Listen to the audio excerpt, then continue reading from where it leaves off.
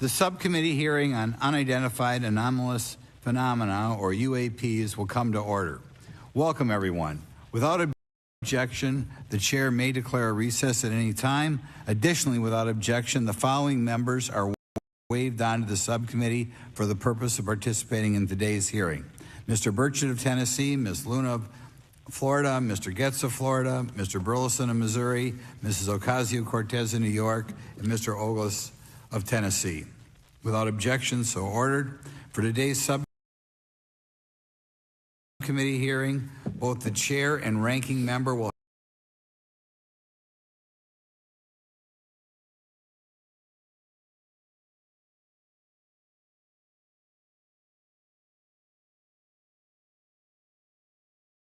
have 10 minutes for opening remarks. We may both be giving some of those minutes to other members of our party. I'm now going to recognize myself for 10 minutes. I'm actually going to try to get out of here in about 4, and then we'll give it to some of my friends over here. Good morning and welcome to the most exciting subcommittee in Congress this week, the Subcommittee on National Security, the Border, and Foreign Affairs, for discussion of unidentified anomalous phenomenon. I'd like to thank the brave military pilots and personnel, such as the witnesses on the panel today, for sharing their stories on how they have engaged UAPs, which has brought attention to this matter. Curiosity and speculation from all walks of life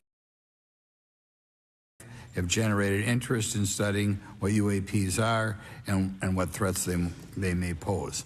I will say that when I was younger in school, I read a book, a 1966 book called Flying Saucers, Serious Business, and for a while, when I was a little bit younger, I thought it was the most important issue out there. The lack of a transparency regarding UAPs, which was one of the themes of that book,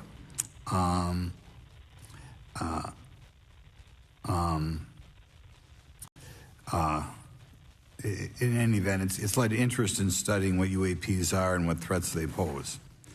The lack of transparency regarding UAPs has fueled wild speculation and debate for decades, eroding public trust that are meant to serve and protect them, as is evidenced by the large number of people we have here. I also want to point out in 1966, President Gerald Ford claimed to have seen a UFO, and in 1969 in Georgia, Jimmy Carter claimed to have seen a UFO. So this has led Congress to establish entities to examine UAPs. The National Defense Authorization Act of 2022 established the All-Domain Anomaly Resolution Office, or AARO, to conduct or to coordinate efforts across the Department of Defense and other federal agencies to detect, identify, and investigate UAPs. However, AARO's budget remains classified, prohibiting meaningful oversight from Congress. In addition to AARO's efforts, NASA is leading an independent study on UAPs that will identify how UAP data is gathered from both civilian and government entities that can be analyzed to shed light on the topic. However, despite these offices being established, there lies a pressing demand for government transparency and accountability that cannot be overlooked, and that's been a problem that's been around for 50 years. The Biden administration handling of the Chinese spy balloon that violated U.S. airspace is one example how the government is not prepared for these. The Biden administration's description of events has shown that the government continues not to be forthright. Between the Chinese balloon being shot down and 2 UAPs subsequently shot down following the event earlier this year, the U.S. government spent $1.5 million in taxpayer dollars on missiles, yet we have seen little clarity from the Biden administration. We must demand transparency from the Department of Defense, our intelligence community, and our defense industry on the UAP work. We're going to ask some questions about that today. Congress recognizes the subject of UAPs as multifaceted and requires a careful, data-driven approach. Today, we'll see clarity from these witnesses' testimonies, or we'll seek clarity as to what can be done to improve reporting for military and civilians and remain committed to objective inquiry. Congress should work to ensure that knowledge is not driven by fear. Today, we are not just debating the existence of UAPs, we are deliberating on the principles that define our republic. which is a commitment to transparency and accountability. I look forward to hearing from our witnesses today about ways we can improve government efficiency and openness when it comes to UAPs. I thank each of you for your presence here today and for your dedication to safeguarding the interests of the American people. I look forward to your testimony. Now I'm going to turn it over for 2.5 or 3 minutes to Representative Burchett from Tennessee. Thank you, Mr. Chairman. Thank you all for being here. I want to thank everybody for making this happen today, and I want to remind everybody this is a nonpartisan issue. This has nothing to do with party politics. I think the cover-up goes a lot deeper than that. I also want to thank my colleagues, Representative Anna Paulina Luna, sitting beside me here, Jared Moskowitz, my friend across the aisle, has an incredible mind, and I'm anxious to hear his questions, my buddy Eric Burles, and it's not in my notes here, but Matt Gates. If it hadn't been for Matt Gates, myself, him, and Luna would still be down at Eglin Air Force Base trying to get some answers. He's got an incredible legal mind. Also, I know I saw it in the crowd there, George Knapp, my buddy Jeremy Corbell.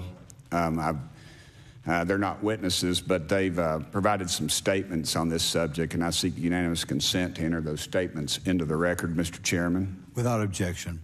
Also, would like to enter in. I understand now that this is unclassified and it's public record, but as we all know, that's sometimes difficult for the public to get a hold of. A report, Defense Intelligence reference documents, advanced space propulsion based on vacuum, space-time metric engineering. Some light reading for some of our members. Without objection. Thank you. Mr. Knapp wrote, since 1969, the position of our military has been that UFOs pose no threat to national security and are not worthy of further study. I'd say that's the biggest understatement of the decade. He also goes on to talk about the dismissive attitude. It's at odds with what was revealed in documents, reports, and internal memos. And Mr. Cabral says, as he writes these words, the UFO is emerging as a major topic of global importance. I can state that as a fact. Out there, I met a fellow who came in here all the way from Denmark to be here for this meeting. So this is huge. This is worldwide. I think we suspect what's going on, but I'd also like to thank the members of Congress who have supported our efforts to make this hearing happen. Some have even confided to me that they've had UFO sightings of their own. Those members, of course, some of them wish to remain anonymous, and I'll keep it that way. But also, finally, I'd like to thank these 3 brave witnesses here. They took an oath. They took an oath to uphold the Constitution of the United States, and dadgummit, they're doing it. And we owe them a debt of gratitude.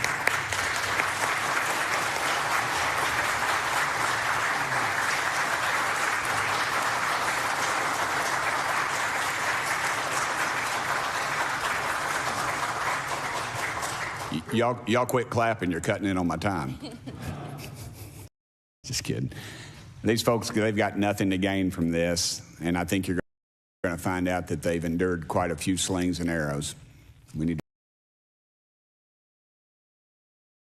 to remember them in our prayers and their families, and I'm thankful to them for their honest testimonies.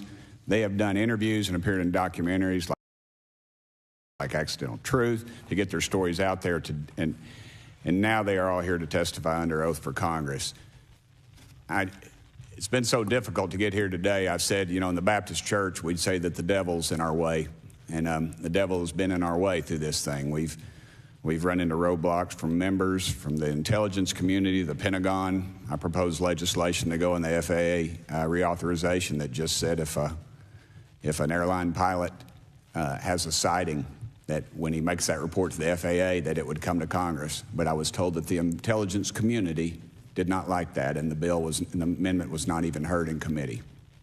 I think it's time for this country to take back our country. We need to tell the folks at the Pentagon they work for us. Dadgummit, we don't work for them. And that's exactly the point. This is an issue of government transparency. We can't trust a government that does not trust its people. We're not bringing little green men or flying saucers into the hearing. Sorry to disappoint about half of y'all. We're just going to get to the facts. We're going to uncover the cover-up, and I hope this is just the beginning of many more hearings and more people coming forward about this. And I yield back the remainder of my time. I think, is it to Representative Luna, Mr. Chairman? Or is that? Yeah, we'll call Ms. Luna for her statement. The circumstances surrounding UAPs has captivated the attention of the American people for decades, ingrained in even the minds of our nation's leaders from Jimmy Carter to Barack Obama, Hillary Clinton to Donald Trump, Marco Rubio to Chuck Schumer, John Radcliffe to National Security Council officials. Yet from Roswell, New Mexico to the coast of Jacksonville, Florida, the sightings of UAPs have rarely been explained by the people who have firsthand accounts of these situations. This is largely due to the lack of transparency by our own government and the failure of our elected leaders to make good on their promises to release explanations and footage and mountains of overclassified documents that continue to be hidden from the American people.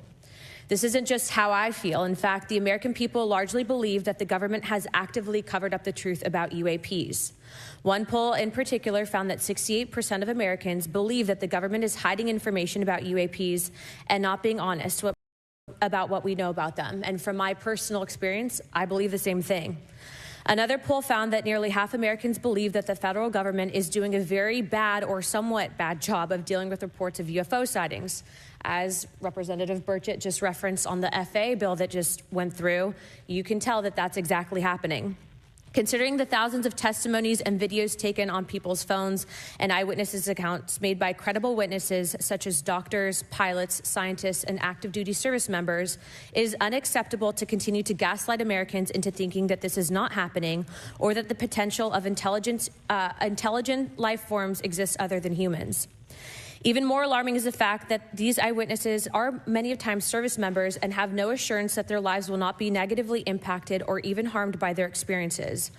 In being an active duty service member working on an airfield, I've had conversations with many pilots where they were in fear of coming forward for retribution and or being taken off flight status. How do we know this? Because the government has said nothing to assure us otherwise. They have also did nothing to calm the concerns of over 20% of Americans who have reported to have seen UFOs or UAPs. We are simply told not to question the government and that the government has it under control. Today is the first hearing of its kind where we will attempt to get down to the bottom of what is actually happening with UAPs. But we will hear from people who have had personal sightings rather than Pentagon bureaucrats who have always been sent to stonewall our investigations. Just so that the press knows and the people know, we were even denied access to a classified briefing in a SCIF prior to this hearing due to the amount of hoops that we had to jump through to grant temporary clearance to witness Grush, who has knowledge of classified information.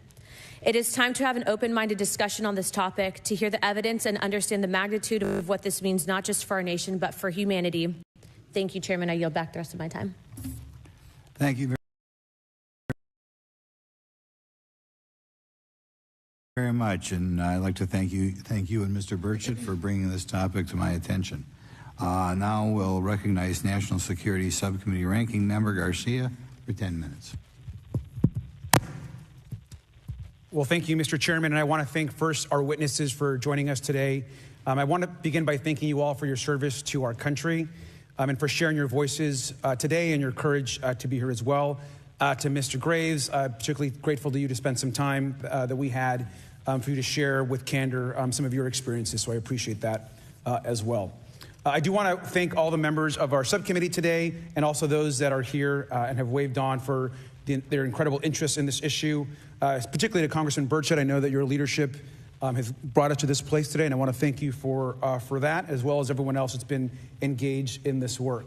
I also want to thank the oversight staff, who I know has been working very hard to ensure that today's hearing is serious, that it's transparent, and that it also provides appropriate answers, as our oversight body always demands.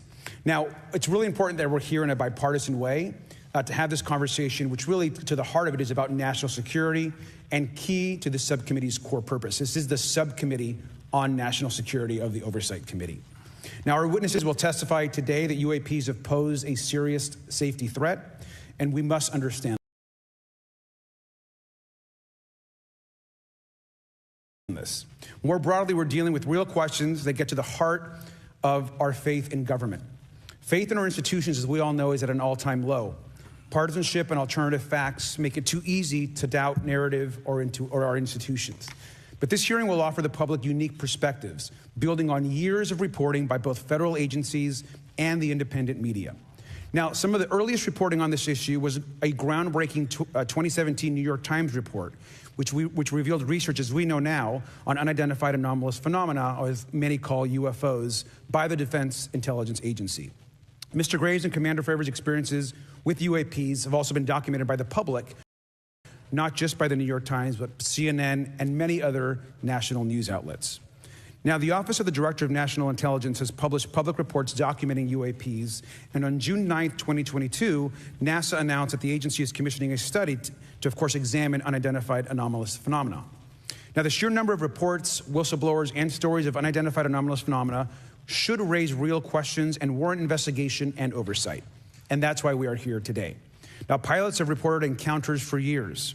Now, because of the stigma around reporting these incidents, we still don't have a complete picture of actually what's going on, particularly as our witnesses will testify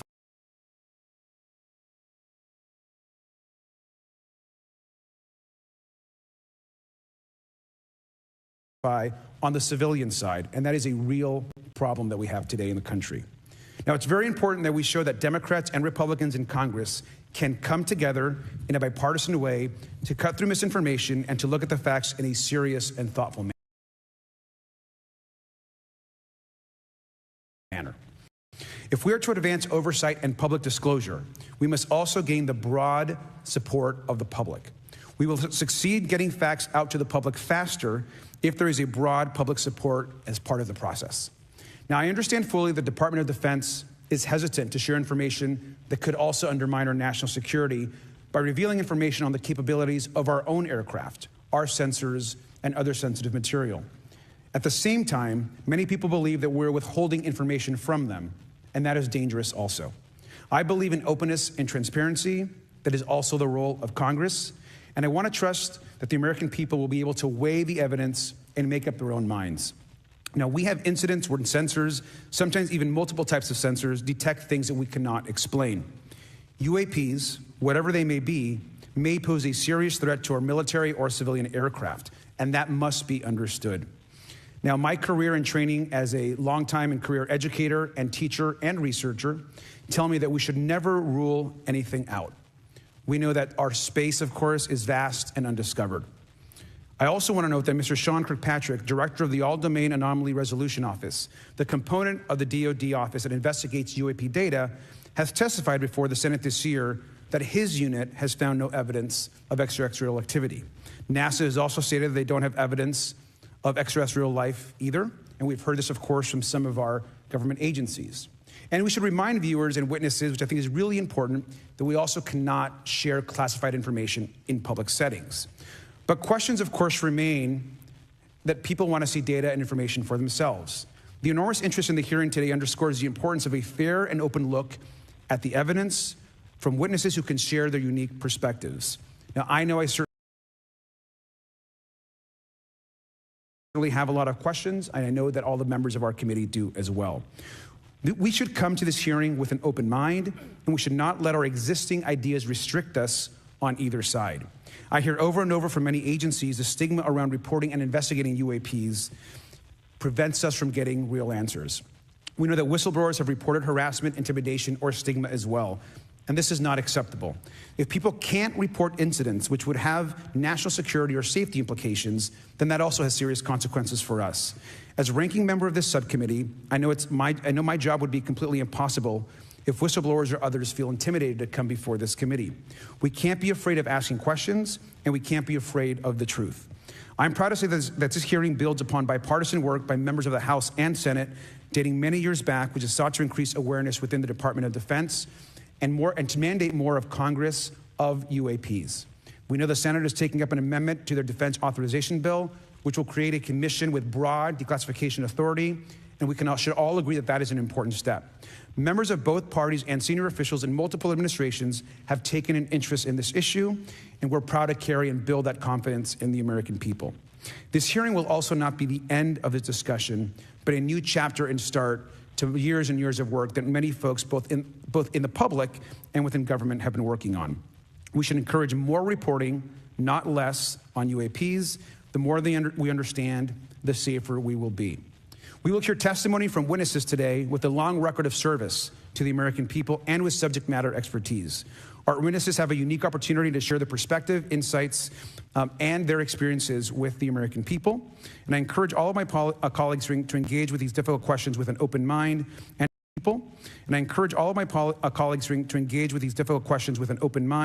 and to follow the facts on behalf of our country.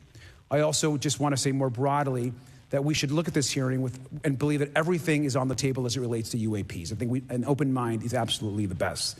I want to yield the 2.5 minutes, the remainder of my time, to the representative from Florida, Representative Moskowitz, for an opening statement. He also has been very much engaged in this issue, and I want to thank him for his leadership. Congressman. Thank you, Ranking Member Garcia. Thank you, Mr. Chairman. I want to thank Tim Burchett and Anna Paulina Luna for their leadership in pushing this hearing forward. I want to thank, obviously, committee staff and their staff working on this on a bipartisan basis because many Americans are deeply interested in this issue, and it shouldn't take the potential of non-human origin to bring us together. Additionally, I want to thank the witnesses for coming forward to share your perspectives, your thoughts, and the sightings of UAPs.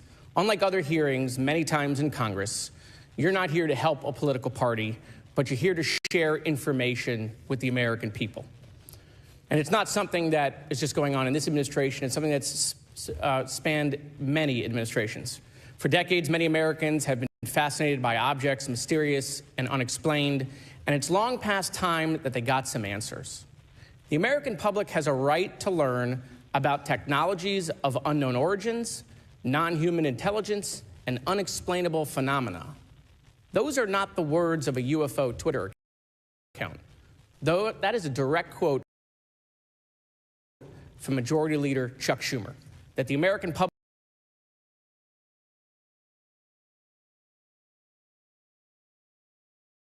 has a right to learn about technologies of unknown origins,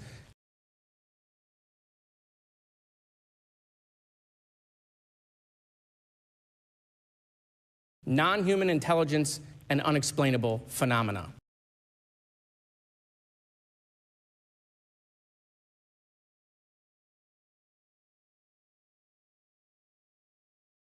In an interview with Fox News, recent former Director of National Intelligence John Ratcliffe confirmed the U.S. government is aware a lot more sightings of UAPs and that they have not made that information public. I quote, "There are a lot more sightings that have not been made public," Ratcliffe said to Fox News. For me, this hearing is about transparency. We unfortunately live in a time in which many people distrust government and our institutions. And overclassification of information away from the American public or even Congress contributes to today's politics. The American people have regular questions. What are UAPs? How come the media doesn't report more on them? Are they foreign adversaries? Are they U.S. technology? Are they something else? They ask themselves, how come when a Russian jet shoots flares at one of our drones, we have perfect pictures and videos to show the American people and the world, but when it comes to UAPs, nothing?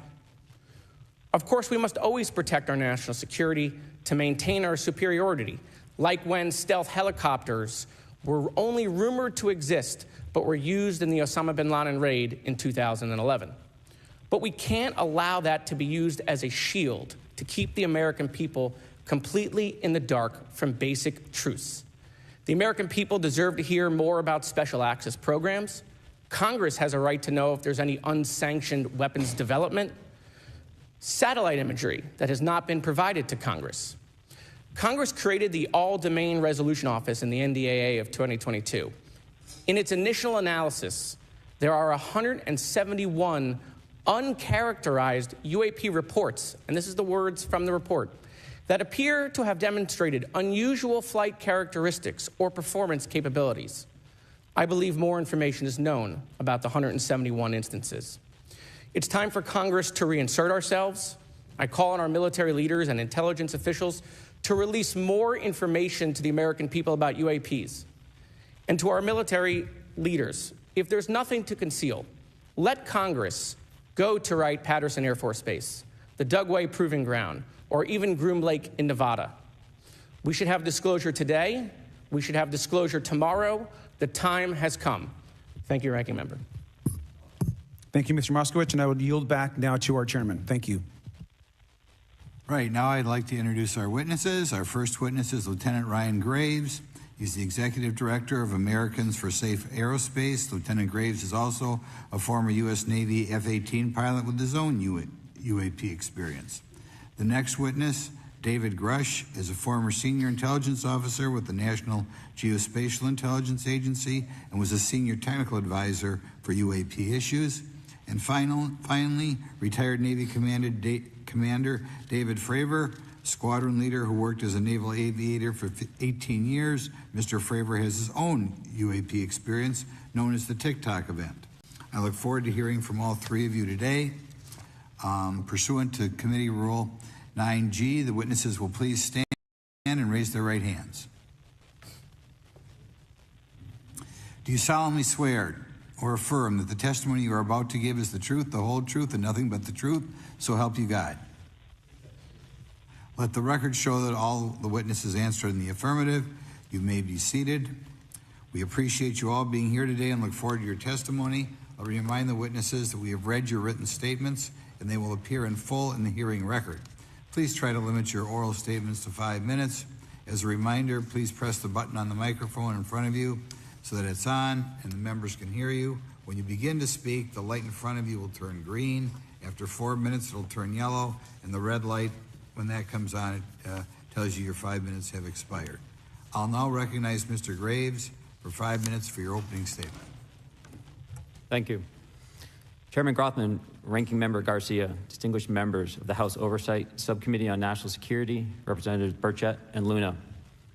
My name is Ryan Fobbs Graves, and I am a former F-18 pilot with a decade of service in the U.S. Navy, including 2 deployments in Operation Enduring Freedom and Operation Inherent Resolve. I have experienced advanced UAP firsthand, and I'm here to voice the concerns of more than 30 commercial aircrew and military veterans who have confided their similar encounters with me. Today, I would like to highlight 3 critical issues that demand our action. As we convene here, UAP are in our airspace, but they are grossly underreported. These sightings are not rare or isolated, they are routine. Military aircrew and commercial pilots, trained observers whose lives depend on accurate identification, are frequently witnessing these phenomena. The stigma attached to UAP is real and powerful and challenges national security. It silences commercial pilots who fear professional repercussions, discourages witnesses, and is only compounded by recent government claims questioning the credibility of eyewitness testimony. Parts of our government are aware of more about UAP than they let on, but excessive classification practices keep crucial information hidden. Since 2021, all UAP videos are classified as secret or above. This level of secrecy not only impedes our understanding, but fuels speculation and mistrust. In 2014, I was an F-18 Foxtrot pilot in the Navy Fighter Attack Squadron 11, the Red Rippers. And I was stationed at NAS Oceana in Virginia Beach. After upgrades were made to our jet's radar systems, we began detecting unknown objects operating in our airspace.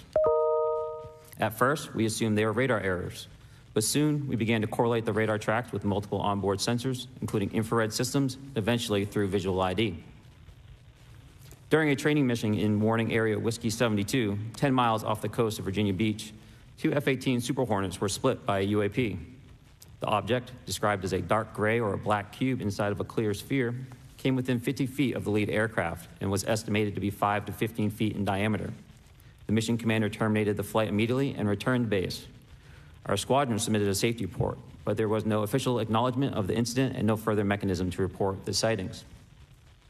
Soon, these encounters became so frequent that aircrew would discuss the risk of UAP as part of their regular pre-flight briefs. Recognizing the need for action and answers, I founded Americans for Safe Aerospace.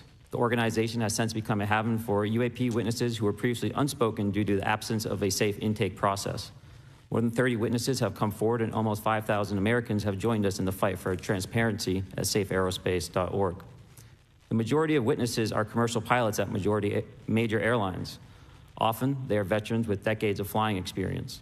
Pilots are reporting UAP at altitudes that appear above them at 40,000 feet, potentially in low Earth orbit or in the gray zone below the Kármán line, making inexplainable maneuvers like right-hand turns and retrograde orbits or J-hooks. Sometimes these reports are reoccurring, with numerous recent sightings north of Hawaii and in the North Atlantic. Other veterans are also coming forward to us regarding UAP encounters in our airspace and oceans. The most compelling involve observations of UAP by multiple witnesses and sensor systems. I believe these accounts are only scratching the surface, and more will share their experiences once it is safe to do so. In closing, I recognize the skepticism surrounding this topic. If everyone could see the sensor and video data I witnessed, our national conversation would change. I urge us to put aside stigma and address the security and safety issue this topic represents. If UAP are foreign drones, it is an urgent national security problem. If it is something else, it is an issue for science. In either case, unidentified objects are concerned for flight safety. The American people deserve to know what is happening in our skies. It is long overdue. Thank you. Mr. Grush. Mr. Chairman, ranking members and congressmen, thank you. I'm happy to be here. This is an important issue, and I'm grateful for your time. My name is David Charles Grush. I was an intelligence officer for 14 years, both in the U.S. Air Force, both active duty, Air National Guard, and Reserve, at the rank of major, and most recently from 2021 to 2023, at the National Geospatial Intelligence Agency, NGA, at the GS-15 civilian level, which is the military equivalent of a full bird colonel. I was my agency's co-lead in unidentified anomalous phenomena and transmedium object analysis, as well as reporting to the UAP task force, UAPTF, and eventually, once it was established, the All-Domain Anomaly Resolution Office, AARO.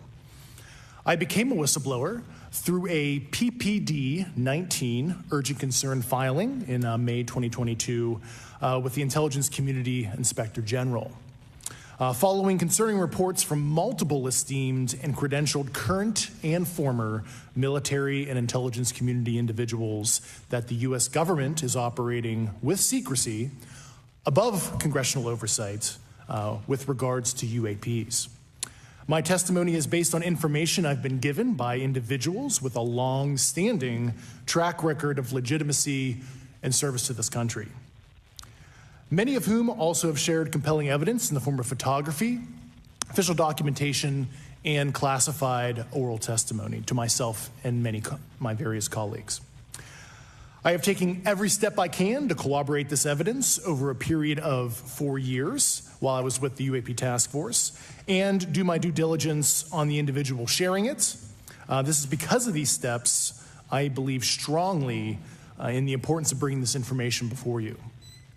I am driven by a commitment of both to truth and transparency, rooted in our inherent duty to uphold the United States Constitution and protect the American people. I'm asking Congress to hold our government to this standard and thoroughly investigate these claims. But as I stand here under oath now, I am speaking to the facts as I've been told them. In the U.S. Air Force, in my National Reconnaissance Office, NRO, reservist capacity, I was a member of the UAP Task Force from 2019 to 2021. I served at the NRO Operations Center on the Director's Briefing staff, which included the coordination of the Presidential Daily Brief and supporting variety of contingency operations, which I was the Reserve Intelligence Division Chief backup. In 2019, the UAP Task Force Director asked me to identify all special access programs and controlled access programs, also known as SAPs and CAPs, we needed to satisfy our congressionally mandated mission, and we were direct report at the time to the DepSecDef. At the time, due to my extensive executive level intelligence support duties, I was cleared to literally all relevant compartments and in a position of extreme trust, both in my military and civilian capacities. I was informed in the course of my official duties of a multi-decade UAP crash retrieval and reverse engineering program, to which I was denied access to those additional read-ons when I requested it. I made the decision, based on the data I collected, to report this information to my superiors and multiple inspectors general, and in effect becoming a whistleblower. As you know, I've suffered retaliation for my decision, but I am hopeful that my actions will ultimately lead to a positive outcome of increased transparency. Thank you, and I'm happy to answer your questions. Thank you. Commander Fraver. Thank you. Thank you, Mr. Chairman, Congressmen, Congresswomen. I want to first thank you for the invitation to speak to the committee on the UAP topic that has been in the news for the past 6 years and seems to be continuing to gain momentum. As you know, my name is David Fraver. I'm a retired commander in the United States Navy. In 2004, I was a commanding officer of Strike Fighter Squadron 41, the world-famous Black Aces. We were attached to Carrier Wing 11, stationed on board the USS Nimitz, and had begun a 2-month workup cycle off the... On this day, we were scheduled for a 2v2 air-to-air training with the USS Princeton as our control. When we launched off Nimitz, my wingman was joining up. We were told that the training was going to be suspended and we were going to proceed with real-world tasking. As we proceeded to the west, the air controller was counting down the range to an object that we were going to, and we were unaware of what we were going to see when we arrived. The controller had told us that these objects had been observed for over 2 weeks, coming down from over 80,000 feet, rapidly descending to 20,000 feet, hanging out for hours, and then going straight back up. For those who don't realize, above 80,000 feet is space. We arrived at the location at approximately 20,000 feet, and the controller called merge plot, which means that our radar blip was now in the same resolution cell as the contact. As we looked around, we noticed that we saw some whitewater off our right side. It's important to note that the weather on this day was as close to perfect as you could ask for off the coast of San Diego. Clear skies, light winds, calm seas, no whitecaps from waves. So the whitewater stood out in a large blue ocean. All 4 of us, because we were in F-18Fs, so we had pilots and Wizzo in the back seat, looked down saw a white tic-tac object with a longitudinal axis pointing north-south and moving very abruptly over the water like a ping-pong ball. There were no rotors, no rotor wash, or any sign of visible control surfaces like wings. As we started clockwise towards the object, my Wizzo and I decided to go down and take a closer look with the other aircraft staying in high cover to observe both us and the tic-tac. We proceeded around the circle about 90 degrees from the start of our descent, and the object suddenly shifted its longitudinal axis, aligned it with my aircraft, and began to climb. We continued down another 270 degrees, nose low, where the tic-tac, or we considered 270 degrees to where, and we went nose low to where the tic-tac would have been. Our altitude at this point was about 15,000 feet, and the tic-tac was about 12,000. As we pulled nose onto the object, within about a half mile of it, it rapidly accelerated in front of us and disappeared. Our wingmen, roughly 8,000 feet above us, lost contact also. We immediately turned back to see where the whitewater was at, and it was gone also. So as we started to turn back towards the east, the controller came up and said, "Sir, you're not going to believe this, but that thing is at your cat point, roughly 60 miles away in less than a minute. You can calculate the speed." We returned to Nimitz. We were taking off our gear. We were talking to one of my crews that was getting ready to launch. We mentioned it to him, and they went out and luckily got the video that you see, that 90-second video. What you don't see is the radar tape that was never released, and we don't know where it's at, of the active jamming that the object put on an APG-73 radar, and I can get into modes later if you're interested. What is shocking to us is that the incident was never investigated. None of my crew were ever questioned. Tapes were never taken, and after a couple days, it turned into a great story with friends. It wasn't until 2009 until Jay Stratton had contacted me to investigate. Unbeknownst to all, he was part of the ATIP program in the Pentagon led by Lou Elizondo. And there was an unofficial official report that came out that's now on the internet. Years later, I was contacted by the other pilot, Alex Dietrich, and asked if I'd been contacted, and I said no, but I'm willing to talk.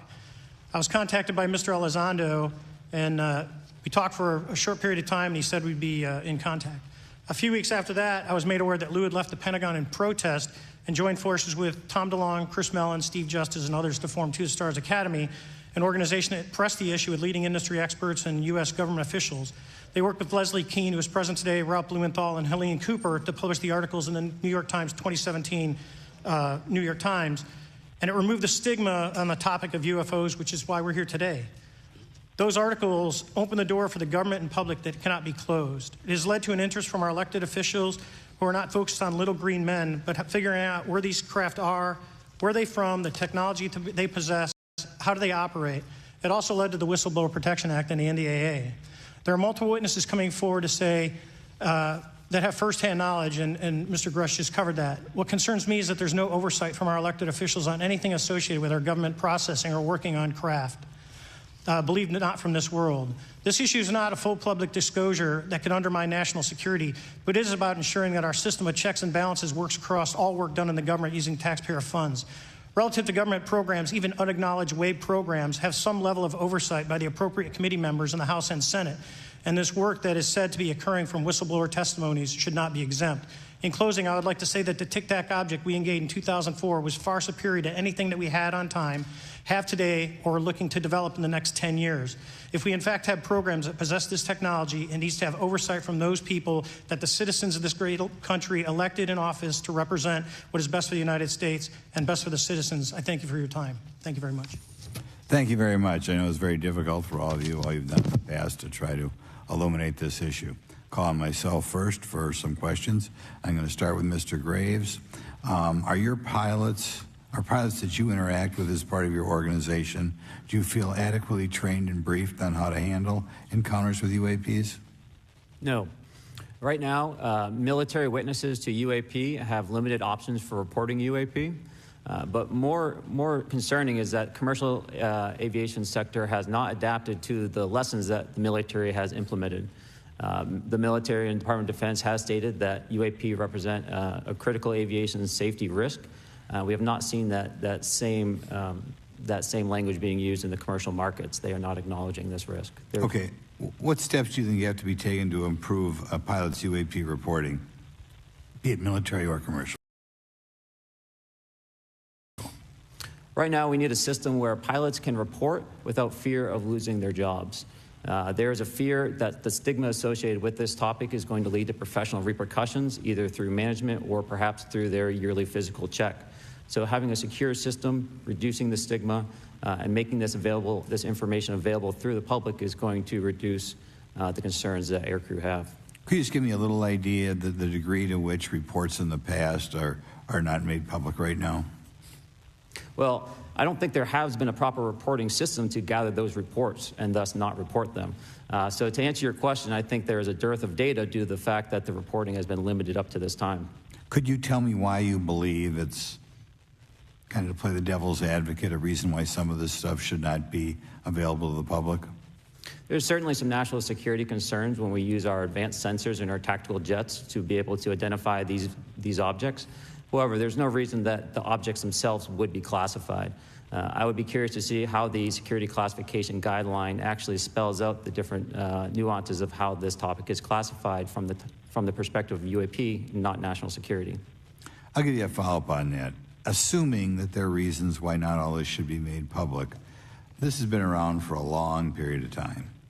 Can any of the three of you think of any reason why anything related to UAPs, say 15 years and back, should not be immediately made public? I think one of it is acknowledging a vulnerability, both from a collection and I'll just say a countermeasure perspective. So it's that we haven't cracked for many years. Yeah. Even say 20 years back. Is there any reason why, when you go back that far, things shouldn't be made public? Unless it shows a specific national security vulnerability as it relates to a weakness in a particular defense system. Okay, Mr. Fraver, the TikTok incident that you were engaged occurred in 2004. What kind of reporting took place after that incident? None. We had a standard debrief where the backseaters went down to our carrier intel center and briefed what had happened, and that was it. No one else talked to us, and I was in the top 20 in the battle group. No one came. The captain was aware, the admiral was aware, nothing was done. Did your commanding officers provide any sort of justification? No, because I was the commanding officer of the squadron, so no. Was this incident the only UAP event that you encountered while you were a pilot? Yes, it was. Okay. This is for any one of you. Based off of each of your experiences and observations, do you believe UAPs pose a potential threat to our national security? Yes, and here's why. The technology that we faced was far superior than anything that we had, and you could put that anywhere. If you had one, you captured one, you reverse engineered it, you got it to work, you're talking something that can go into space, go someplace, drop down in a matter of seconds, do whatever it wants, and leave, and there's nothing we can do about it. Nothing. Okay. You two? Well, I would also like to add, from a commercial aviation and military aviation perspective, we deal with uncertainty in our operating space as a matter of our professional actions. Identifying friend from foe is very important to us. And so when we have unidentified targets and we continue to ignore those due to a stigma or a fear of what it could be, that's an opening that our adversaries can take advantage of. What steps should be taken to better understand and respond to UAP encounters in the interest of national security? There needs to be a location where this information is centralized for processing, and there needs to be a two-way communication loop so the operators on the front end have a feedback and can get best practices on how to process information, what to do, and to ensure that their reporting is being listened to. Right now, there is not a lot of back and forth. Mr. Grush, in your complaint to the Intelligence Community Inspector General, you claim that you believe information is being hidden. What kind of information do you think was hidden, and do you think it should remain hidden? Yes, I can speak to that very briefly in an unclassified manner. As you know, the preponderance of my complaint was classified to the intelligence communities. Both material acquisition and exploitation activity, also baselining the UAPs but not sharing it with intelligence professionals that are actually doing step briefs to pilots, that kind of information. Yeah. Okay. Thank you very much. Now we'll go to Mr. Garcia. Thank you. Again, thank you all for your service and for testifying today. Want to just talk about the UAPs as it relates to what we're seeing in the pilots' interaction with UAPs. Particularly, Mr. Graves, one of the, I think, concerns that for members of this committee is this idea that pilots, there's no system to actually report UAPs and the stigma around pilots. And so can you just briefly, you mentioned that you're working with 30 pilots right now that have had encounters with UAPs, but you've also, I believe, discussed and know of many more pilots. This is just those that you're currently working with. Is that correct? Can you expand on that?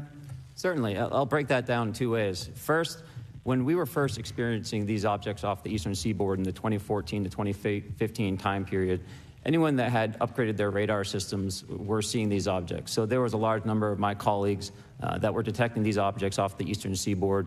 They were further correlating that information with their other onboard sensors, and many of them also had their own eye sightings as well of these objects. Now, that was our personal first-hand experience at the time. Since then, as I've engaged this topic, others have reached out to me to share their experiences, both on the military side as well as the commercial aviation side. On the military aviation side, veterans that have recently got out have shared their stories and have expressed how the objects we were seeing in 2014, 2015 continued all the way to 2019, 2020, and beyond. And so it became a generational issue for naval aviators on the eastern seaboard. This was something we were briefing to new students. This is something that was included in the notice to airmen to ensure that there was no accidents. And now with commercial aviators, they are reaching out because they're having somewhat similar experiences as our military brothers and sisters, but they do not have any reporting system that they can send us to. And let me just add, both to Mr. Fraver as well as Mr. Graves, not having this system for reporting, would you both agree that it's harmful to not just our national security interests, but to understand this phenomenon of what's happening with UAPs? I think it's actually a travesty that we don't have a system to correlate this and actually investigate. So if you took the East Coast, there's coastal radars out there that monitor our air defense identification zone, so out to 200 miles. They can track these, so when you see them, they could actually go and pull that data and get maneuvering. And instead of just having the airplanes, there's other data sources out there. And I've talked to other government officials on this. So you need a centrally located repository that these reports go to. So if you just stuck it in DOD, you wouldn't get anything out of the Intelligence Committee because they have a tendency not to talk. But if you had a central location where these reports would come in, not just military, but also commercial aviation, because there's a lot of that going on, especially if you talk to anyone that flies from here to Hawaii, over the Pacific, they see odd lights. So I think you need to develop something that allows you a central point to collect the data in order to investigate. Mr. Graves? I would concur with everything Mr. Fraver said.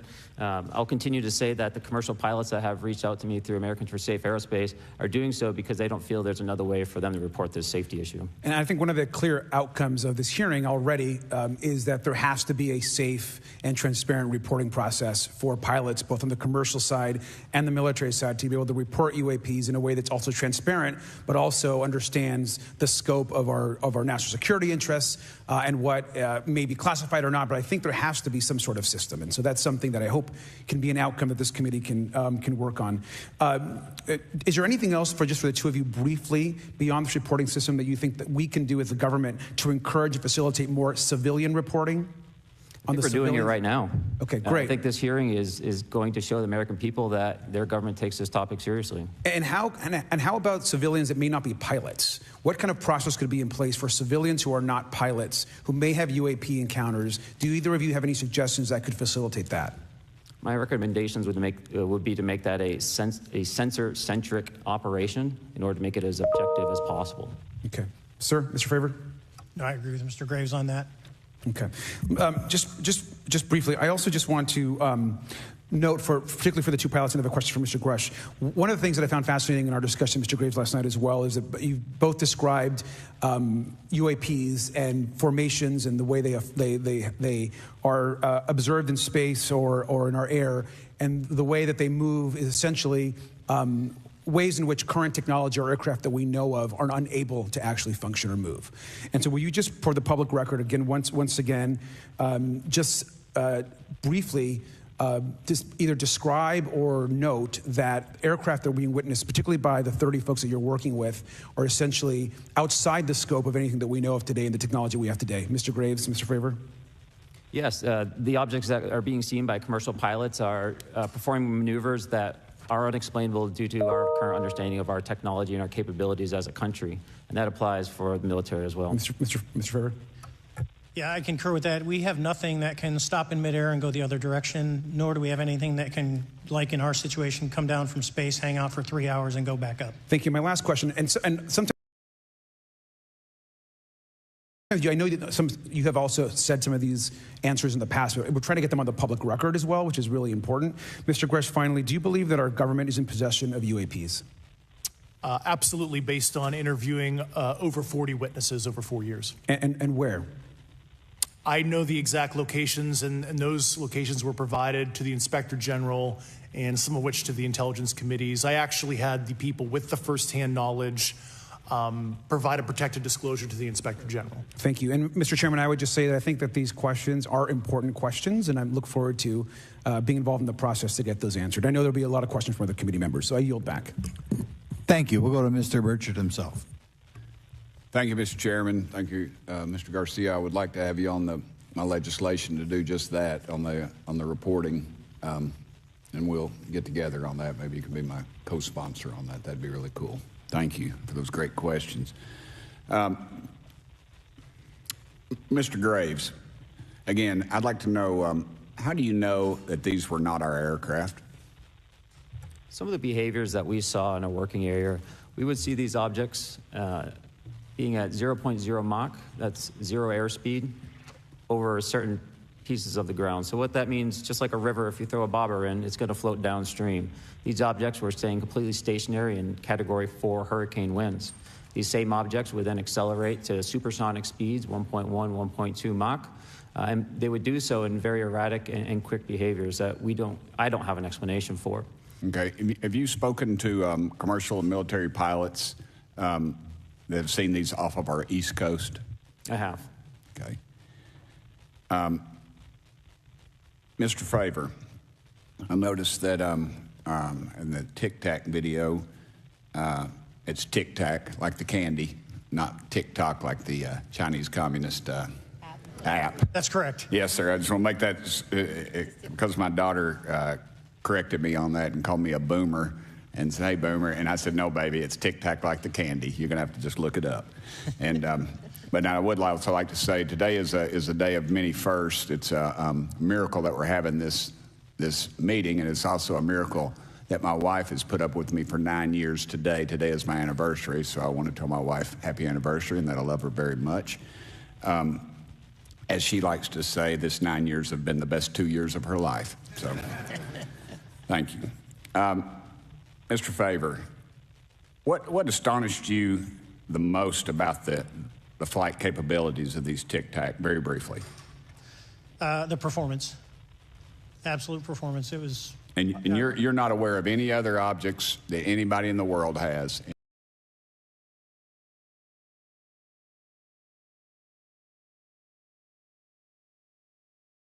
in this world that has those capabilities? No, I think it's far beyond actually our material science that we currently possess. Are you aware of any other reconnaissance platforms that have tracked or recorded the Tic Tacs maneuvers, maybe the NORAD system or any of the others? I am not. Okay. Mr. Grush, thank you for being here, brother. Thank you all very much. Have you faced any retaliation or reprisals for any of your testimony or anything on these lines? Yeah, I have to be careful what I say in detail because there is an open whistleblower reprisal investigation on my behalf, and I don't want to compromise that investigation by providing anything that may help provide somebody information. But it was very brutal and very unfortunate, some of the tactics they used to hurt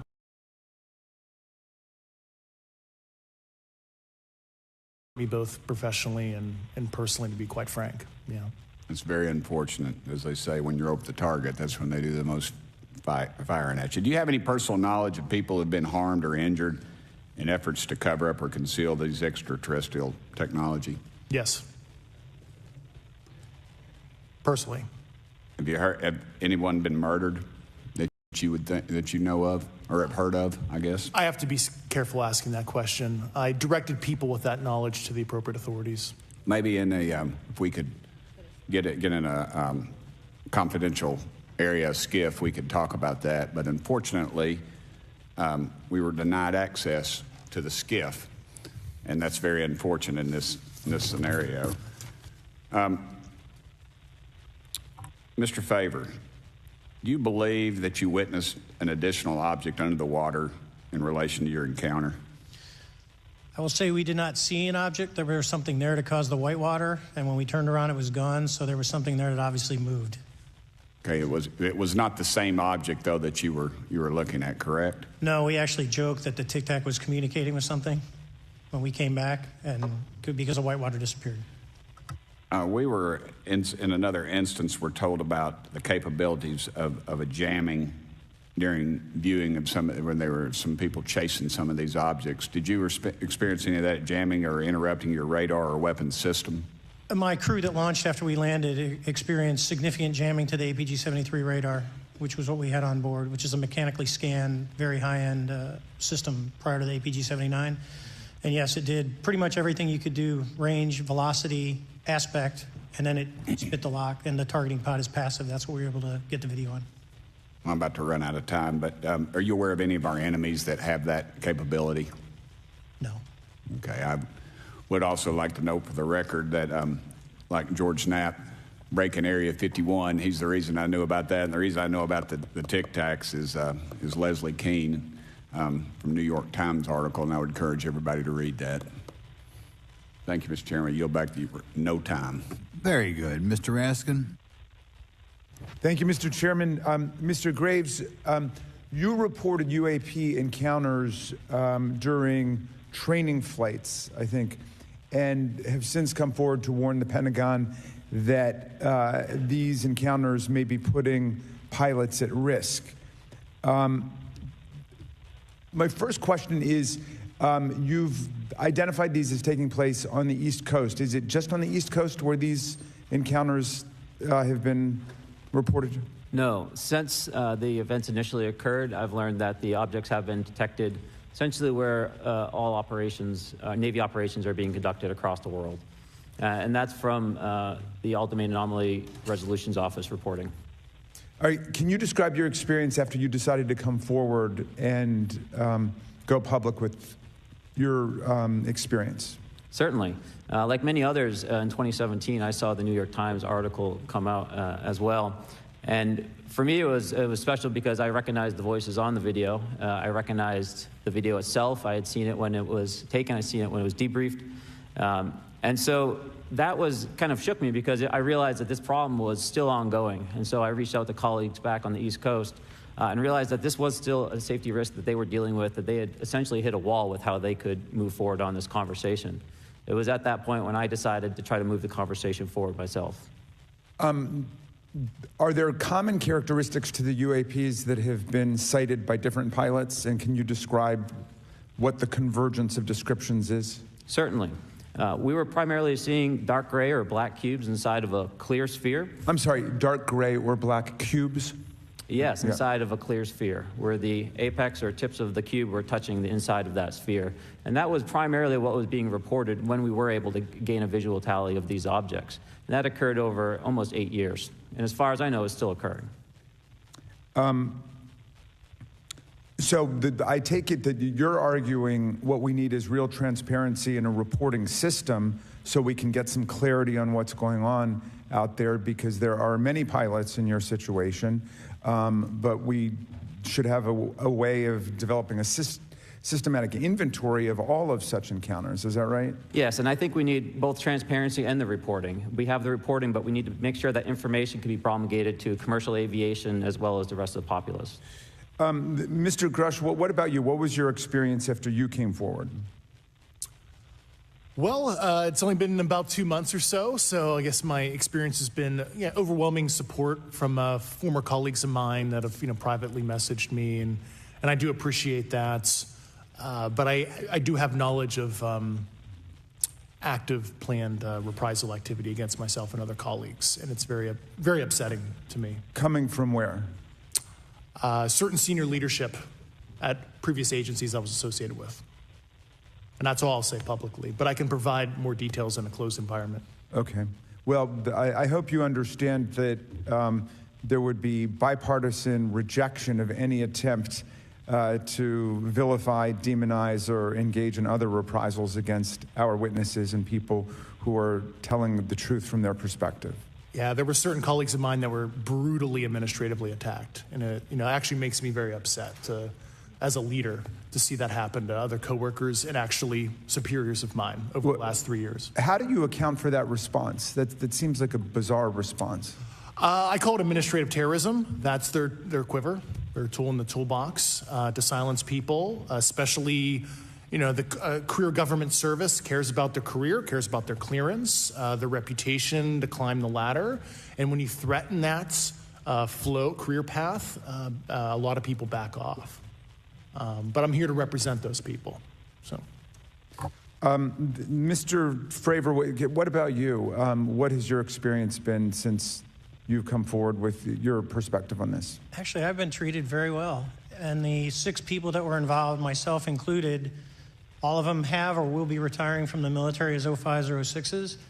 And all my friends that are very senior, 3 and 4 stars, I've talked to them. They believe, they understand there's a problem. But no, I was actually treated really well. And what is your general interpretation of these phenomena? Or what is your current thinking of trying to make sense of them? Well, I'll say, I'm not like a UFO fanatic. It's not me. But I will tell you that what we saw with 4 sets of eyes over a 5-minute period, still, there's nothing, we have nothing close to it. It was amazing to see. I told my buddy I wanted to fly it, but yeah, it's just an incredible technology. All right, Mr. Chairman, thank you very much. I'll yield back to you. Thanks. On to Ms. Luna. Mr. Grush, in speaking to you yesterday, I just wanted to follow up on Representative Raskin's questions. In the last couple of years, have you had incidences that have caused you to be in fear for your life for addressing these issues? Yes, personally.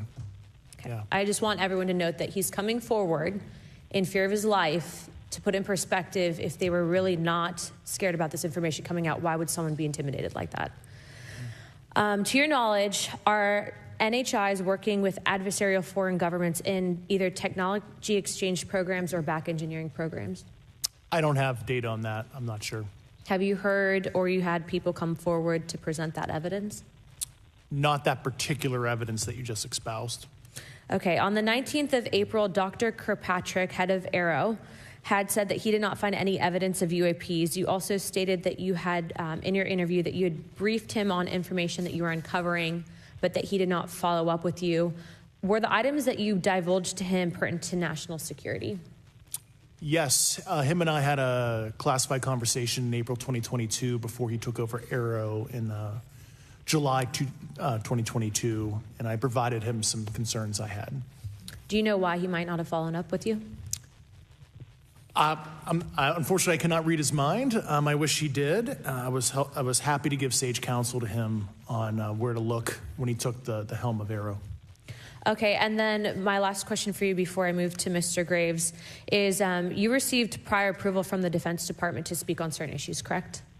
Correct, through DOPSR, DoD Pre-Publication and Security Review. And I just want to remind the public, they're just looking from a security perspective. These are my own personal views and opinions, not the department's. Okay, I'm asking that, though, mainly because I think that there are many people that would like to discredit you. So it does bring a certain amount of credibility to your testimony. I'm required by law to do that as a former intelligence officer, or I go to jail for revealing classified information. Yeah, we don't want you to go to jail. My next question would actually be for Mr. Graves. Can you please explain to me in detail the event that occurred at Vandenberg Air Force Base? Certainly.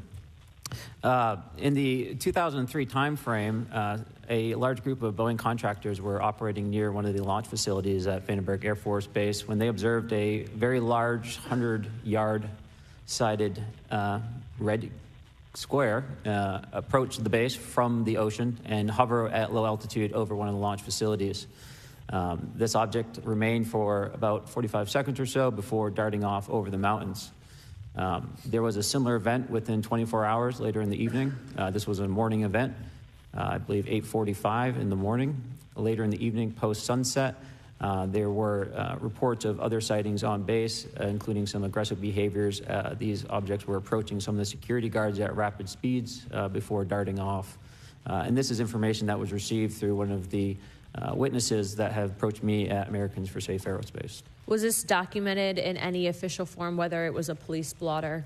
Yes, they had official documentation and records from the event that the witness held over the years. And I'm not going to ask you to do it right now for time reasons, but you'd be able to sketch what was witnessed, correct? And have you seen that before on any other equipment and or during your flight time? I have not seen what they've described.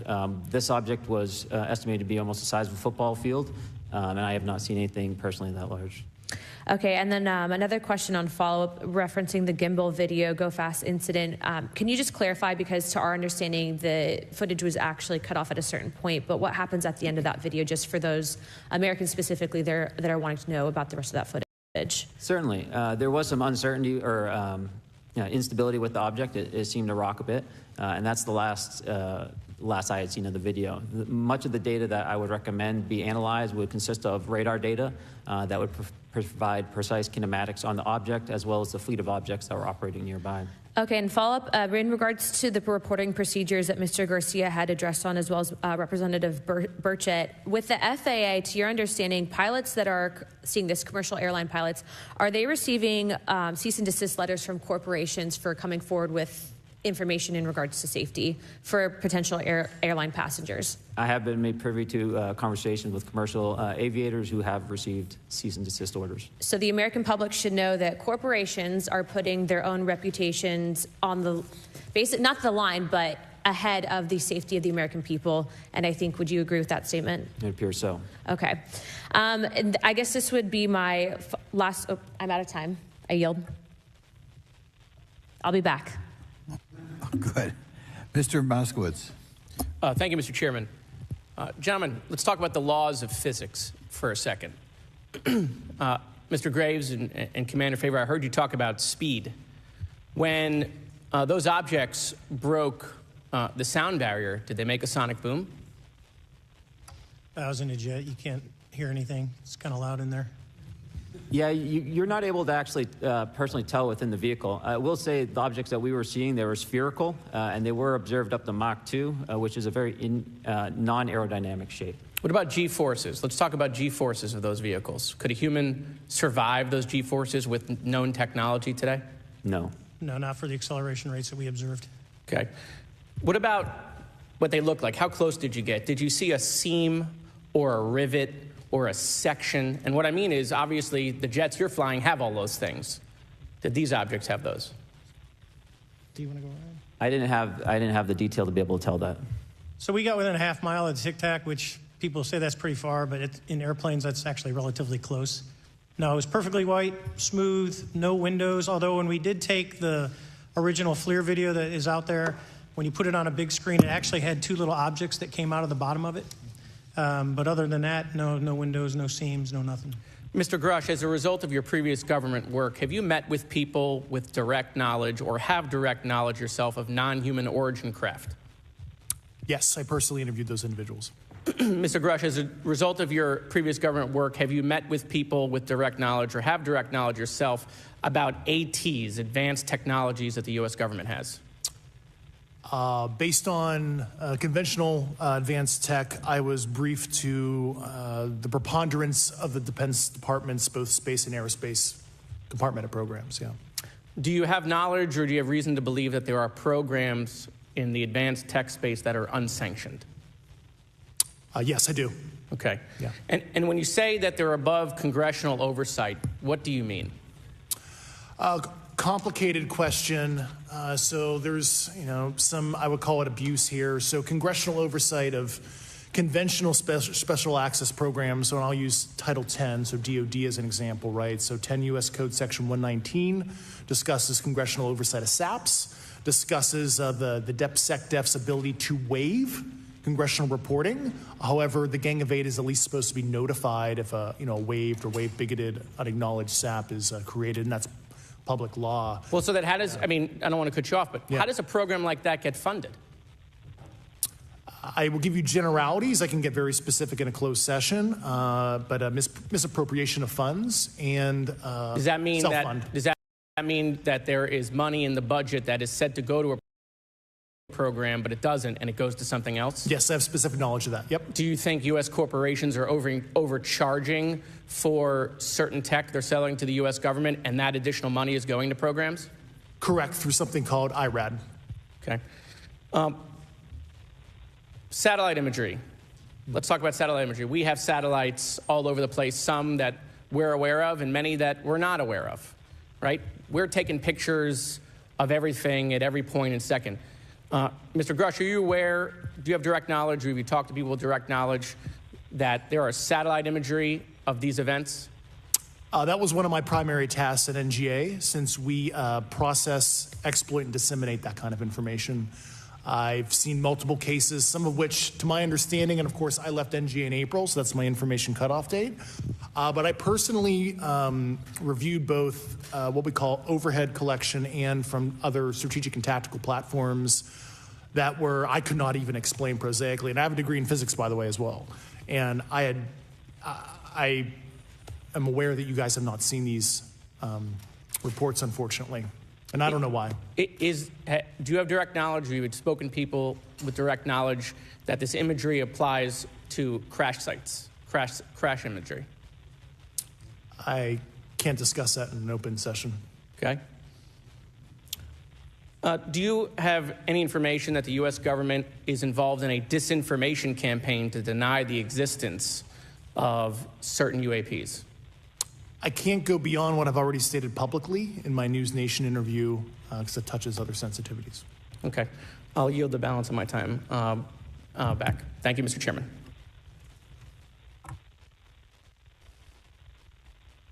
Ms. Fox.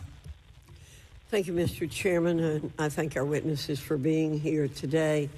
Mr. Grush, in your sworn testimony, you state that the United States government has retrieved supposedly extraterrestrial spacecraft and other UAP-related artifacts. You go so far as to state that the U.S. is in possession of, quote, non-human spacecraft, end quote, and that some of these artifacts have circulated with defense contractors. Several other former military and intelligence officials have come forward with similar allegations, albeit in non-public settings. However, Dr. Sean Kirkpatrick, the director of AARO, previously testified before Congress that there has been, and I quote, no credible evidence thus far of extraterrestrial activity or of, quote, off-world technology brought to the attention of the office. To your knowledge, is that statement correct? It's not accurate. I believe Dr. Kirkpatrick mentioned he had about 30 individuals that have come to Aero thus far. A few of those individuals have also come to Aero that I also interviewed, Okay. and I know what they provided Dr. Kirkpatrick and their team. Okay. I was able to evaluate Okay, that information. I need to go on. Sure. But my understanding that his statement is accurate, came from a direct quote. And this contradiction is a perfect example of why we need to inject transparency into our government. And for another example, look no further than the pitiful response to the Chinese spy balloon debacle earlier this year. You may remember the mass confusion that ensued when the balloon was first spotted over Montana, 4 days after it first entered U.S. airspace over Alaska. The Biden administration's initial inability to address the object grew into a continuous series of embarrassments. After news of the balloon reached the mainstream media, we were assured that the balloon posed no threat to our security. However, after the balloon was allowed to transit the entire continental United States, fighter jets were scrambled off the coast of South Carolina to shoot it down. This flip-flopping and obfuscation caused needless confusion, fear, and panic across the country. It's my hope, Mr. Chairman, that this sort of confusion will not be repeated. We should investigate the extent to which elements of our government possess or do not possess information that is of critical value to the American people. We owe it to the citizens of this nation to make sure that our government is transparent and accountable. We must make sure that our government provides answers, and Congress must do its duty to solicit those answers. With that, Mr. Chairman, I yield back. Yeah, Mr. Frost. Thank you, Mr. Chairman. In 2022, NASA announced that it was commissioning an independent study team to examine UAPs. The NASA team is comprised of scientists across different fields, as well as former astronauts and pilots. In May, the independent study team held its first public meeting, which included the perspectives from NASA senior leaders, as well as perspectives from the Department of Defense and intelligence agencies. The NASA study team is also expected to release its first report pretty soon, and I think it's safe to say that we all eagerly await its results. Mr. Graves, how might NASA's research influence the commercial industry regarding safety in UAP? I think NASA has a big role to play as far as commercial aviation safety, and it's one of their original charges as an organization. One of the recommendations that have been put forward is to utilize their existing aviation safety reporting system to serve as a short-term fill and trusted platform for pilots that want to report on UAP. It also has built-in analytics capability and is funded by Congress. Gotcha. And also, Mr. Graves, are there any other industries that may be influenced by the NASA research on UAPs? And if so, how so? Well, I think there is a large swath of commercial capabilities that could be brought to bear on this topic, from space-based or ground-based sensor systems that are available open source or through commercial marketplaces. And I think NASA's work, as they work to identify and highlight specific parameters that can be found, we can take that information and promulgate this through the public sector so that we can have a more open conversation about what we're seeing. You know, in 2020, the Department of Defense released several videos of UAPs, including Mr. Fraver's experience, U.S. Navy pilots that recorded footage. In 2021, the Office of the Director of National Intelligence released a preliminary report on UAP events. NASA Administrator Bill Nelson stated that NASA would begin to investigate these events. In fact, I sit on Science, Space, and Technology Committee, and when we were doing a hearing with the NASA Administrator Bill Nelson, I asked, why NASA needed to be fully funded, and there were many great reasons, but one of them was actually had to do with UAPs. He actually mentioned, is there life out there? I don't know. And so either way, these actions ultimately led NASA to assemble the independent study team that I mentioned earlier. Also in 2021, Harvard University stood up the Galileo project to research and examine the origins of UAP. So it seems like both, from NASA and in the higher education community, because of the work that y'all have done and people standing up, I think we're seeing some of that stigma slowly going away. Mr. Fraver, do you believe that military pilots feeling empowered to share their UAP experiences has directly impacted the scientific community's research goals on this topic? I would say yes. I would say that, starting in 2017, when it actually came out, it took that stigma away. I mean, I've talked to multiple senators who said prior to that, if you'd have mentioned UAP, you'd have been laughed off the hill. And now we're sitting here today for a public testimony on what's actually going on. I'm hoping that this curve will be more of an exponential, and we'll get more and more transparent to the level that we can. Yeah. I mean, it's important. I couldn't imagine. I'm not a pilot, but I used to fly gliders in Civil Air Patrol. Huh? Yeah. Pilot? And so either way, I mean, I couldn't imagine, being in the glider and seeing something and then not feeling like I had the agency to talk about it. Mr. Graves, can you discuss the importance of seeking scientists to sit on your advisory board? Absolutely. I think ultimately this is going to be a scientific problem. And not only that, it's also an engineering problem. I've been working with the American Institute of Aeronautics and Astronautics to help them stand up a UAP integration committee to help integrate their engineering prowess into this problem.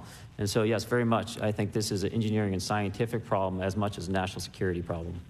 And how might Congress help to facilitate partnerships between the scientific community and the UAP focus groups within government? Well, I think one of the things they can do is to have these types of hearings to communicate to the public that this is a topic of interest. I think that there is a pseudo-market, if you will, of interested capabilities and talent that want to approach this topic, and we're seeing that start to grow now. So I think continued conversation, reduction of stigma is going to allow that to flourish and allow answers to help generate themselves. 100%. Well, thank you all for being here, and thank you for your work. I think it's important that we keep our top scientific minds focused on this issue and look for ways to increase collaboration. Thank you so much. I yield back. Mr. Comr.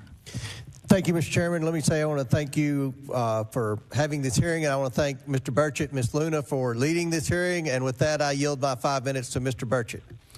Thank you, Mr. Chairman. I'm going to direct this, I believe, to Mr. Grush, but if any of you all feel like you need to jump in, just jump right in. We're good. Has the U.S. government become aware of actual evidence of extraterrestrial, otherwise unexplained forms of intelligence? And if so, when do you think this first occurred? I like to use the term non-human. I don't like to denote origin. Keeps the aperture open, both scientifically. Right. Certainly, like I've discussed publicly previously, 1930s. Okay. Can you give me the names and titles of the people with direct firsthand knowledge and access to some of these crash retrieval programs, and maybe which facilities, military bases the recovered material would be in? And I know a lot of Congress have talked about we're going to go to Area 51, and and there's nothing there anymore anyway. It's just and we move like a glacier. And as soon as we announce it, I'm sure the moving vans would pull up. But please. I can't discuss that publicly, but I did provide that information both to the Intel committees and the Inspector General. And we could get that in the SCIF if we were allowed to get in a SCIF with you. Would that be probably what you would think? Sure, if you had the appropriate accesses, yeah. What special access programs cover this information, and how is it possible that they have evaded oversight for so long? I do know the names. Once again, I can't discuss that publicly and how they've evaded oversight. In a closed setting, I can tell you the specific tradecraft used. All right.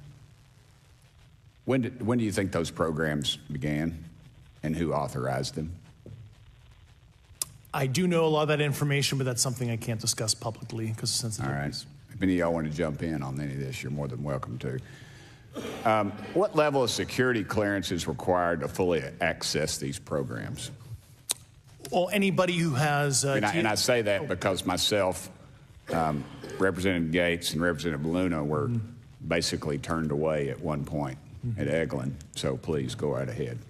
Certainly difference between member access and, say, somebody like me, but anybody who has a TSSCI clearance and meets the eligibility criteria, the access adjudicative authority should be able to grant you access. Mr. Burchett, if you'll yield, so just to put a fine point on that, there's nothing that you're aware of that's above special access program classification. It's a misnomer that there's anything actually above top secret. Executive Order 13526 delineates the classification levels. Right. But I draw a point on that because we can have access to those programs. And so the notion that we're not being given that access sort of defies our typical muscle memory here in Congress. Thank you, Mr. Burchett. I'll yield back to you. Thank you, Mr. Gates. Along those lines, Title 10, you may not know this or not, but Title 10 and Title 50 authorization, they seem to say they're inefficient. So who gets to decide this, in your opinion, in the past? It's a group of career senior executive officials. Okay, are they government officials? Both in and out. Do what? Both in and out of government, and that's about as far as I can go there. Yeah. All right, well, that leads to my next question. Which private corporations are directly involved in this program? How much taxpayer money has been invested in these programs, to your knowledge? I mean, we know we audit the Pentagon every year, and I've been here 5 years, and they failed the dadgum thing every year. They lose over $1 billion a year, we think, and I was told the Department of Defense maybe 60% of their assets are unaccounted for, whatever the heck that means. In the public sector, you go to jail for that kind of crap. So tell me. Yeah, I know when I'm $1 off of my DTS travel voucher, I get hammered, but seems like it doesn't work the other way, If you sell over $600 worth of stuff on eBay, now you get a call from the IRS. So please, what corporations? Yeah, I don't know the specific metrics towards the end of your question. The specific corporations I did provide to the committees in specific divisions, and I spent 11 and a half hours with both Intel committees. So. Okay, has there been an active U.S. government disinformation campaign to deny the existence of unidentified aerial phenomena? And if so, why? I can't go beyond what I've already espoused publicly about that.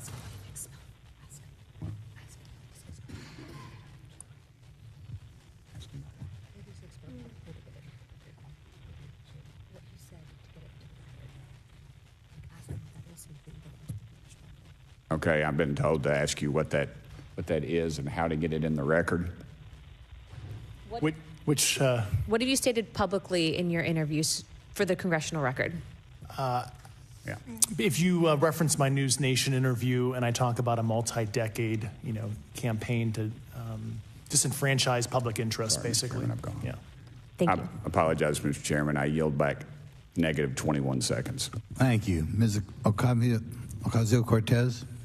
Thank you, Mr. Chairman, and thank you to our witnesses for coming here today. I do concur with the ranking member as well as several other members here on this committee that this is a committee for whistleblowers and for the protection of whistleblowers as well. So we understand what you're putting on the table here and what you're putting on the line here, and we thank you for that. Mr. Grush, you sat on the Unidentified Anomalous Phenomenon Task Force created in the 2020 NDAA, correct? Yes. There have been some things that have been mentioned here during this hearing that I wanted to pick up on. Mr. Graves, you mentioned specifically during the answers to one of your questions, you named Boeing contractors being engaged in an incident regarding this red cube about a football field wide. I was wondering if you could speak a little bit about the interaction, or Mr. Grush, either of you, the interactions between defense contractor companies and any UAP-related programs or activities. So I'll just say that the information about the contractor himself were provided by a witness, and I have no particular detail in that relationship. Mr. Grush? The kind of general unclassed wave tops, certainly the contractors, are the metal benders, so to speak. They're the ones actually doing specific performance on government contracts. Are they required to issue any disclosure regarding UAP sightings, or do they engage in any reporting around this? In terms of the contractors? Yes. Not that I'm aware of. They do not. Okay. Now, when it comes to notification that you had mentioned about IRAD programs, we have seen defense contractors abuse their contracts before through this committee. I have seen it personally, and I have also seen the notification requirements to Congress abused. I am wondering, one of the loopholes that we see in the law is that there is, at least from my vantage point, is that depending on what we're seeing, is that there are no actual definitions or requirements for notification. Are there What methods of notification did you observe? Like when they say they notified Congress, how did they do that? Do you have insight into that? For certain IRAD activities, I can only think of ones conventional in nature. Sometimes they flow through certain, I'll just say, SAP programs that have cognizant authority over the Air Force or something, and those are congressionally reported compartments, but IRAD is literally internal to the contractor, so as long as it's money, either profits, private investment, et cetera, they can do whatever they want. To put a finer point on it, when there is a requirement for any agency or company to notify, or any agency to notify Congress, do they contact the chairman of a committee? Do they get them on the phone specifically? Is this through an email to hypothetically a dead email box? A lot of it comes through what they call the PPR, Periodic Program Review process. If it's a SAP or Controlled Access Program Equity, and then those go to the specific committees, whether it be the SAS, CASC, HISI. Thank you. I apologize. I just, my time is limited. Mr. Graves, one of your main concerns is that the FAA currently does not have an official process to receive reports of UAP from pilots or others, correct? Correct. And in your experience, what data should the Aero program prioritize for potential collection? We have, location, date, time, but are there other specific characteristics that should be included in these reports? Certainly. I think that there's two categories that would be important. One would be kinematics and understanding the specifics of how the vehicle or objects are moving. And the second would be a more zoomed out approach of being able to look at origin and destination before the incident, as well as getting a better contextual understanding of how these objects are interacting with each other. Thank you. Now, because I only have a minute left, I apologize, we only have 5 minutes today, but for the record, if you were me, where would you look? Titles, programs, departments, regions, if you could just name anything. And I put that as an open question to the three of you. I'd be happy to give you that in a closed environment. I can tell you specifically. Thank you. Commander Fraver? And I would say, and I've told people that you have to know where to look. They're not going to divulge it to you because of the classification levels. But if you know where to look and who to talk to, which is exactly what Mr. Grush can point you, then you have them. Okay. Mr. Graves? I was an operator, so I was depending on folks like Mr. Grush to do that homework. Okay. Thank you very much. I yield back to the chair. Mr. Biggs? Thanks, Mr. Chairman. I thank the witnesses for being here today. I'm over here. Thank you so much for being here. I want to get into specifics here, and a reason I'm going to go this way is because you've talked a bit about what I would call misdirection by official U.S. government with regard to UAPs, right? And so I'm going to get to that in a second. But last week, White House NSC spokesman John Kirby stated that UAPs are having an impact on our training ranges and need to be treated as a legitimate issue. Do you concur with the statements? That's for each of you. Yes. Yes. Yes. Okay. Now, having said that, I'm going to take you to specific instances around the Phoenix Valley, because that's where I live. And in '97, we had the famous Phoenix Light case. I don't know if any of you are familiar with that. There were two things that went along with that, and the explanation was military training range off Luke and the Barry Goldwater Range. Do you know anything different other than the official explanation of those lights? Only what's in the public vernacular about it. That was outside the scope of my duties. And if we wanted to, just my question along with my colleague from New York, Ms. Ocasio-Cortez, if we wanted to find out more about that, where would we go to find the files, and who would we address? And are you going to tell me we need to go to a SCIF so you can tell us in a SCIF? I could potentially give you a vector on that. That specific case, I'm familiar with it in terms of public, but I give you a vector in a closed environment, yeah. That would be good, thank you. So if it's true that UAPs are having an impact on training ranges, and this administration considers it to be a legitimate issue, what steps can Congress take to address training range impacts? And I say that having two very large training ranges in my state, And so we'll start with Mr. Graves and going down the panel. Some of the initial procedures have been implemented, such as within the United States Navy, that have a range failure report that gathers information from pilots. I understand that a service-wide reporting mechanism is still pending. However, that would be a great next step, not only for gathering information, but for showing the troops that it is an acceptable topic and reducing the stigma. Okay, please, all of you continue. Yeah, as a recipient of a lot of those training range reports, sometimes we only get contextual kind of oral reporting. It'd be nice if they attached all sensor data and there's a system in place that can handle multiple classifications of data. And that's an issue with the F-35, right? That jet was never built to be an ISR platform. And it's a pain in the, we'll just say, butt to get that data off. So, yeah. Great. Thank you. Yeah, I would agree with the previous two. Being a user of those training ranges, that the data has to be out there. You have to acknowledge that you're seeing them, and then you have to collect the data. Right now, you get the report, someone says, I saw something, but no one collects the radar data to back it up and do research. Okay. Do you believe that the 2019 classification guidelines for UAPs interferes with the federal government's ability to be transparent with the American people? And do you think we need to be more transparent with the American people? All of you, yeah. I'll say yes to that. Yeah, I'm familiar with at least the UAP Task Force 2019 Security Classification Guide. I think it's fair. I did actually help author that with the director. You got a bias that way then. But I will say, I'll call it a lazy attitude about declassifying videos. I mean, I've seen some of the videos of the recent shoot down, and I saw no reason that couldn't have been released as long as they mask some data.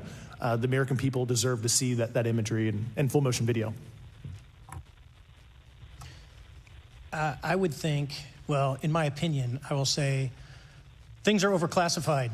I know for a fact the video or the pictures that came out in the 2020 report that had the stuff off the East Coast, they were taken with an iPhone off the East Coast. A buddy of mine was one of the senior people there, and he said they were originally classified to TSSCI.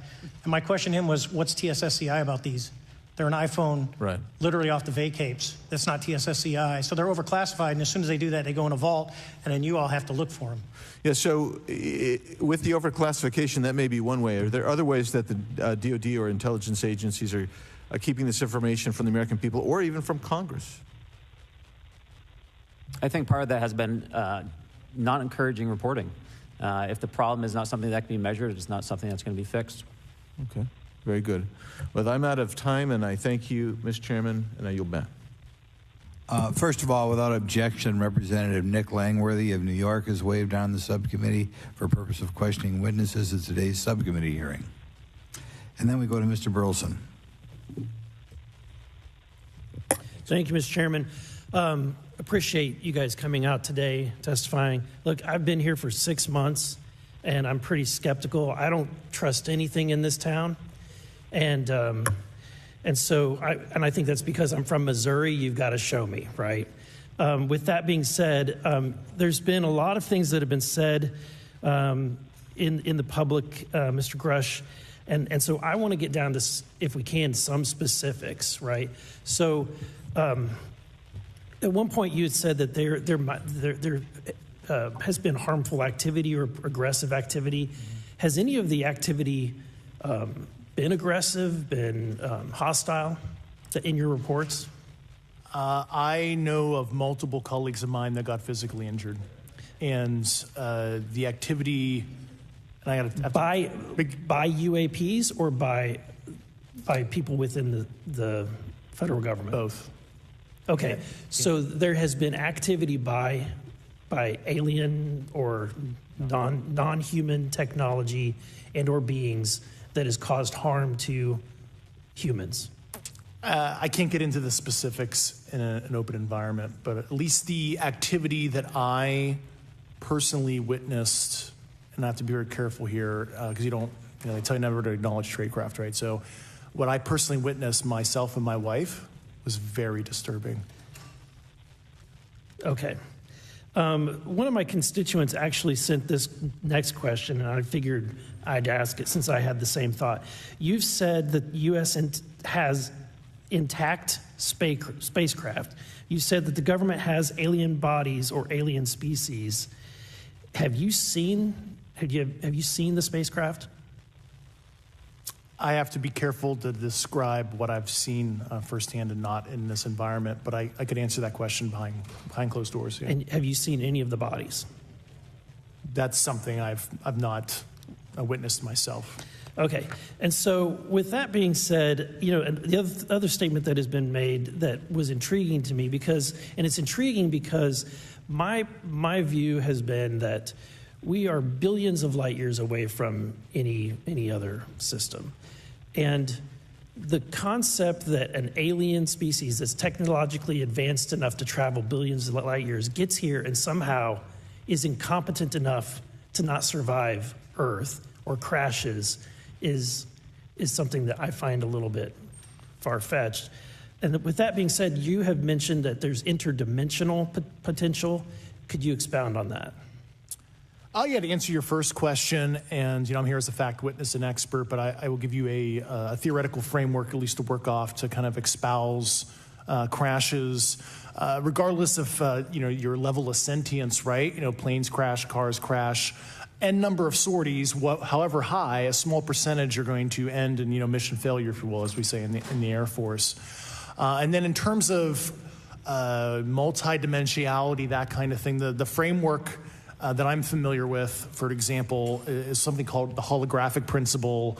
It derives itself from general relativity and quantum mechanics, and that is, if you want to imagine a 3D object such as yourself casting a shadow onto a 2D surface, that's the holographic principle. So you can be projected, quasi-projected from higher dimensional space to lower dimensional. It's a scientific trope that you can actually cross, literally, as far as I understand, but there's probably guys with PhDs that we could probably argue about that. But you have not seen any documentation that that's what's occurring?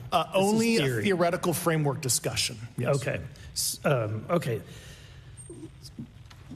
Occam's razor is that these aircraft, have they been identified that they are being produced by domestic, military and contractors? Is there any evidence that that's what's being recovered? Not to my knowledge, plus the recoveries predate a lot of our advanced programs that I previously am witting of. So, would it be safe to say that there could be a scenario today where you have an aircraft that crashes because it's been involved in one program from one federal agency, but the agency that retrieves it is not aware of that program, and to them it appears alien in origin? I mean, that's a hypothetical situation. I'm not aware of any historical situation that would match that you described. So you're not aware? It has not happened that you're aware of? That I'm aware of. Thank you, Mr. Chairman. I yield back.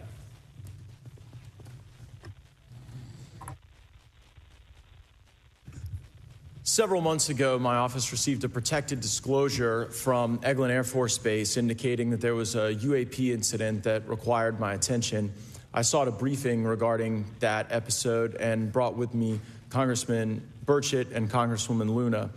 We asked to see any of the evidence that had been taken by flight crew in this endeavor and to observe any radar signature as well as to meet with the flight crew.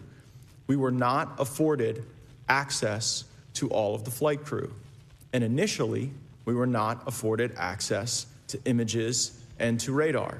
Thereafter, we had a bit of a discussion about how authorities flow in the United States of America, and we did see the image.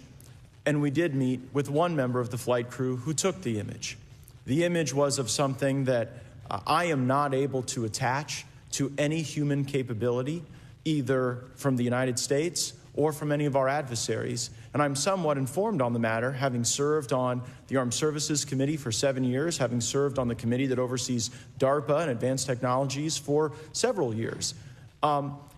When we spoke with the flight crew, and when he showed us the photo that he'd taken, I asked why the video wasn't engaged, why we didn't have a FLIR system that worked. Here's what he said. They were out on a test mission that day over the Gulf of Mexico. And when you're on a test mission, you're supposed to have clear airspace. Not supposed to be anything that shows up. And they saw a sequence of 4 craft in a clear diamond formation for which there is a radar sequence that I alone have observed in the United States Congress.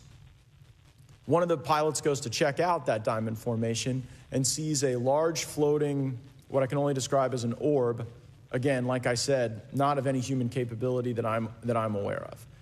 And when he approached, he said that his radar went down, he said that his FLIR system malfunctioned, and that he had to manually take this image from one of the lenses, and it was not automated in collection as you would typically see in a test mission. So I guess I'll start with Commander Fraver. How should we think about the fact that this craft that was approached by our pilot had the capability of disarming a number of the sensor and collection systems on that craft? Well, I think this goes to that national security side, and you can go back through history of things showing up at certain areas and disabling our capabilities, which is disheartening. And for us, I mean, like I said, it completely disabled the radar on the aircraft when it tried to do it, and the only way we could see it is passively, which is how he got that image. So I think that's a concern on what are these doing, not only how do they operate, but their capabilities inside to do things like this. And how should we think about four craft moving in a very clear formation, equidistant from one another, in a diamond? In all of the phenomenon, perhaps, Mr. Grave, that you've analyzed, have we ever seen multiple craft in a single formation? I have one particular case, and that was during the gimbal incident. The recording on the AT FLIR system shows a single object that rotates.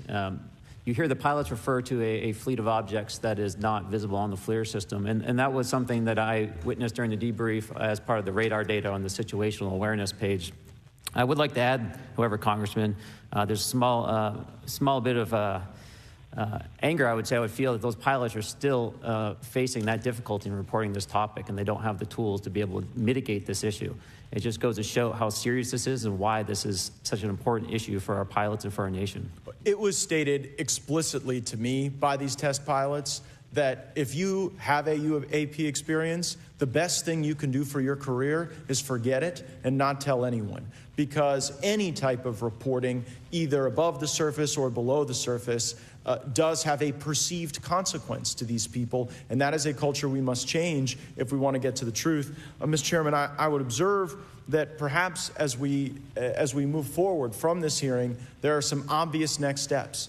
Every person watching this knows that we need to meet with Mr. Grush in a secure, compartmentalized facility so that we can get fulsome answers that do not put him in jeopardy and that give us the information we need. Second, I would suggest that the radar images that were collected of this formation of craft out of Eglin Air Force Base, and specifically the actual image taken by the actual flight crew that we can actually validate, be provided to the committee, subpoenaed if necessary, so that we're able to track how to get this type of reporting and analysis done in a more fulsome way. That would be my recommendation, humbly, as a guest here of the Fine Oversight Committee. I yield back.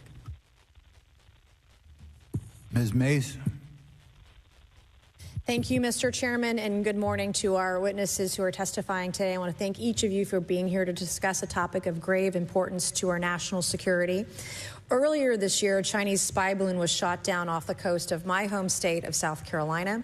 Since the Roswell incident in 1947, many Americans have wondered about the dangers of unknown objects crisscrossing our skies. Whether these are UAPs or weather phenomena, advanced technology from American allied or enemy forces, or something more out of this world. So my first question, I have several questions, and if we can just be quick on these first two, I'm going to ask each of you the same question, and then I'll get to each of you individually. The first one, when you reported your experiences with a UAP, did any of you face any repercussions with your superiors, yes or no? No. No. I've actually never seen anything personally, believe it or not. So. All right. And then do you believe there's an active disinformation campaign within our government to deny existence of UAPs, yes or no? I don't have an answer to that. As previously stated publicly, yes. I think previously with like Project Blue Book, yes, but currently I don't speak for the United States government. Okay. Thank you. I have a few questions for Mr. Graves. What percentage of UAP sightings, in your belief, go unreported by our pilots? This is an approximation based off of my personal experience speaking with a number of pilots, but I would estimate we're somewhere near 5% reporting, perhaps. So like 95% basically don't report seeing UAPs. That's just my personal estimate. In the incident off Virginia Beach, do you believe the Navy took the danger to your aircraft seriously after it was reported? Absolutely. A few questions for Mr. Fraver. As an expert naval aviator, have you ever seen an object that looked and moved like the Tic Tac UAP? No. Did the Tic Tac UAP move in such a way that defied the laws of physics? The way we understand them, yes. Many dismiss UAP reports as classified weapons testing by our own government, but in your experience as a pilot, does our government typically test advanced weapon systems right next to multi-million-dollar jets without informing our pilots? No, we have test ranges for that. It took over 15 years for your encounter with the Tic Tac to be declassified. Do you feel there was a good reason to prevent lawmakers from having access to this footage? No, I just think it was ignored when it happened, and it just sat somewhere in a file. Never got reported. In a drawer. It happens a lot up here. Shocker. Mr. Grush, a couple of questions for you too, sir, this morning. What percentage of UAPs do you feel are adequately investigated by the U.S. government, of the 5% that are reported? I can only speak for my personal leadership over at NGA. I tried to look at every report that came through that I could triage. So. Do you believe that officials at the highest levels of our national security apparatus have unlawfully withheld information from Congress and subverted our oversight authority? There are certain elected leaders that had more information that I'm not sure what they've shared with certain Gang of Eight members or et cetera, but certainly I would not be surprised. Okay. You've stated that the government is in possession of potentially non-human spacecraft. Based on your experience and extensive conversations with experts, do you believe our government has made contact with intelligent extraterrestrials? Something I can't discuss in public setting. Okay, I can't ask when you think this occurred. If you believe we have crashed craft, stated earlier, do we have the bodies of the pilots who piloted this craft? As I've stated publicly already in my News Nation interview, biologics came with some of these recoveries, yeah. Were they, I guess, human or non-human biologics? Non-human, and that was the assessment of people with direct knowledge on the program I talked to that are currently still on the program. And was this documentary evidence, this video, photos, eyewitness? Like, how would that be determined? The specific documentation I would have to talk to you in a skiff about. Gotcha. Yeah. Okay, so, and you may or may not be able to answer my last question, and maybe we get into a skiff at the next hearing that we have, but who in the government, either what agency, sub-agency, what contractors, who should be called into the next hearing about UAPs, either in a public setting or even in a private setting? And you probably can't name names, but what agencies or organizations, contractors, et cetera, do we need to call in to get these questions answered, whether it's about funding, what programs are happening, and what's out there? I can give you a specific cooperative and hostile witness list of specific individuals that were in those. And how soon can we get that list? I'm happy to provide that to you after the hearing. Super, thank you, and I yield back. Okay, now we have Mr. Langworthy. Is he here? Okay.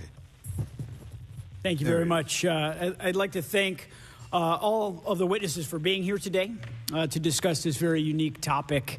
And I'd like to jump right into my questions, if you don't mind. Commander Fraver, can you briefly describe your background? Yeah, I was an enlisted Marine, Naval Academy graduate, Navy, flew for 18 years, got a master's from University of Houston, and I've worked in the private sector for the last, 16 years, 17 years. I do a lot of defense work. So. Really gold-plated credentials. Commander Fraver, we have all seen the floating Tic Tac video that you engaged with on November 14th, 2004. Can you briefly talk about why you were off the coast of San Diego that day? Yeah, we were at a workup with all the battle groups, so we integrate the ships with the carrier, the air wing with the carrier, and we start working. So we were doing an air-to-air defense to hone not only our skills, but those of the USS Princeton when they had been tracking them for 2 weeks. The problem was that there was never manned aircraft airborne when they were tracking them, and this was the first day, and unfortunately, we were the ones airborne and went and saw it. Do you remember the weather that day? Was it cloudy or windy or anything out of the ordinary on the Pacific coast? It was actually, if you're familiar with San Diego, it was a perfect day. Light winds, no whitecaps, clear skies, not a cloud. It was, for flying, it was the best. Now, is it true that you saw, in your words, a 40-foot flying tic-tac-shaped object? That's correct. Or for some people that can't know what a tic-tac is, it's a giant flying propane tank. Fair enough.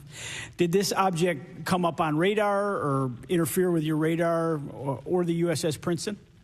The Princeton tracked it, the Nimitz tracked it, the E-2 tracked it. We never saw it on our radars. Our fire control radars never picked it up.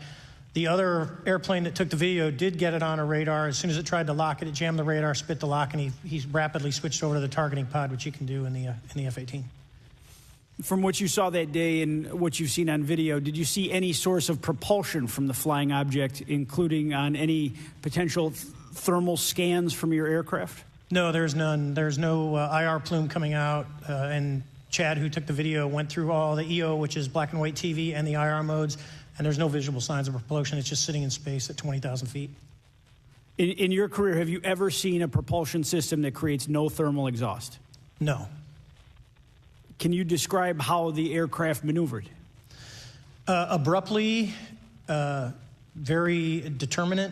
It knew exactly what it was doing. It was aware of our presence, and it had acceleration rates. I mean, it went from 0 to matching our speed in no time at all.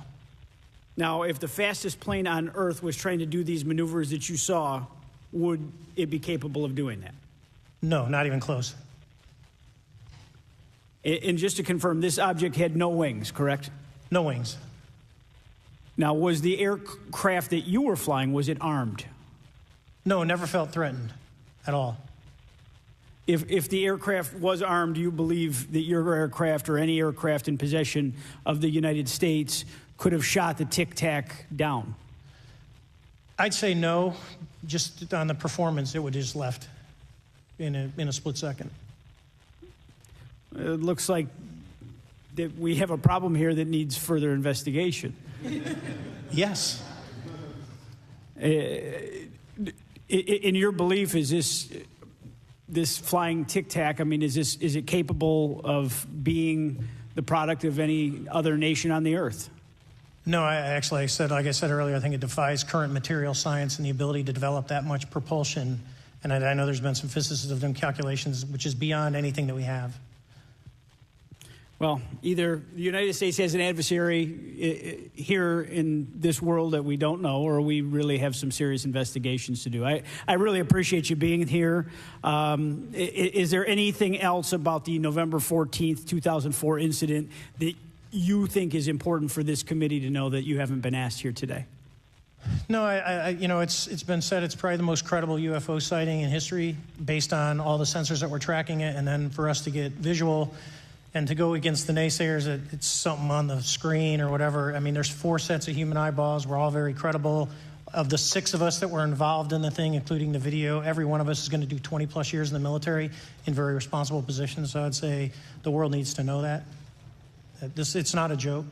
Well, thank you very much for your testimony here today for all of you, and I yield back, Mr. Chairman. Mr. Ogles. Thank you, Mr. Chairman, and thank you all for being here and the courage it took to come forward and again, the sacrifice that each of you have made. I serve on the National Security Subcommittee for the Financial Services Committee, so I really want to stay in the national security lane, if I may. So when we think about traditional adversaries and both us towards them and them towards us, we probe their capabilities. We look for weaknesses, and we collect that data, that reconnaissance for in the event we need it in the future. For each of you, yes or no question, based off of your own experience or the data that you've been privy to, is there any indication that these UAPs could be essentially collecting reconnaissance information? Mr. Graves? Yes. Mr. Grush? Fair assessment, yeah. Mr. Fraver? Very possible. Again, in the national security vein, is it possible that these UAPs would be probing our capabilities? Yes or no, Mr. Graves? Yes. Grush? Yes. Fraver? Definitely. Is it possible that these UAPs are testing for vulnerabilities in our current systems? Yes. Yes. Possible. Do you feel, based off of your experience and the information that you've been privy to, that these UAPs provide an existential threat to the national security of the United States? Mr. Graves? Potentially. Yes, sir, potentially. Same answer, potentially. Yeah, I'd say definitely, potentially. Mr. Graves and Fraver, in the event that your encounters had become hostile, would you have had the capability to defend yourself, your crew, your aircraft? Absolutely not. Sir? No. Is based off of the information that you've been privy to, is there any indication that these UAPs are interested in our nuclear technology and capabilities? Yes. By external observation, sure, that could be a fair assessment, yeah. Yes. Is there any indication that the Department of Energy is involved in UAP data collection and housing? I don't have an answer. I can't confirm or deny that in a public setting. And could you do it in a secure setting? Yes. Mr. Fraver? No, I don't know. Mr. Chairman, I think I'm the last member to go, but there clearly is a threat to the national security of the United States of America. As members of Congress, we have a responsibility to maintain oversight and be aware of these activities so that, if appropriate, we take action. I would encourage the chairman to demand that we have any and all, but in particular Mr. Grush, talk to us in a skiff. And if that access is denied, I will personally volunteer to initiate the Holman Rule against any personnel or any program or any agency that denies access to Congress. Mr. Chairman, with that, I will yield the remainder of my time to my fellow colleague from Tennessee, Mr. Burchett. Thank you, Mr. Chairman. Thank you, Mr. Ogles, for the great questions, brother. Mr. Grush, I might have asked this before, but I want to make sure. Do you have any personal knowledge of someone who's possibly been injured working on legacy UAP reverse engineering? Yes. Okay. How were they injured? Is it something like a radioactive type situation or something we didn't understand? I've heard people talk about Havana syndrome type incidences. What was your recollection of that? I can't get into specifics, but you can imagine assessing an unknown unknown. There's a lot of potentialities you can't fully prepare for. How do you think we ought to handle UAP whistleblower complaints like yours in the future? Yeah, there was some issue with mine. So, PPD-19 process, it goes to the Intel committees, either through PPD-19 or ICD-120. There's not a good way for the Intelligence Community Inspector General to provide that to other committees. And I asked my information to be sent to the House and Senate Armed Services Committee because there are Title X equities at play, but there was no smooth process to do so. Yeah. It's a trash can. Are you aware of any individuals that are participating in reverse engineering programs for non-terrestrial craft? Personally, yes. Mm-hmm. Do you know any that would be willing to testify if there were protections for them? Certainly closed door and assurances that breaking their NDA, they're not going to get administratively punished for so. Yeah. I yield, Mr. Chairman. Thank you. We're going to do something a little bit out of the ordinary here. We're going to give 3 people a chance at an additional 3 minutes. So, Mr. Burchett, do you want to keep going? Why don't you come back to me, Mr. Chairman? Miss Luna, if she's is she on that list? Sure. Chairman, I'd like to submit for the record an article by News Nation, and it follows Mr. Grush's full interview for the record. Without objection. Thank you. Mr. Grush, why is it that you refer to the phenomenon as non-human intelligence? Why deviate from the basis of extraterrestrial life? I think the phenomenon is very complex, and I like to leave an open mind analytically to specific origin. When you say specific origin, are you referring, can you elaborate on that for those that might not? If it's a traditional extraterrestrial origin or something else that we don't quite understand from either a biological or astrophysics perspective, I just like to keep an open mind on what it could be, Okay, and referring to your News Nation interview, you had referenced specific treaties between governments. Article 3 of the Nuclear Arms Treaty with Russia identifies UAPs. It specifically mentions them. To your knowledge, are there safety measures in place with foreign governments or other superpowers to avoid an escalatory situation in the event that a UAP malevolent event occurs? You're referring to actual public treaty in the UN Register. It's funny you mentioned that. The Agreement on Measures to Reduce the Risk of Outbreak of Nuclear War, signed in 1971. Unclassified treaty, publicly available.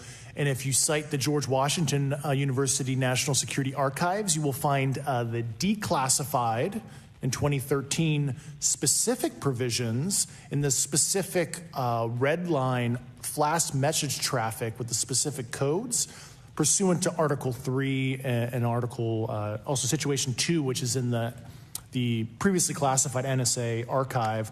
What I would recommend, and I tried to get access, but I got a wall of silence at the White House, was those specific incidents when those message traffic was used. I think some scholarship on that would open the door to a further investigation using those publicly available information.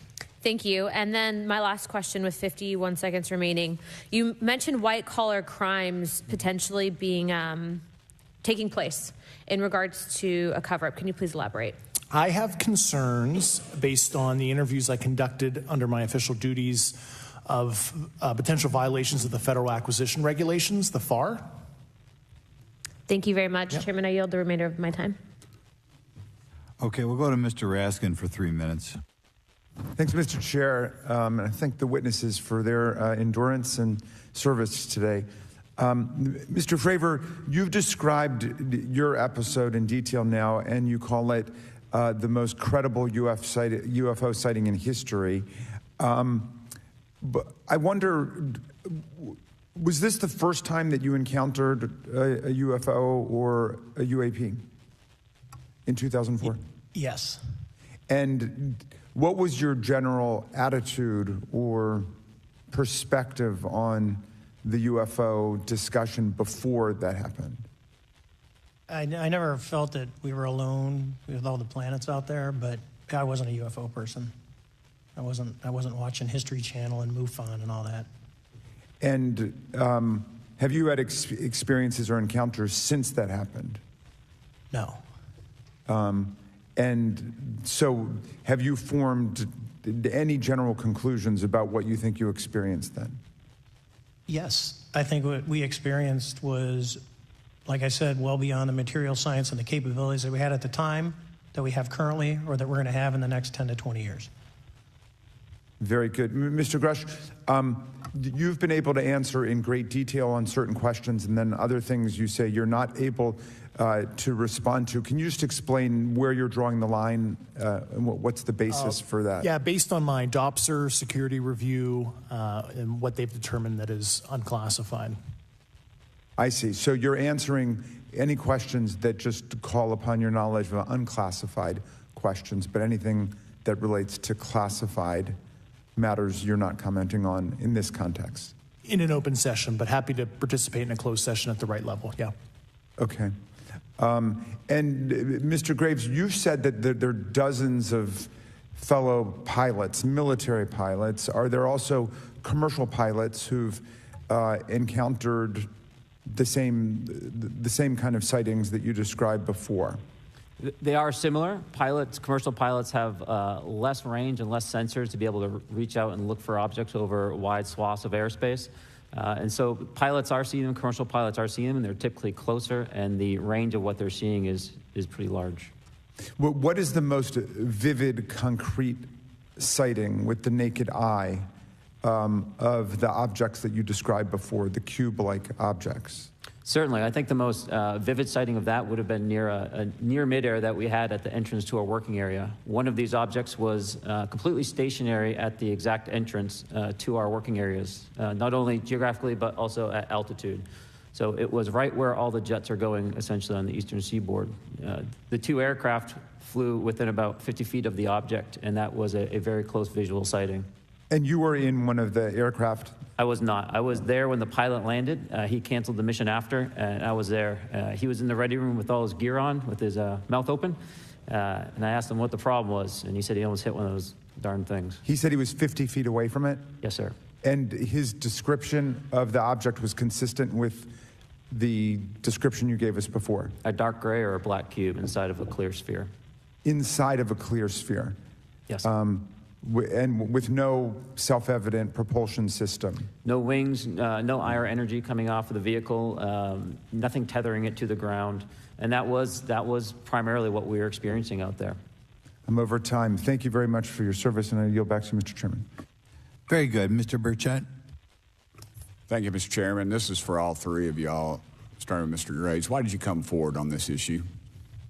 I came forward because I felt that my colleagues did not have a way to mitigate this safety threat, and I wanted to help them. I was trained as an aviation safety officer by the Navy, and this seemed, it just felt right. I felt like I had to help the folks that were still flying and dealing with this. Mr. Grush. Purely a sense of duty. My first sworn oath when I was a cadet 18 years ago, and I still uphold that even out of the uniform. Commander. I was pestered by a friend, and I asked why, and he said, "You're the one person that they can't discredit, and you'll add credibility to the New York Times article." And so after about 6 times, I said, okay. Yeah. This town isn't made, unfortunately, by people like y'all. We thank y'all. And I do want to also thank the people in the audience and the people that are watching this that can't be, people all over the world that have kept this issue alive. You've endured criticism and derogatory remarks, and we're trying to get to the bottom of it. And so God bless y'all. Thank y'all so much. We really appreciate you guys and gals.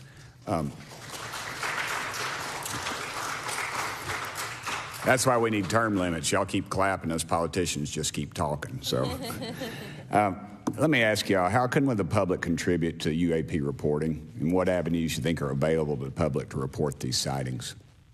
Well, right now, I don't think there is a lot of public options for every man to be able to report on this. I think even for professionals that have sensor data that are seeing these on a regular basis, they're still hesitant to come forward. And so for the general public, I think encouraging the conversations that we're having today, looking for technology solutions that can be distributed so that objective data can be gathered is the first place to go. Mr. Grush? I'll just touch on the whistleblower side of it. I do encourage, current and former military, intelligence community, and industry contractors to come forward in a legal way, either through the IC or DoD or whatever the cognizant IGs are, to lead, join me in this discussion. Commander, and I guess I should say this for the record. My daddy was United States Marine Corps, 1st Marine Division, so. Hoorah. Yes, sir. He was old school, him and Chesty Puller on Peleliu, so thank you, wow. brother. Wow. Yes, sir. I'm not anything like my daddy. He was incredible. I'm very mediocre, to say the least, but go ahead. You seem to be doing fine.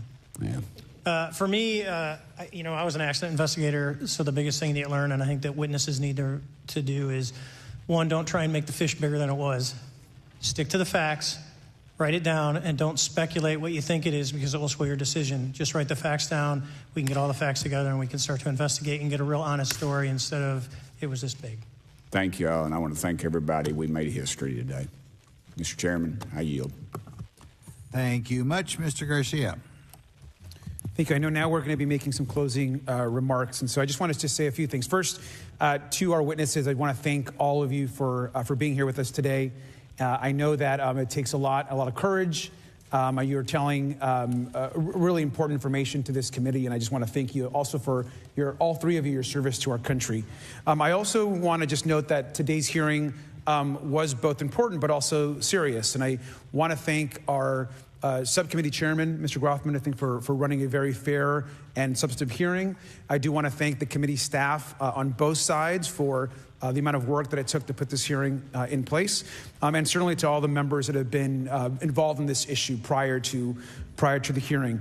I also want to note for our witnesses and for the public that I'm a freshman member of Congress, and I've only been here for 7 months, but this is by far the most bipartisan conversation and discussion that I have seen happen in the Congress. And I think that a topic of this significance as it relates to our national security, as it relates to information that we're trying to gather for the American public, does bring people together, and I think that's been really great to see. I think it's also important to note for the public, today in our hearing, we had on our side also both our full ranking member, which is Mr. Raskin, and our vice ranking member, which is Ms. Ocasio-Cortez, both here at our hearing. I think it shows the importance and seriousness that our side of the aisle is taking to this important hearing, but also to the broader issue as it relates to working with our Republican counterparts on this committee. I want to additionally add that I think it's really important that we have and continue these discussions and these hearings. Clearly, there's a lot of information that we don't know, but it's also very clear that we have to continue our investigation and accountability on asking the right questions and ensuring that they're part of the public record. One thing that was important today is some folks might wonder, why are we asking questions that might already be out there or that have been asked before? It's important that they're asked and put into the public record as it relates to this committee. And so I want to thank you for, answering some questions multiple times. I know not just in maybe meetings you had with some members, but also here in the public. Let me also just add an additional note that it's important also that our friends in the media and those that are not just reporting on this hearing, but that have reported on this topic and that may in the future, the media has an important role in this process. And it's very important that the media engages, does independent investigation, and reports on not just what happened today, but what they see independently as what is happening around UAPs in the broader community. That is also an important public benefit that we have in trying to get the information and the facts as it relates to this. Let me also just say finally that as a teacher and an educator and a longtime teacher and researcher, that I also really believe in following facts, in doing your homework, and in making sure that you follow science as we try to get as much information as possible. And so I want to thank you all for agreeing to do that today. Transparency is a cornerstone of government. We live in a vast galaxy, a lot of unanswered questions, and thank you all for being here today. Mr. Chairman. Thank you. I'd like to one more time thank Mr. Burchett and Ms. Luna for bringing this to our attention. It's a topic that has interested me since I was in school. It was a very illuminating hearing. Obviously, I think several of us are going to look forward to getting some answers in a more confidential setting. I assume some legislation will come out of this. Sure. I apologize, Mr. Chairman. I need to compliment the folks in my office that did a lot of the work on this. Rachel and Noah sitting behind me here. They're very quiet and humble, but if without them, this thing would not have come off like it did, so I apologize. Thank you. I think we're going to want to look into what we can do to make more of this information public. I think there's certainly a time period after which it should always be made public, and people have been concerned about these issues, like I said, since I was in high school. But in any event, I'd like to thank everybody who was here, sticking through the entire hearing. Without objection, the members will have 5 legislative days to submit materials and to submit additional written questions for the witnesses, which will be forwarded to the witnesses for their response. If there's no further business, without objection, the subcommittee stands adjourned.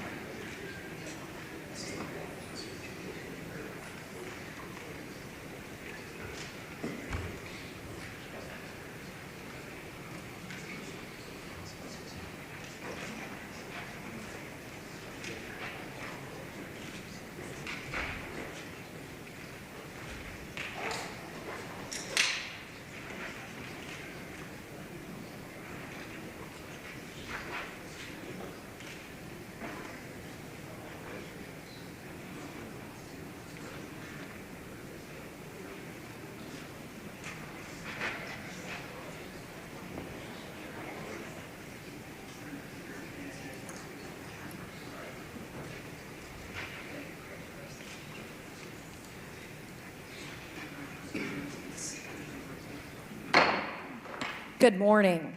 This joint hearing of the Subcommittee on Cybersecurity, Information Technology, and Government Innovation and the Subcommittee on National Security, the Border, and Foreign Affairs will come to order. Good morning and welcome, everyone. Without objection, the chair may declare a recess at any time, and I recognize myself for the purpose of making an opening statement right now. Good morning and welcome to today's historic hearing, which I'm co-chairing with Mr. Grothman, whose subcommittee held an important hearing on this topic last year. I want to thank my colleagues on the Oversight Committee, including Mr. Burchett, Mr. Burles, Ms. Luna, Mr. Moskowitz, Mr. Garcia, for their relentless drive to get answers on UAPs. They've been steadfast in demanding transparency on the sightings reported by military pilots and armed forces. Their commitment to digging for the truth is exactly what this country needs to cut through the secrecy surrounding this issue. And many high-ranking individuals in the military and intelligence communities believe UAPs demand greater attention, and thus the purpose for this hearing today. Former National Security Advisor H.R. McMaster said on Bill Maher's program that, quote, there are phenomena that have been witnessed by multiple people that are just inexplicable by the science available to us. Army Colonel Carl Nell, a member of the federal government UAP task force, said at a conference this past May that non-human intelligence exists, non-human intelligence has been interacting with humanity. This interaction is not new, and it's been ongoing, and there are unelected people in the government that are aware of that. But UAPs remain a controversial topic. I'm not going to name names, but there are certain individuals who didn't want this hearing to happen because they feared what might be disclosed. But we stood firm. No amount of outside pressure would ever keep me from pursuing a subject to ground, come hell or high water. On that score, I want to thank our witnesses for being here.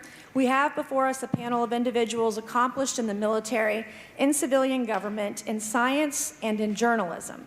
Some of the testimony you will hear them deliver today does not reflect well on influential individuals and agencies within the U.S. federal government and perhaps some of our contractors. It's never easy to present such information publicly. So I appreciate our witnesses voluntarily agreeing to being here today. This hearing is intended to help Congress and the American people to learn the extent of the programs and activities our government has engaged in with respect to UAPs and what knowledge it has yielded. This includes, of course, any knowledge of extraterrestrial life or technology of non-human origin. If government-funded research on UAPs has not yielded any useful knowledge, we also need to know those facts. Taxpayers deserve to know how much has it been invested, how much has been spent. They shouldn't be kept in the dark to spare the Pentagon a little bit of embarrassment.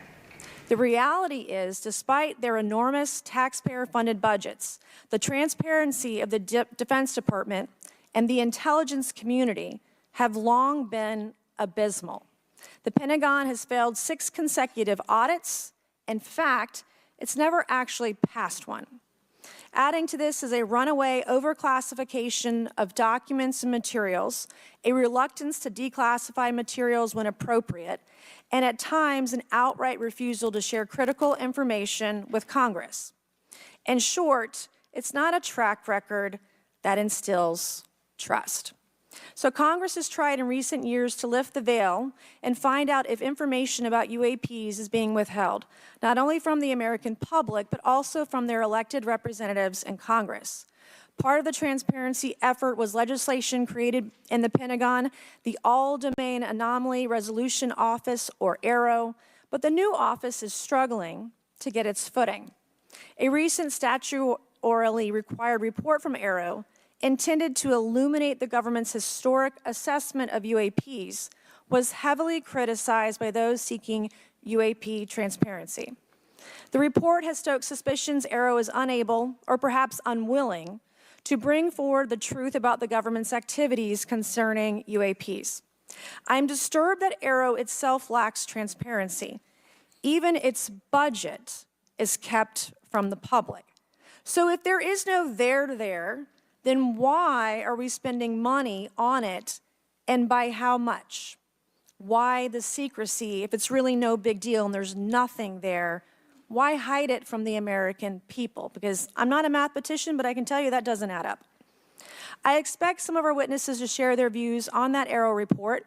We will also hear from the witnesses today allegations of UAP-related misinformation and disinformation by government officials of which they are personally aware and directly experienced. And we will hear testimony today concerning recent revelations about a purportedly secret UAP program whose existence and findings may have been improperly withheld from Congress. But before we get to the witnesses, we're going to have a few more opening statements from our colleagues. And one thing I wanted to add at the end of my closing statement is there is a document that will be entered into the congressional record today. Mr. Tim Burchett from Tennessee has this document, and we just distributed it to every member up here on the dais of this document. But this is going to be the original document from the Pentagon about Immaculate Constellation that Michael Schellenberger delivered to Congress today. So thank you, Mr. Schellenberger, for this information. We are all reading it in real time now, and Mr. Burchett will enter it into the record. But 12 pages about this unacknowledged special access program that your government says does not exist. So with that, I would acknowledge my colleagues, Mr. Garcia. I want to say, first of all, to Mr. Connolly, who cannot be here today, the ranking member on my subcommittee on cybersecurity, I want to say that I was greatly saddened to hear about the recent news of Mr. Connolly's cancer diagnosis, and I want to convey to him and to all of our colleagues, we wish our very best to you and a full and speedy recovery. And with that, I would acknowledge Mr. Garcia for 5 minutes. Thank you. Thank you very much, Chairwoman. I want to thank the Chairwoman and the Chairman both for their continued support and really treating this this discussion and these hearings in a way that's bipartisan. I think one thing that's very important for all of us that are interested in the conversation around UAPs is that this is an area that both Republicans and Democrats, where we may disagree in a lot of other spaces, this is an area where bipartisanship is really important. And in fact, I would add it's critical that we all continue to work together in a way that moves forward with the truth and important disclosure. So we're here to have a bipartisan and serious conversation, I believe, about our national security. We should always ground these conversations in facts, evidence, and the data in front of us.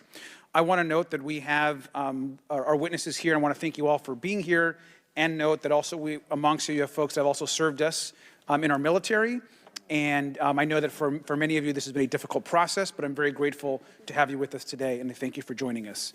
I also want to note that today's hearing builds on a quite, I think, also historic public hearing that we had many months ago that Mr. Grothman and others helped lead in this very same hearing room, where I believe we began a really important public conversation about UAPs. And so I want to thank him for that, and I especially want to thank Chairwoman Mace for her continued advocacy on this topic.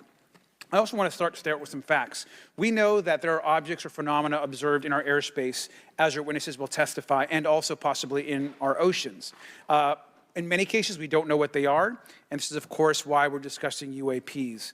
Now, the All-Domain Anomaly Resolution Office, AARO, has reported hundreds of UAPs that remain, quote, uncharacterized and unattributed, and which, quote, appear to have demonstrated unusual flight characteristics or performance capabilities and require further analysis. This is our own AARO office. Now, we shouldn't prejudge what they might be. I'm certainly not going to. We need evidence. But what we are detecting things, and we know that we don't understand them, and this is worth investigating. Now, the American people have legitimate questions, and I believe it's critical that Congress should help address them. This is about the truth and science and facts. Now, transparency and faith in our institutions is vital in a good democracy. Now, I'm proud to say that this hearing will build on that important bipartisan work, and I want to thank everyone for being involved, including members of our committee. Now, in our last hearing in July, we heard testimony that a significant number of pilots of major airlines have witnessed UAPs as well, but have no real confidential way of reporting them to the government. We heard that commercial pilots who encounter UAPs may be hesitant to speak openly due to stigma or fear of retaliation. We also know that AARO has reported that, and I want to quote, that most reports still reflect a bias towards restricted military airspace, a result of reporting from military personnel and sensors present in such areas. And so the lack of ability for civilian pilots raises real safety concerns and limits our ability to understand UAPs. This is a particular piece of this conversation that I am very interested in. Now, our last hearing inspired us to introduce the Safe Airspace for Americans Act, joined by Chairman Grothman, Chairwoman Mace, and a bipartisan group of co-sponsors. I see some of our leaders from Safe Airspace for Americans Act here, and that would create a safe reporting for UAP process, which we want to continue to do. Now, members of both parties and senior officials in multiple administrations have now taken an interest in this issue.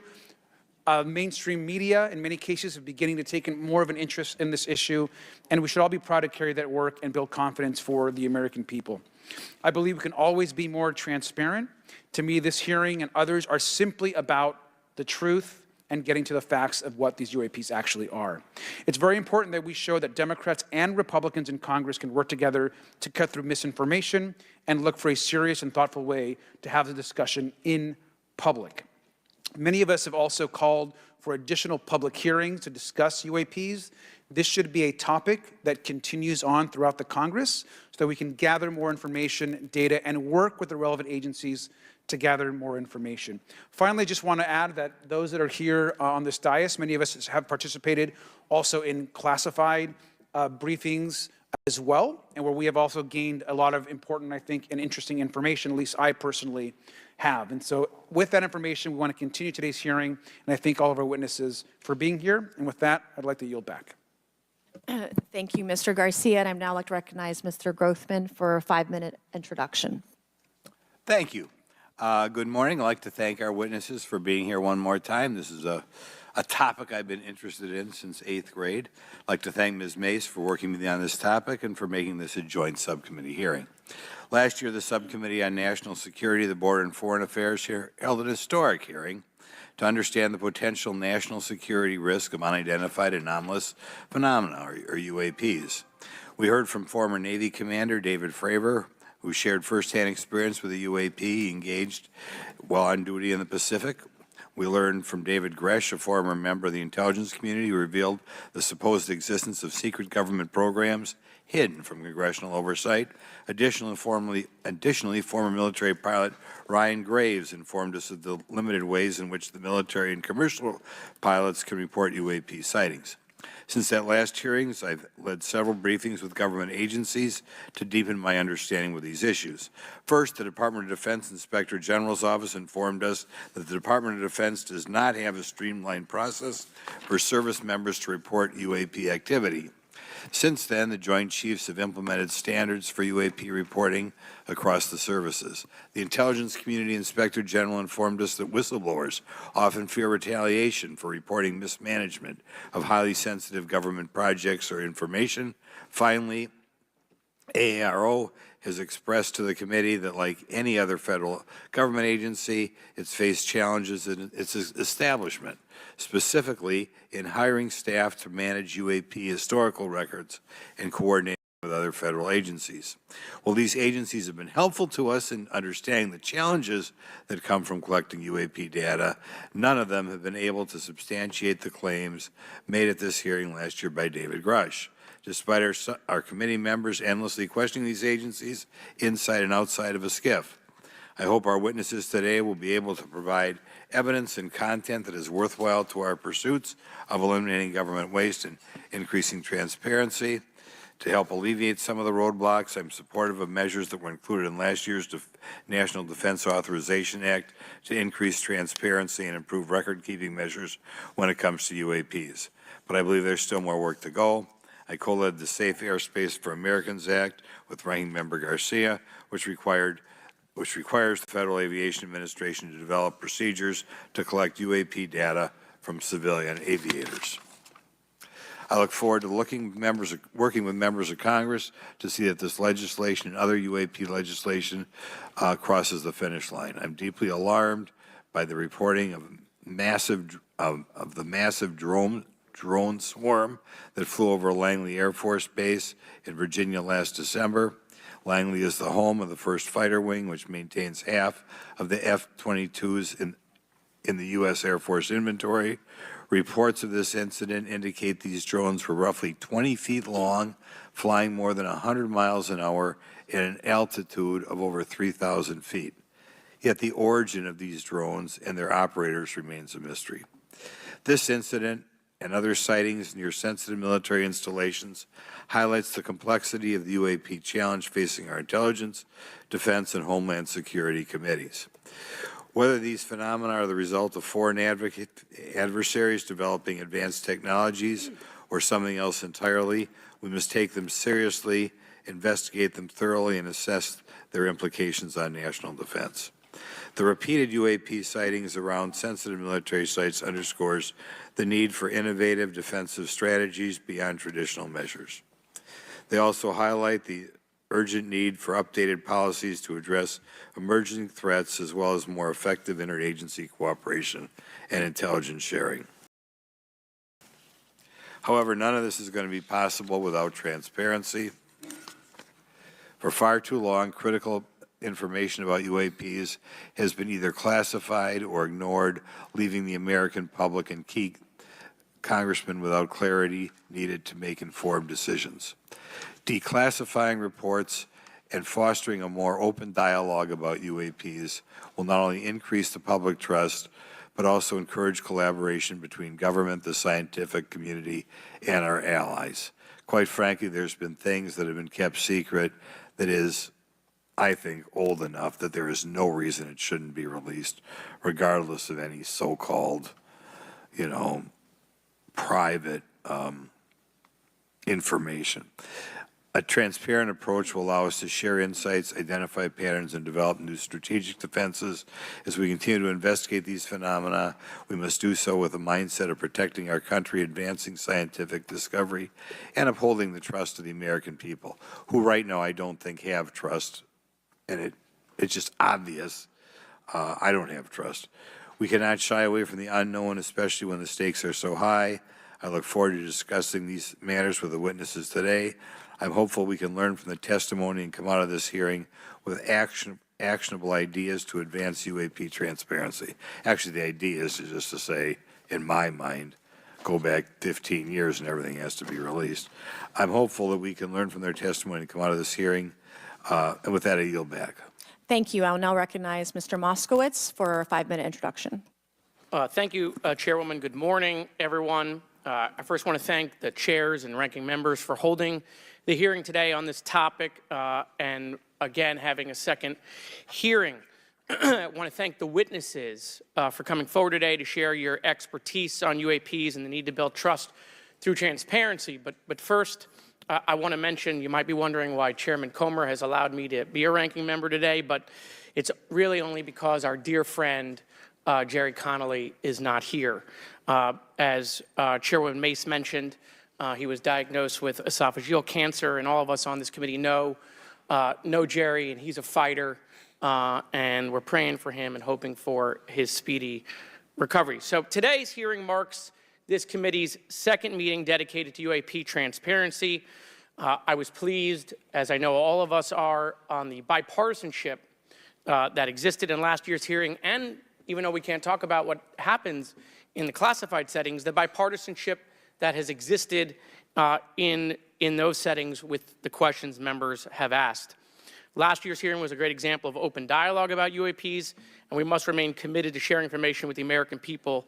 And I think you see that commitment based on the people here and the commitment across the political spectrum.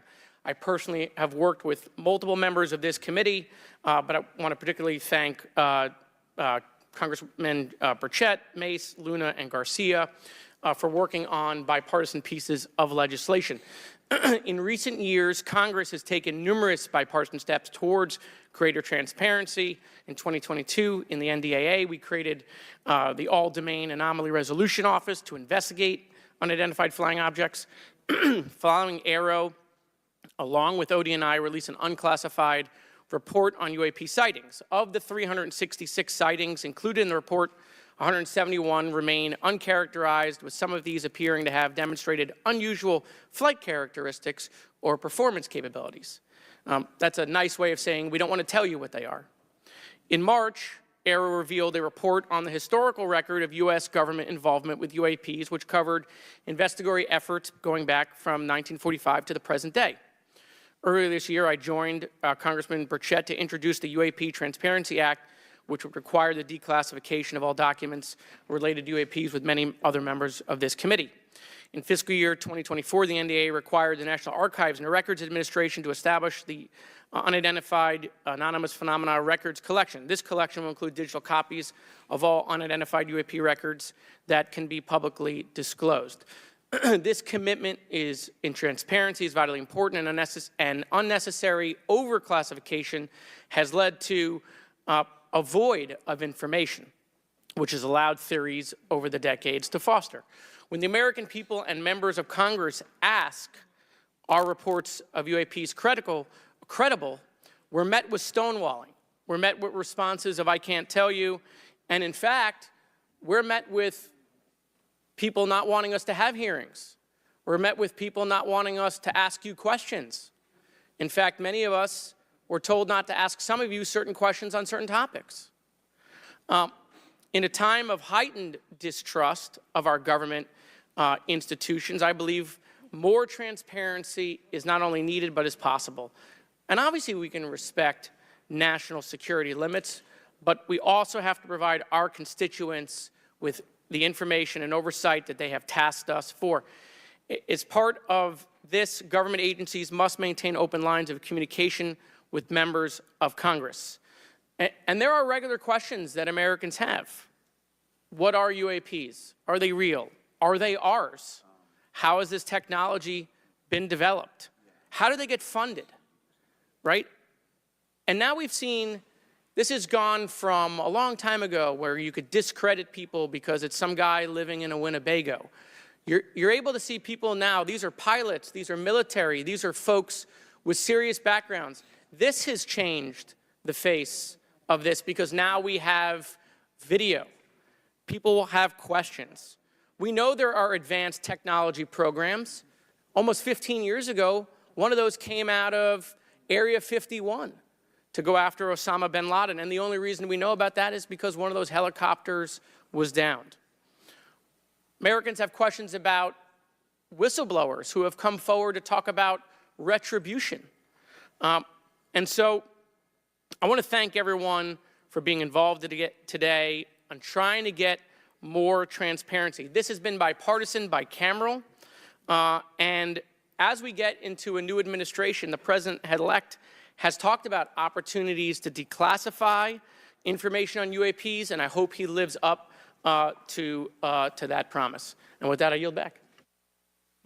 Okay, thank you, Mr. Moskowitz. And I would now, committee staff asked me to go ahead and I will do it, to enter into the congressional record this 12-page document that Michael Schellenberger brought today that describes the Immaculate Constellation government program. So we will do that now. Every member up here has a copy of it. The first section talks about the unacknowledged special access program called Immaculate Constellation, and the second section about USG imagery intelligence. And Representative Luna just told me if I say Immaculate Constellation, I'll be on some list, maybe a FISA warrant, so come at me, bro, I guess. But without objection, entered in the record. All right, so next we will introduce our witnesses for today's hearing. Thank you so much for being here. Our first witness is retired Rear Admiral Tim Gallaudet, who retired from the U.S. Navy and is now the Chief Executive Officer at Ocean STL Consulting. Our second witness is Mr. Lou Elizondo, a former Department of Defense official and author of a recent bestseller book about UAPs. Our third witness is Mr. Michael Schellenberger, founder of the newsletter Public and author of a recent journalistic piece about special access programs, including one widely identified as Immaculate Constellation. I swear the staff wants me on a list. Okay. And our last witness today is Mr. Michael Gold, a former NASA official who is also a member of the NASA UAP Independent Study Team. Welcome, everyone. We are pleased to have you today. Pursuant to Committee Rule 9G, the witnesses will please stand and raise your right hands. This is where it gets real.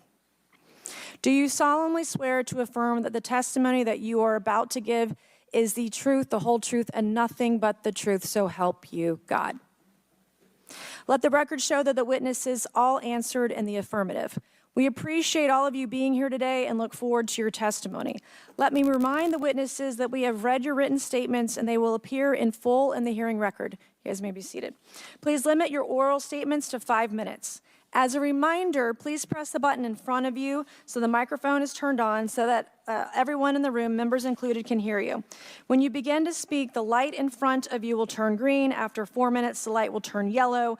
When the red light comes on, your 5 minutes has expired, and we would ask that you please wrap it up. So I will first recognize Rear Admiral Gallaudet to please begin your opening remarks. Thank you, Chairwoman Mace, Chairman Grothman, Ranking Members Connolly and Garcia, and members of the committee.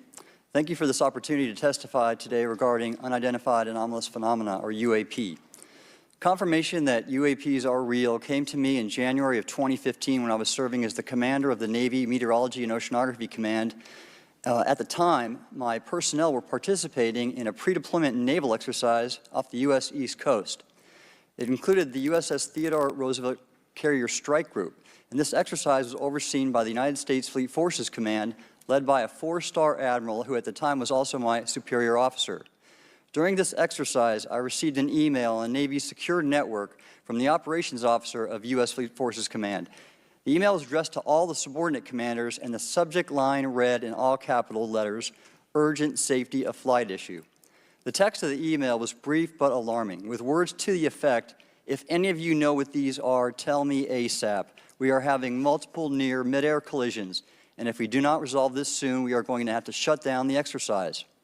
Attached to the email is what is now known as the Go Fast video, captured on the forward-looking infrared sensor of one of the Navy FA-18 aircraft participating in the exercise. The now declassified video showed an unidentified object exhibiting flight and structural characteristics unlike anything in our arsenal. The implication of the email was clear. The author was asking whether any of the recipients were aware of classified technology demonstrations that could explain these objects. Because the DoD policy is to rigorously deconflict such demonstrations with live exercises, I was confident this was not the case. The very next day, that email disappeared from my account and those of the other recipients without explanation. Moreover, the commander of Fleet Forces Command and the operations officer never discussed the subject. Even during weekly meetings specifically designed to address issues affecting exercises like the one in which the Theodore Roosevelt Strike Group was participating. This lack of follow-up was very concerning to me. As the Navy's chief meteorologist at the time, I was responsible for reducing safety of flight risks. Yet it appeared to me that no one at the flag officer level was addressing the safety risk posed by UAPs. Instead, pilots were left to mitigate these threats on their own without guidance or support. I concluded that the UAP information must have been classified within a special access program managed by an intelligence agency. That is a compartmented program that even senior officials, including myself, were not read into. Last year's UAP hearing before this oversight committee confirmed that UAP-related information is being withheld from senior officials and members of Congress. And just this week, I learned from former DoD official Chris Mellon that satellite imagery of UAP from a few years ago still has not been shared with Congress. Equally concerning, last year's UAP hearing also revealed that elements of the government are engaged in a disinformation campaign to include personal attacks designed to discredit UAP whistleblowers. Having never signed a non-disclosure agreement regarding UAPs, and now as a private citizen, I've become an advocate for greater UAP transparency from the government. The continued overclassification surrounding UAPs has not only hindered our ability to effectively address these phenomena, but has also eroded trust in our institutions. While I applaud previous bipartisan legislation passed by Congress concerning UAPs, a more comprehensive approach is needed to address the broader implication of UAP on public safety and national security, as well as the socioeconomic opportunities that open UAP research could unlock. Therefore, I recommend Congress take the following action, which I believe will receive bipartisan support.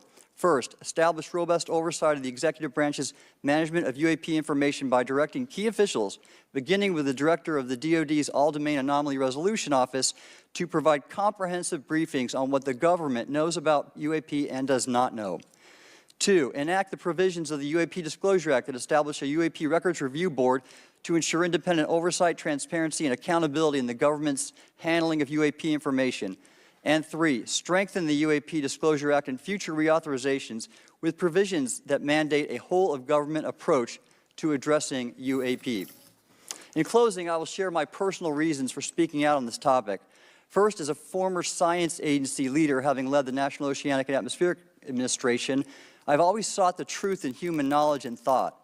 Now that we know UAP are interacting with humanity, and these include unidentified submerged objects in the ocean, we should not turn a blind eye, but instead boldly face this new reality and learn from it. Additionally, at a time when leaders in government leave much to be desired, I feel obligated to show moral leadership on this issue of UAP disclosure by validating the credibility of the courageous men and women who have come out as witnesses and whistleblowers to expose the truth. My speaking out has encouraged others to do the same, and it's my hope over time that a number of your constituents will want to know the truth and about UAP, and this number will increase to such an extent that the congressional action I've just recommended will become inevitable. Thank you, and I look forward to your questions. Thank you. I will now recognize Mr. Elizondo for his opening statement. Greetings, Chairwoman Mace, Chairman Grothman, Ranking Members Connolly and Garcia, and members of the committee. It is my honor and privilege to testify before you on the issue of unidentified anomalous phenomenon, formerly known as UFOs.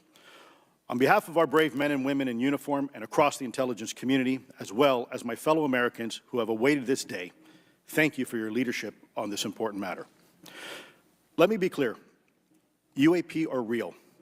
Advanced technologies not made by our government or any other government are monitoring sensitive military installations around the globe. Furthermore, the U.S. is in possession of UAP technologies, as are some of our adversaries. I believe we are in the midst of a multi-decade secretive arms race, one funded by misallocated taxpayer dollars and hidden from our elected representatives and oversight bodies. For many years, I was entrusted with protecting some of our nation's most sensitive programs. In my last position, I managed a special access program on behalf of the White House and the National Security Council. As such, I appreciate the need to protect certain sensitive intelligence and military information. I consider my oath to protect secrets as sacred, and I will always put the safety of the American people first. With that said, I also understand the consequences of excessive secrecy and stovepiping. Nowhere was this more apparent than in the aftermath of 9/11, which many of us remember all too well. I believe that America's greatness depends on three elements: A, a watchful Congress, B, a responsive executive branch, and C, an informed public. Over the last decade and a half, I learned that certain UAP programs were and are operating without any of these elements. Although much of my government work on the UAP subject still remains classified, excessive secrecy has led to grave misdeeds against loyal civil servants, military personnel, and the public, all to hide the fact that we are not alone in the cosmos. A small cadre within our own government involved in the UAP topic has created a culture of suppression and intimidation that I've personally been victim to, along with many of my former colleagues. This includes unwarranted criminal investigations, harassment, and efforts to destroy one's credibility. Most Americans would be shocked to learn that the Pentagon's very own Public Affairs Office openly employs a professional psychological operations officer as the singular point of contact for any UAP-related inquiries from citizens and the media. This is unacceptable. Many of my former colleagues and I have provided classified testimony to both the Department of Defense and the Intelligence Community Inspector General, and many of us have subsequently been targeted by this cabal with threats to our careers, our security clearances, and even our lives. This is not hyperbole, but a genuine fact, and this is wrong. To fix these problems, I propose three principal actions. First, Congress and the President should create a single point of contact responsible for a whole-of-government approach to the UAP issue. Currently, the White House, CIA, NASA, the Pentagon, Department of Energy, and others play a role, but no one seems to be in charge, leading to unchecked power and corruption. Second, we need a national UAP strategy that will promote transparency and help restore the American public's trust at a time when the public's trust is at an all-time low. This strategy should include a whole-of-government approach, including the academic and scientific communities, the private sector, and our international partners and allies. Third, Congress should create a protected environment so whistleblowers desperate to do the right thing can come forward without fear. As it currently stands, these whistleblowers suffer because of stigma, a code of silence, and concerns about retaliation. These whistleblowers should be encouraged to come forward in ways that protect them against any forms of retaliation. policies and procedures should ensure that protection. And for those who refuse to cooperate, it is up to the members of this committee and the other lawmakers to wield their subpoena power against hostile witnesses and prevent additional government funding to those UAP efforts that remain hidden from congressional oversight. In closing, we as Americans have never been afraid of a challenge. In fact, we thrive on them, whether it's eradicating polio or going to the moon. We don't run from a challenge, we take it head on. To the incoming administration and Congress, I say to you, we need immediate public transparency, and this hearing is an important step on that journey. If we approach the UAP topic in the same way as we as Americans have met other challenges, we can restore our faith in our government institutions.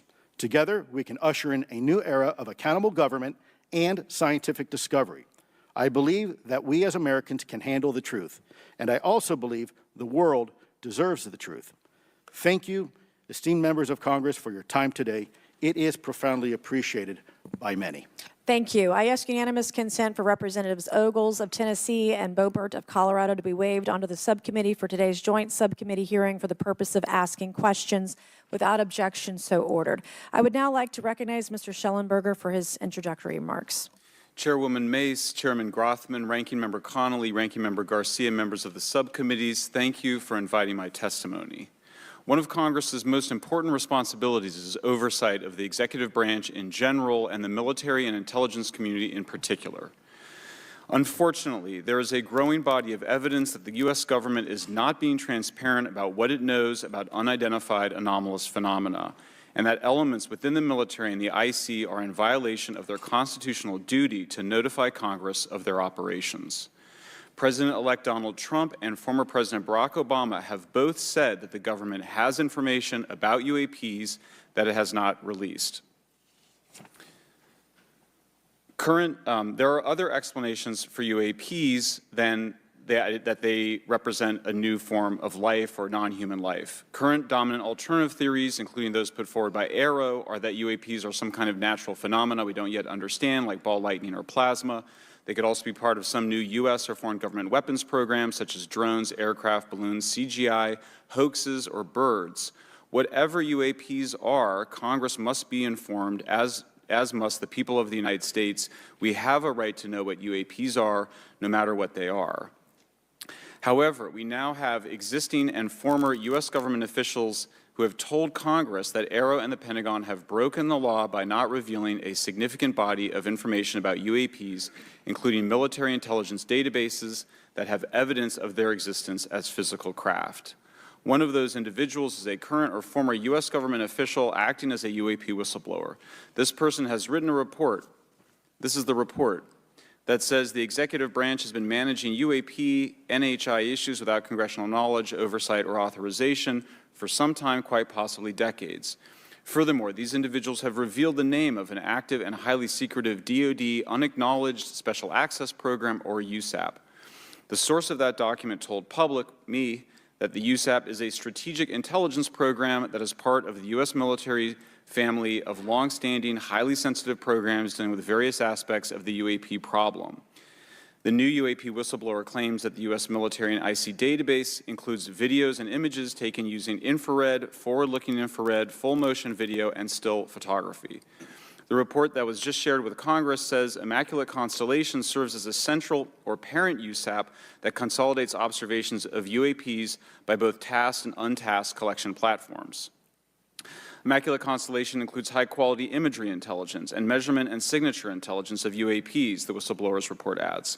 The sources of this intelligence are a blend of directed and incidental collection capabilities, positioned in low Earth orbit, the upper atmosphere, as well as military and civilian aviation altitudes and maritime environments. The report to Congress details in detail various UAPs, including spheres, orbs, disks, saucers, ovals, triangles, boomerang, arrowhead, and irregular organic. The report describes various incidents found in the human intelligence databases. One involved orbs surrounding and forcing an F-22 out of its patrol area. In another incident, the crew of a Navy aircraft carrier watched a small orange-red sphere rapidly descend from a high altitude of 100 to 200 yards directly above the flight deck of the CVN, or aircraft carrier. And since my reporting on this immaculate constellation last month, another source came forward who told me that they saw a roughly 13-minute long, high-definition, full-color video of a white orb UAP coming out of the ocean approximately 20 miles off the coast of Kuwait. It was filmed from a helicopter. Then halfway through the video, the person said the orb is joined by another orb that briefly comes into the frame from the left before rapidly moving again out of the frame. The person discovered the video on SIPR, the Secure Internet Protocol Router Network, which the DoD uses to transmit classified information. A leading UAP researcher who utilizes the Freedom of Information Act to find out what the government knows, John Greenwald, told me last year that the U.S. government had been increasingly denying his request for UAP information. He has been doing FOIA requests for 27 years and has an archive of 3 million pages. The government has for decades denied any interest in UFOs, he told me, but the documents that he has assembled show that behind the scenes it was a completely different story. Contrary to the hopes of many advocates of transparency, the government has been restricting more information since the leak of 3 UAP videos in 2017. The DoD organization AARO has been labeling many documents with a B7 exemption, which Greenwald says does not make any sense. They're stating that anything AARO does is involved in law enforcement investigation, which allows AARO to not release it. Greenwald says that the DoD has denied the existence of a UAP and ATIP-related records on multiple occasions, only to acknowledge them after an appeal was filed. He added that the Naval Air Systems Command in March 2022 stated they found no additional UAP videos. It seemed strange that they had 3 and only those 3, but other requests had been filed by the Black Vault, that's John Greenwald's group, to seek out more places UAPs might be hiding. Then in September 2022, the Navy admitted that the UAP-related videos and photographs existed, but denied the request in full for their release, saying that the requested videos contain sensitive information that are classified and exempt from disclosure. The DoD will deny things on a Monday and then admit to it on a Friday, said Greenwald. He said the government can and does release videos that protect secret methods of capturing it. They fall back on the sensitive platform excuse a lot, he said. However, the on-screen information can be blurred and scrubbed. The metadata can be removed. I'll show you this example here. This is a presentation from the UATP task force. This is completely absurd. It's nuts, this level of censorship, of redaction on a document. It shows the redaction of how many reports they've collected, for how many years. 2 of the 3 potential explanations are blacked out. The Pentagon, the intelligence community is treating us like children. It's time for us to know the truth about this. I think that we can handle it. Thank you very much. Thank you. I would now like to recognize Mr. Gold for 5 minutes. Thank you, Chairwoman Mace, Chairman Grothman, Ranking Members Connolly and Garcia, Representative Moskowitz, and distinguished members of both subcommittees. I'm grateful to all of you, as well as your intrepid staff, for the opportunity to testify, and would like to begin by discussing courage. Courage is what it takes to tackle this topic, and courage in the face of adversity is what I see in front of me, beside me, and behind me. Per my introduction, I am currently the Chief Growth Officer at Redwire Space and have had several leadership positions at NASA. That being said, I want to be clear that I am speaking exclusively on my own behalf and not for Redwire, NASA, or any other organization. However, I am here today to speak out for science. Science requires data, which should be collected without bias or prejudice. Yet, whenever the topic of UAP arises, those who wish to explore the phenomena are often confronted with resistance and ridicule. For example, members of the NASA UAP Independent Study Team, particularly those in academia, were mocked and even threatened for simply having the temerity to engage in the study of UAP.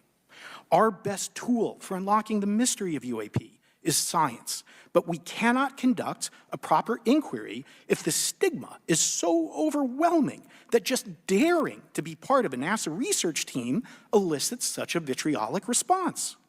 Therefore, one of the most important actions that can be taken relative to exposing the truth of UAP is to combat the stigma. And this is where I believe that NASA can be eminently helpful. The NASA brand is synonymous with hope, optimism, and credibility. If you were to take a walk down the National Mall, you would immediately see the NASA logo on t-shirts, hats, and bumper stickers. Few federal agencies enjoy this kind of popularity. I've never seen anyone wearing an Office of Personnel Management t-shirt, which is why NASA could play such an influential role. Specifically, NASA could, with relatively little cost and effort, host symposia on UAP, or even just participate in existing panels examining the topic. NASA personnel stepping forward and participating in such discussions would make a powerful statement to the scientific community that UAP should be taken seriously and researched accordingly. In regard to research, NASA has vast archives, much of which may contain important UAP data. Again, for relatively little cost and effort, NASA could create an AI or ML algorithm that could search the agency's archives for anomalous phenomena. I suspect that such an effort would not only result in information that will help us to understand UAP, but could result in data that will assist in other areas of scientific inquiry, such as anomalous weather or meteorite activity. Beyond its existing archives, NASA could act as a clearinghouse for civilian and commercial UAP data. During my work on the UAP Independent Study Team, it quickly became evident that there is no clear or well-publicized process for civilian pilots to report UAP sightings. The stigma associated with UAP hampers the number of pilots that would report such phenomena, but even for those who overcome the stigma, I believe the current FAA guidance is largely unknown and poorly understood. In order to effectively collect UAP data, the independent study team recommended the use of NASA's Aviation Safety Reporting System, or ASRS. This system, which is administered by NASA and funded by the FAA, provides a confidential means for the reporting of safety violations in a voluntary and non-punitive manner. Over 47 years, the ASRS has collected nearly 2 million reports. ASRS is the perfect tool to collect UAP data, which could then be collated by NASA and shared with the public at large. Leveraging ASRS could create a treasure trove of UAP data, potentially hundreds of thousands of reports, supporting this hearing's goal of exposing the truth. And I'm grateful to our two co-chairs and other members who have already incorporated this idea into proposed legislation. At this hearing, and as others have demonstrated, the UAP issue is justifiably dominated by national security and defense. However, I would urge the subcommittees to keep in mind the numerous ways that NASA and the FAA, as well as commercial activities in the air, in space, and in the water, can generate a massive amount of invaluable data on anomalous phenomena. I cannot help but be excited by the potential for such an endeavor, since scientific discovery is driven by anomalies. It's the existence and study of anomalies that led to the theory of relativity, quantum mechanics, and nearly all of humanity's scientific breakthroughs. This is why the study of UAPs should be embraced, since whatever is occurring, the chance to garner new knowledge should never be ignored. We must be thorough in collecting information, fearless in making conclusions, and open to following the data, no matter how mundane or extraordinary the results may be. I began this testimony by praising the Joint Subcommittee members for their courage, and I will end by echoing that sentiment. As the saying goes, the truth is out there. We just need to be bold enough and brave enough to face it. Thank you. Thank you. Thank you all. I will now recognize myself for 5 minutes of questioning. I have a lot of questions, and I have a lot of witnesses. So I would just ask, if it's yes or no, to please just tell me yes or no. If it requires more than that, be very succinct, because I would like to go down the line and ask as many questions as possible. So for the Admiral this morning first, former DOD official Chris Mellon reached out to you about satellite imagery from 2017 that depicts a UAP. What were the dates in 2017 when this occurred? I can't share with you the details, ma'am, but I can do it in a closed setting, and I can also tell you the agency that wrote a report on it. Okay, so who has the imagery? I can tell you that in a closed setting. Can you describe what was depicted in the satellite imagery? Just a description. It was a UAP, ma'am. That's it? No other description? The term that the analysts used, they called it the button. It was a disc-shaped object. Okay, where was it? I can't tell you that, ma'am. Okay. All right. Okay, Mr. Elizondo, you stated in your testimony that, quote, advanced technologies not by our government or any other government are monitoring sensitive military installations around the globe, end quote. If these technologies are not made by any government, who's making them? Private companies, or are you implying they are crafted by a non-human intelligence? Well, ma'am, that's precisely why we're here. The problem is that, temporally speaking, over decades, not just the last 10 years, to put this in perspective, are these private companies you're implying, or is this non-human intelligence? It may be both. Okay. When it comes to Blue Force Technologies, I would not be able to discuss. Okay. Are you read into secret UAP crash retrieval programs? We would have to have a conversation in a closed session, ma'am. I signed documentation 3 years ago that restricts my ability to discuss specifically crash retrievals. I submitted for my book through the DOPSR process, which took a year for it to be reviewed. And what is in the book is what I was told I'm allowed to talk about. Has the government conducted secret UAP crash retrieval programs, yes or no? Yes. Okay, were they designed to identify and reverse engineer alien craft, yes or no? Yes. Does the U.S. government have any reverse, okay, we already answered that question about retrieval programs. Do any U.S. contractors have the same? I would prefer to address that in a closed session, ma'am. Okay. In your book, you mentioned government employees who've been injured by UAPs, placed on leave, and receiving government compensation for their injuries. Is that correct? That is correct. How can the government deny we have recovered craft if they're paying people because they've been injured by recovered craft? Ma'am, that's a great question. That's why I think we're here again, because I've seen the documentation by the U.S. government for several of these individuals who have sustained injuries as a result of a UAP incident. It's a crazy idea, right? The hypocrisy and the logic. Okay, Mr. Schellenberger, I'm going to say it again to be very clear. Immaculate Constellation. What's its mission and how are they funded?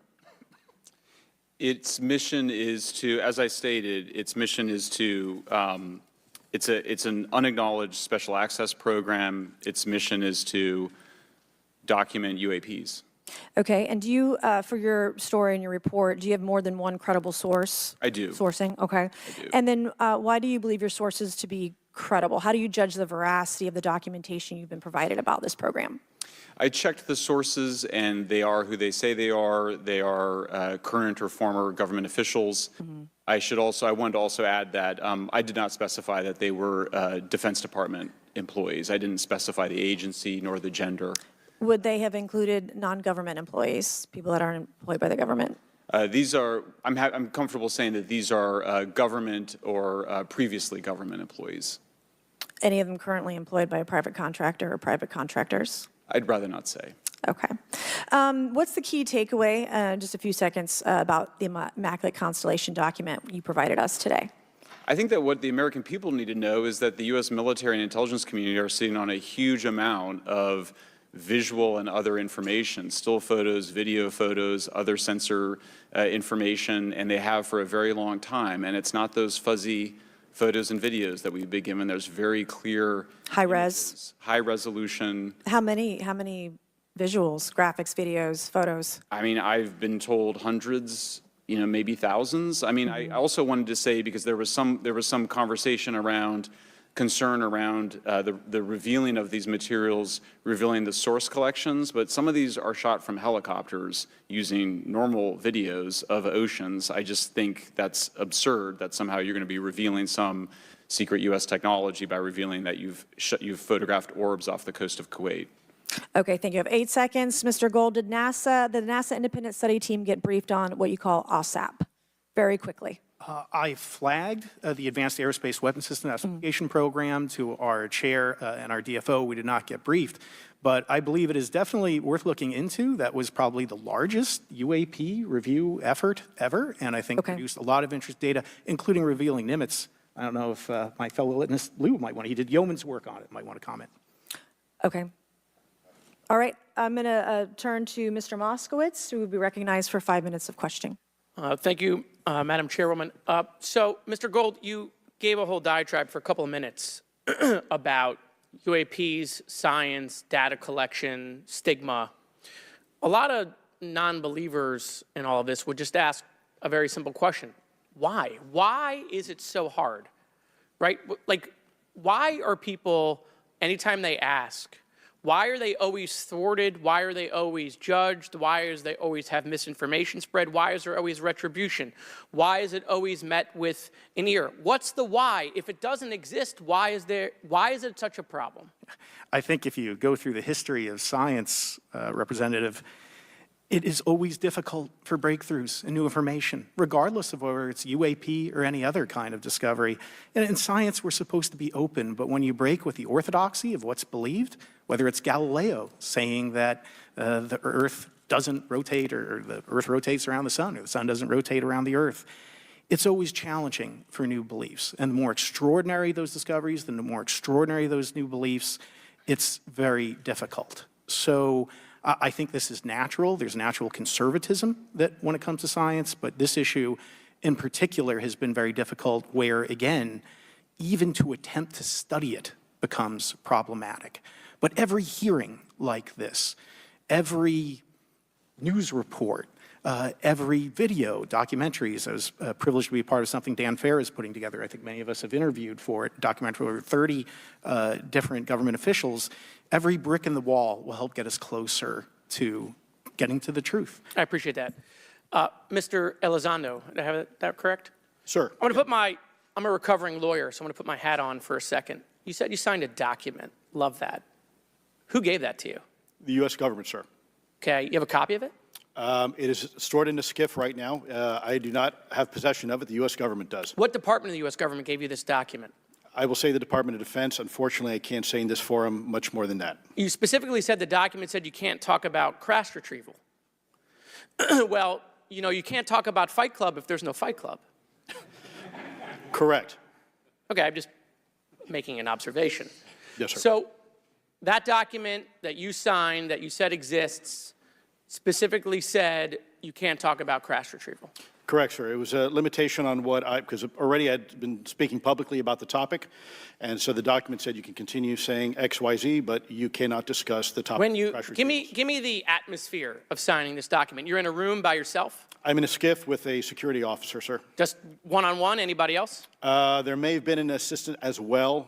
It was in a SCIF within a Department of Defense facility. Give me your background real quick. My background is I went to school to study microbiology and immunology, entered into the U.S. Army, and after a very short stint in military intelligence, I became a counterintelligence special agent. As a civilian, later on I became a special agent in charge, running investigations in counterterrorism and counterespionage primarily, with some experience in counterinsurgency and counternarcotics. And then in 2009 timeframe, when I came back to the Pentagon after a tour with the Director of National Intelligence, I quickly became part of a program that was originally called OSAP that evolved into the program now called ATIP, which is where those videos that we now see, the Go Fast, the Gimbal, the FLIR, that was part of our effort, sir. Right, so you're not some conspiracy theorist. You actually have a legitimate background. Well, sir, I'm certainly not a conspiracy theorist. I'm fact-based, just say facts. So when you're in this room, I want to paint the picture for everybody. You're in this room, you're by yourself, you're in a SCIF, you're handed a document. How long is the document? It's about a page front and back. So basically you have some things they call trigraphs, which I cannot, again, talk to. How long were you given to sign the document? As long as I needed, sir. And what if you didn't sign it? Well, I suspect there'd be repercussions. I wouldn't have access to certain information. Were you allowed to ask a lawyer, or weren't allowed to ask for a lawyer to review the document? It wasn't an option, but they probably wouldn't have allowed me to, because the document itself is pretty explicit about you have to be. Wait, you're putting me in an interest. Let me try to thread the needle here. There are certain documents that we have in the U.S. government that allow people to have access to certain programs, whether it's a special, and I'm going to be very generic here, whether it's a special access program or a controlled access program, SAP, CAP, whatnot. How many people have to sign that document? It depends how many people are going to get access to the information, sir. Okay. Last question. Doctor, real quick, can you tell us about the Omaha incident in greater detail? I've read your background, right? Some people would label you as a member of the deep state, since you worked in government for a long period of time. But can you tell us more about that incident? You've written a lot about that. I wrote a lot about incidents like it, Congressman, but that specific incident involved the USS Omaha, the littoral combat ship of the U.S. Navy operating off Southern California. I don't remember the exact date. It was within the last decade. And what the watchstanders on the bridge observed was a UAP, again, something that was aloft but had no observable exhaust or control surfaces. So it was something that couldn't be explained. And then they saw it enter the water from the atmosphere and going through the air-sea interface, and so thus exhibiting transmedium travel. Thank you. I yield back. Thank you. I'll now recognize Mr. Grothman for 5 minutes of questioning. Yeah, we'll start with Mr. Gallaudet. During a previous UAP hearing, Navy Commander David Fraver discussed the TikTok object engaged in 2004. Are you familiar with the incident, the TikTok incident? Yes, sir. And that's almost 20 years I'll go, right? Yes, sir. It's been said there are more videos, documents, and reports related to this incident. Do you believe the information regarding the TikTok incident should be available to all members of Congress? And in your expertise, what reason would the Department of Defense possibly have for not releasing information that's over 20 years old? Thank you, Congressman. I don't think there's any good reason to withhold information and important data, especially of national security concern from Congress. Well, what would they say? I will speculate, sir, that they don't want to share that kind of information because it reveals weaknesses in our ability to monitor and protect our airspace. Okay.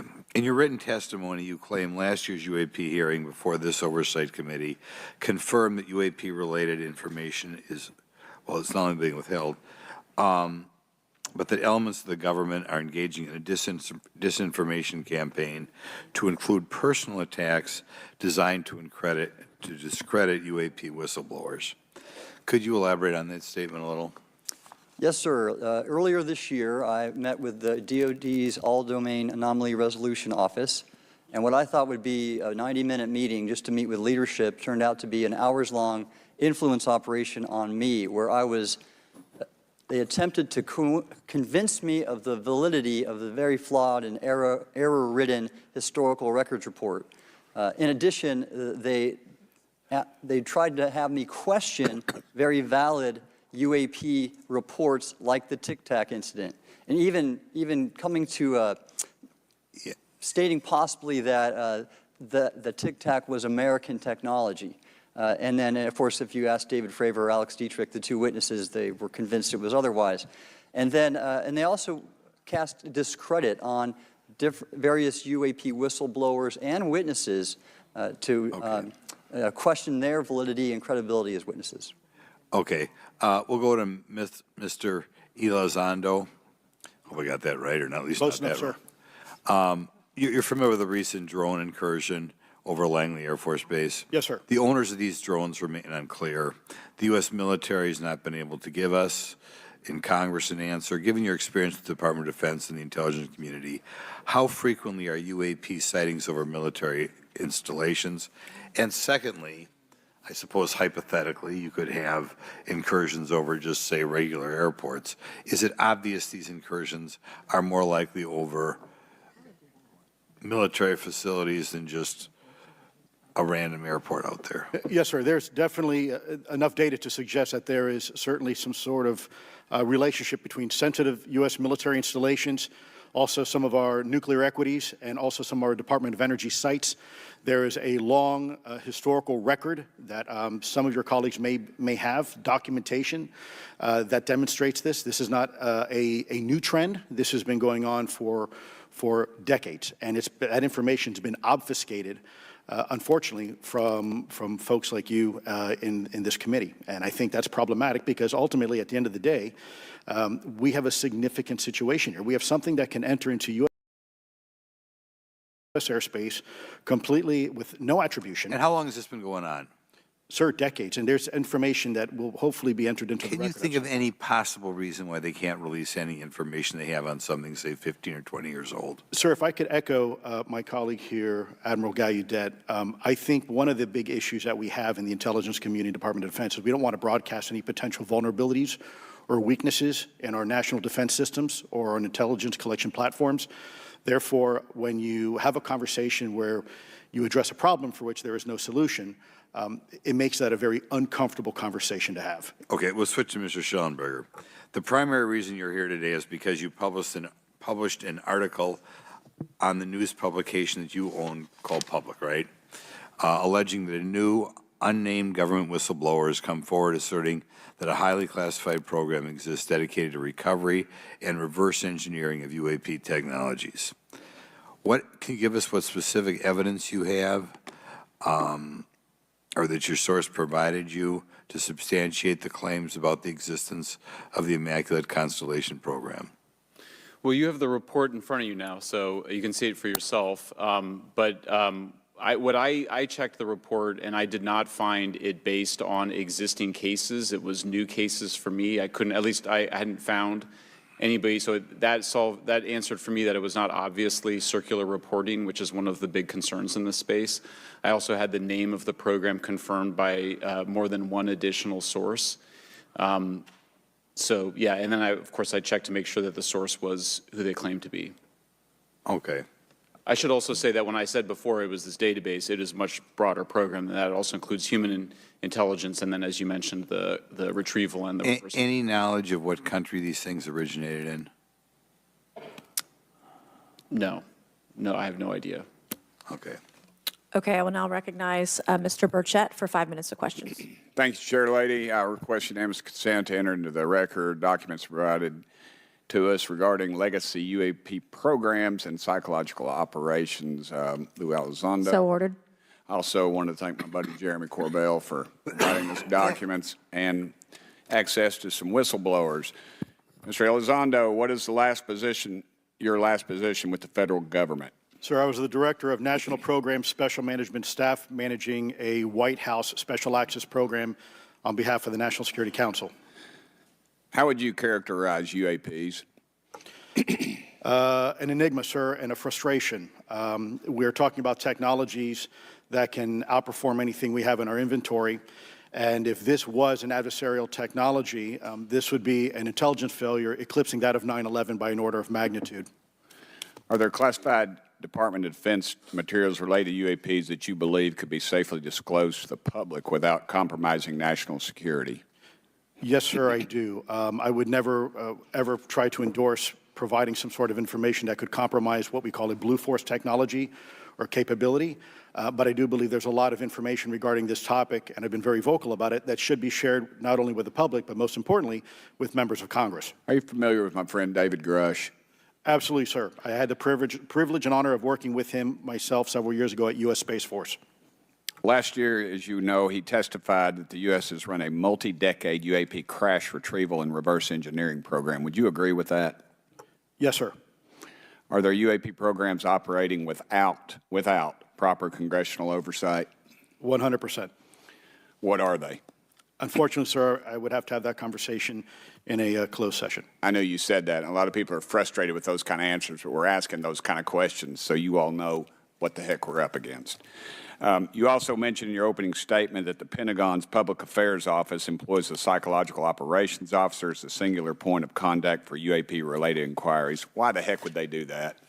Sir, that's a great question. I would ask the Pentagon. There's a long history here of that individual providing misleading and false information to the public through various news outlets and media outlets in order to discredit this topic. I've personally been victim to it. We have the documentation to substantiate where this information has been absolutely inaccurate, that has been provided time and time again, and it turns out that that individual was also working with former leadership of Aero at the time as well.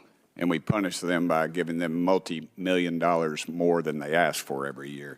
Admiral Gallaudet, you mentioned in your opening statement on an email you received from the operations officer of the Fleet Forces Command regarding unknown objects almost colliding with U.S. military planes. Did anyone respond with knowledge of what the objects were? I received no response, sir. Did the exercise get canceled? The exercise did not get canceled. Why do you think the commander of Fleet Forces operations officer never discussed the incident again? Sir, I'm speculating because I didn't have an exchange with him, but I believed it to be part of a special access program, the information and the video, which we have known now it was, and he realized he couldn't share that openly with the recipients of the email, and therefore the email was pulled from everybody's account. Again, tell us what happened to the email from the commander of Fleet Forces. The day after I received it, and all the other recipients received it, which were all the subordinate commanders of U.S. Fleet Forces, so 1- and 2-star admirals, including strike group commanders, the email was wiped or deleted from our accounts, and then no one talked about it. All right. Have you specifically had any experience with submersible objects? Sir, I've no personal experience, but I've had witnesses on submarines come to me and say they've seen on sonar data.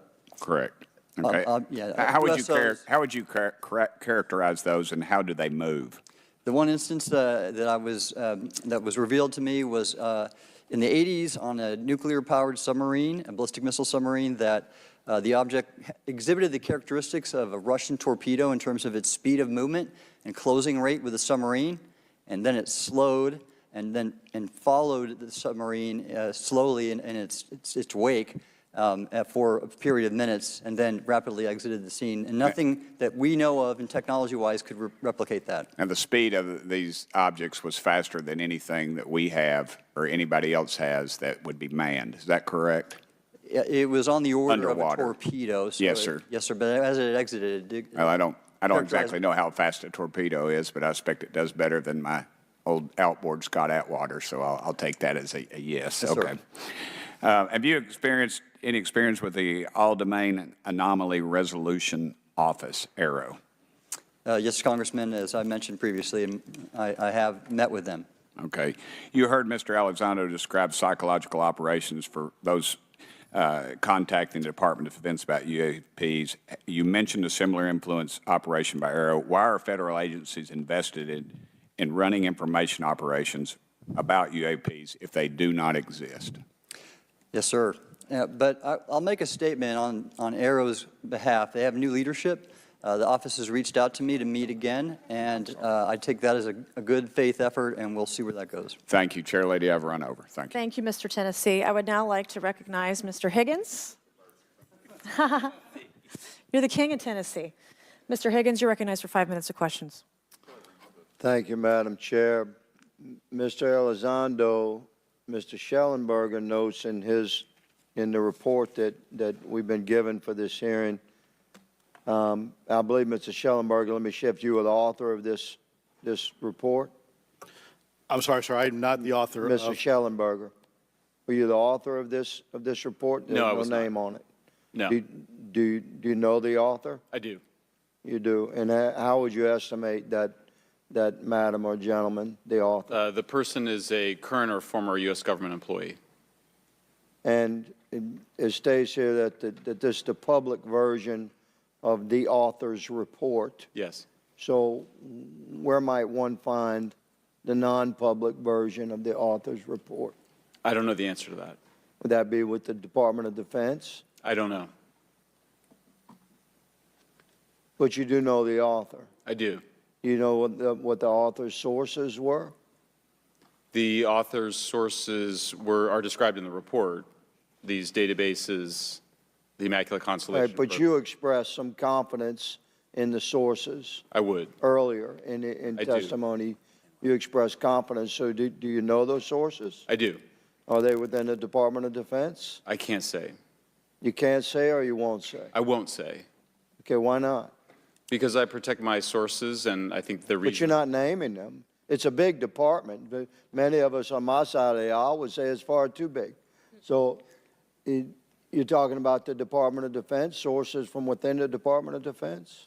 I'm not willing to reduce the potential universe of where my sources might be. Okay, moving on. In this report, Mr. Elizondo, for reference, several types of allegedly alien craft or possibly alien craft or unknown aerial phenomena, what we used to call UFOs, are described. Spheres and orbs,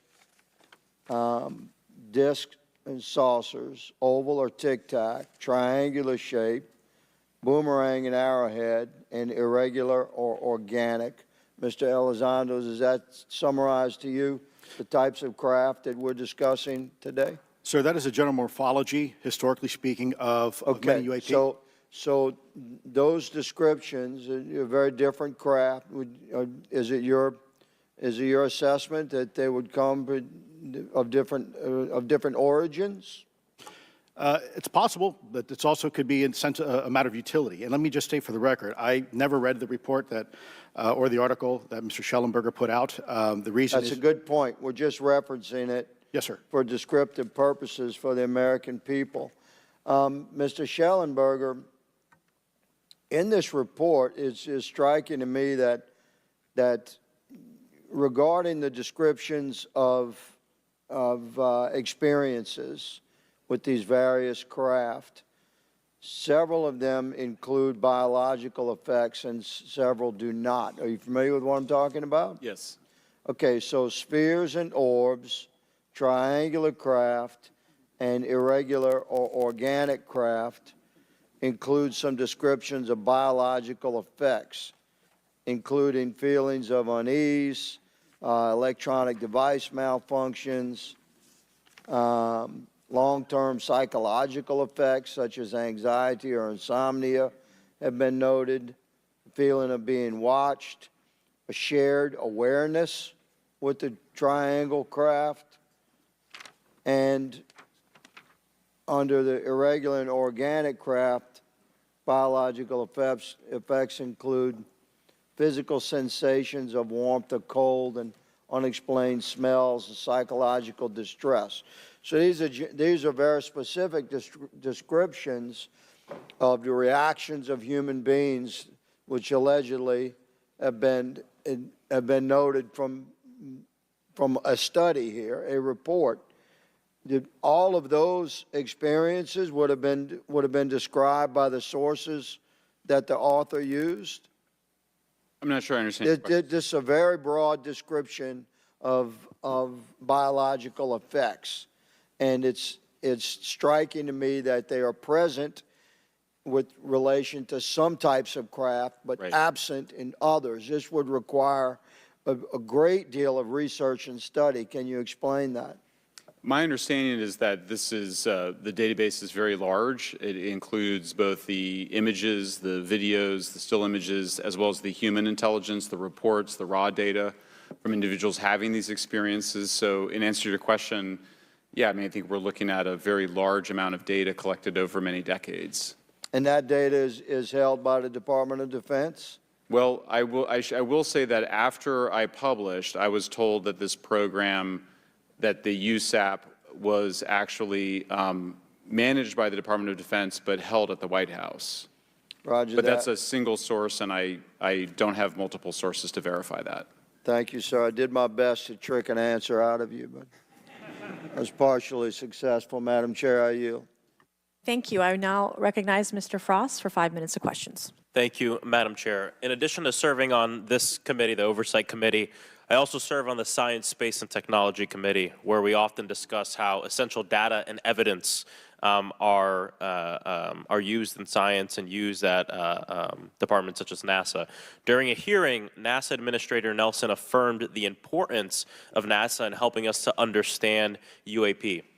Mr. Gold, if the government doesn't have the data it needs on UAP because, say, someone who saw something is concerned about stigma, public backlash, et cetera, or maybe there's just not good systems in place, how are we supposed to ultimately figure out what's going on? Yeah, thank you for the question. And let me compliment Administrator Nelson that there wouldn't have been a UAP independent study team if it wasn't for his leadership and courage. We're talking about data and where we can get data from. As I described, NASA has whole archives of data, much of which I believe will likely have information that will help inform UAP. We need only look. And again, in an era with AI and ML, we can relatively quickly and easily go through it. So I think it's something that we should encourage NASA to do. However, per Chairman Grothman's comment about UAP focusing on national security sites, I believe there's something, sir, that you may have heard of called sensor bias. That because we've got more cameras, more monitoring of national security, we don't know how extensive UAP activity may be over civilian areas. And this is to the second part of your question where we're not collecting the data. We're not collecting sufficient data from pilots. We're not collecting sufficient data from civilian and commercial activities. And this is, again, where ASRS, I think, could substantially change that, get the data out there, and allow us to do good science. Yeah. Thank you. I mean, on the data, you know, I'm a really big proponent of transparency. But obviously, there's always a little bit of balance that we have to have in government on transparency as well. I mean, last year, NASA appointed a director of UAP research in response to the recommendation by the independent study team. In the final report, there's a quote, "Despite numerous accounts and visuals, the absence of consistent, detailed, and curated observations means we do not presently have the body of data needed to make definite and scientific conclusions about UAP." Can you just talk really quickly about that balance of security and transparency? So I can say, having served at NASA, it is the most transparent organization I've ever been in. When we would have conversations of executive leadership, things would leak out almost instantly. So I can assure you, intentionally or not, NASA's very transparent. I don't know if many of you have worked with engineers or scientists. They love to talk. So I believe that NASA is a paradigm of transparency, but we must have the ability and the data to be able to be transparent with. And if we're not gathering that, if we're not looking at it, then we can't bring NASA into the game and get to that good science that you need. You know, it was about a year ago, I was touring a facility with a pretty senior government official. We went by a certain hangar and they said, yeah, that's, you know, a company leases that out. We don't really know what's going on in there. We have no way of knowing what's going on in there. And there was a few of those, in fact, while we were driving around this facility. To what extent do you think that some of the UAP out there comes from off the books or unauthorized experimental aircraft? I mean, I think probably the vast majority of UAP are drones, experimental aircraft, weather conditions, which is, again, why I say if we review the data, I think we're going to discover a lot about things we weren't even thinking about. But there is a percentage that isn't. And looking into those anomalies is how discoveries will be made. And relative to science, Congressman, if I can say, when NASA studies black holes, when NASA studies galaxies, we have instruments that are tailored to do so. With UAP, we're using cockpit gun cameras or cell phones.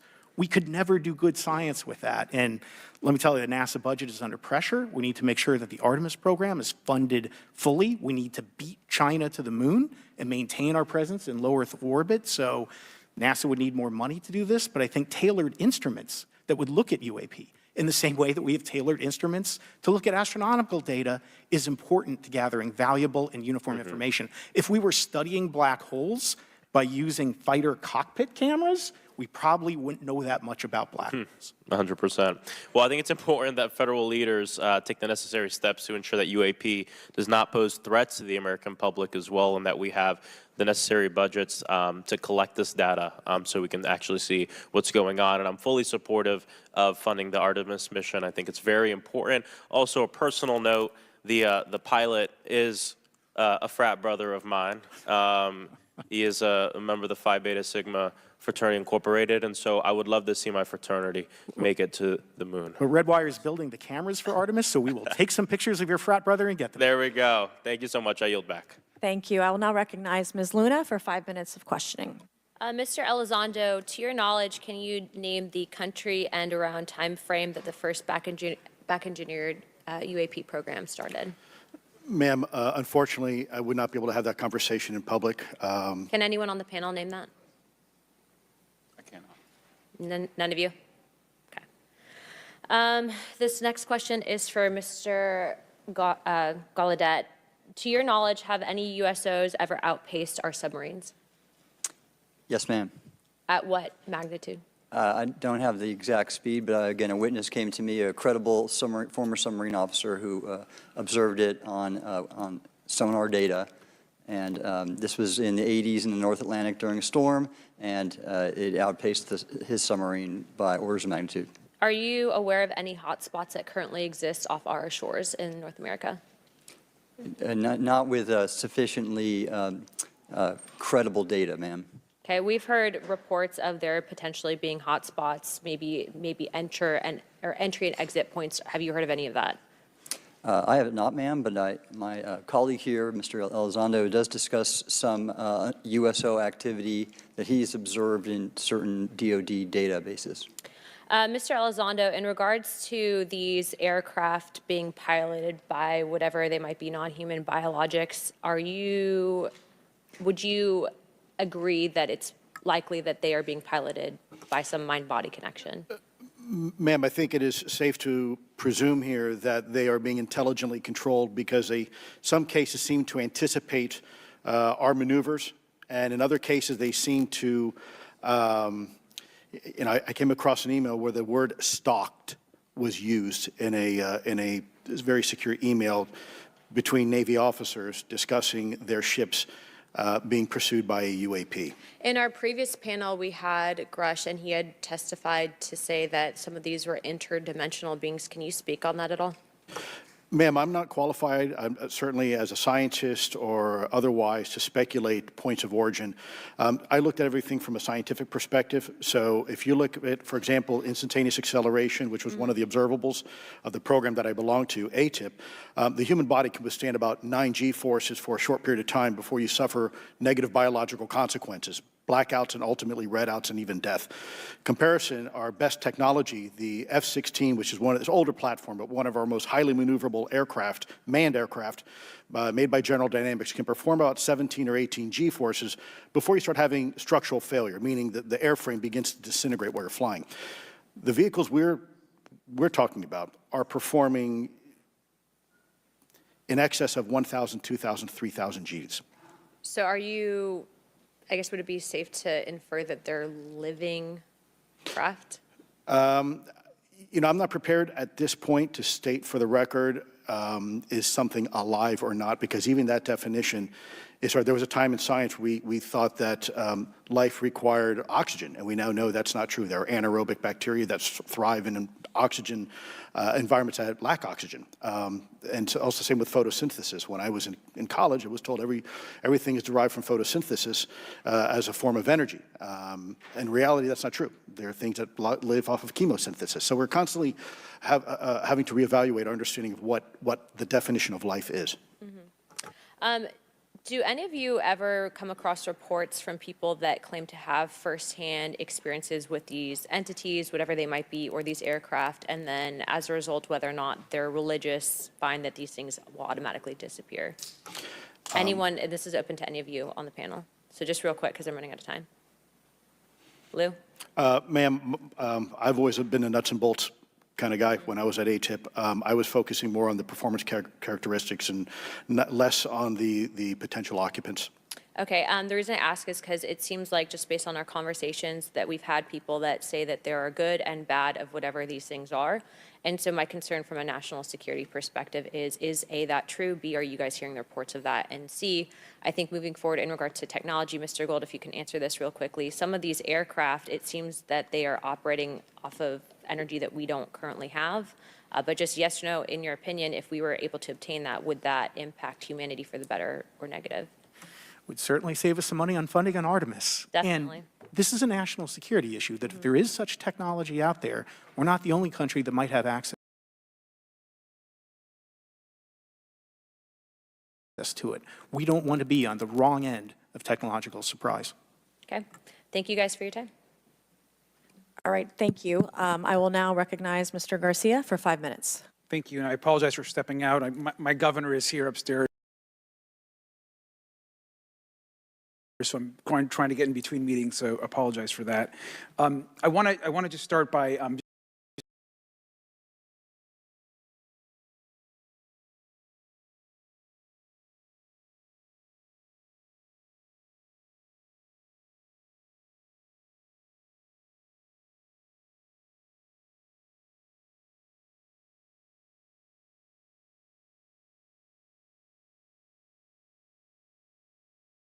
asking everyone on the panel or witnesses, and I had a chance to read all the testimony before. But just to set the agenda, if we can go down real briefly, do you believe, just for the record, that the federal government, any part of the federal government, is knowingly concealing evidence about UAPs from the public? Yes, sir. 100%. Yes. Yes. Thank you. I also want to just go down the line. I know many of you have already said this, but just for the record again, just briefly, what do you believe UAPs could be or are? Strong evidence that they are non-human, higher intelligence. I echo my colleague's comment, sir. Genuinely do not know. Don't know, but we must find out. Okay, thank you. I appreciate those answers, gentlemen. I think this is obviously another remarkable hearing with just really important information, so I thank all of you for answering the questions. Admiral, I just want to go back to one thing. Now, last year, our subcommittee heard from 2 retired Navy pilots, Lieutenant Ryan Graves and Commander David Fraver regarding UAPs. Actually, I think Ryan is here in the audience and been a great person to get to know and to have conversations with.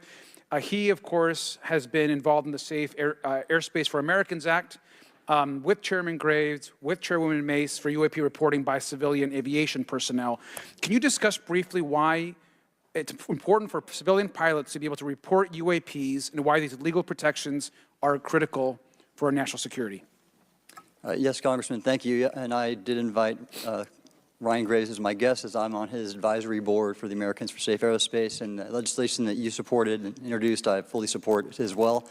And I think it's important that more civilian pilots, commercial pilots, report so we can better understand and learn and do research on UAP, as well as remove the stigma so more citizens report on what they observe. And also, it'll only contribute to aviation safety when we have a better understanding of where these UAP are, how they operate, and at what frequency and what capability level. So it's important for aviation safety, and it'll be important for moving science and research forward. Thank you, sir. And I just want to reiterate to my colleagues, I mean, this is a very bipartisan piece of legislation, and we just got to continue to get this through the Congress, and it's incredibly important that civilian pilots have the opportunity to safely report the UAPs that they are seeing or encountering in the air. And I can't express how critical this piece of what I believe is a larger collection of evidence and facts actually happen. We've been approached by pilots. I've talked to folks that have been engaged with our office and others, and there is still enormous stigma. And essentially, we don't have a system where folks are feeling free to be able to report what they're seeing. And so I just want to reiterate that advocacy. Mr. Gold, in your testimony, you discuss NASA's aviation safety reporting system, a confidential, non-punitive reporting mechanism. In the Safe Airspace for Americans Act, we explicitly allow for civilian reporting, of course, of UAPs. Can you explain why the NASA task force recommended the use of the aviation safety reporting system? The aviation safety reporting system is an existing system that is trusted, that has taken hundreds of thousands, now millions of cases. And again, recognizing budgetary constraints, this seemed like the perfect way to be able to gain more data. And when it comes to the stigma, sir, it's something that pilots are used to reporting on, that crew is used to reporting on. So it's a great way to get data, to overcome the stigma without spending really that much more additional money since the system exists. Thank you so much for your support of that. Thank you for what Ryan Graves does. This is a common sense means to expose the truth of UAP for the purpose of this hearing. Thank you. And I just want to also add, now earlier this year, as part of the House Defense Authorization Bill, the NDAA, I had filed an amendment to include the UAP Disclosure Act, which would create a UAP Records Review Board and exercise with exercise of eminent domain over UAP-related material, modeled actually on the JFK Assassination Records Collection Act, which is widely known. Now, the amendment was blocked, but thankfully the Senate included the amendment by Senator Rounds and Schumer for the UAP Disclosure Act. So I just again want to say that we should be pushing and ensuring the UAP Disclosure Act, which is bipartisan in its support, should move forward. And if I can just briefly, particularly Admiral, can you just briefly, as I close my time, explain why the UAP Disclosure Act would be critical for us and our national security?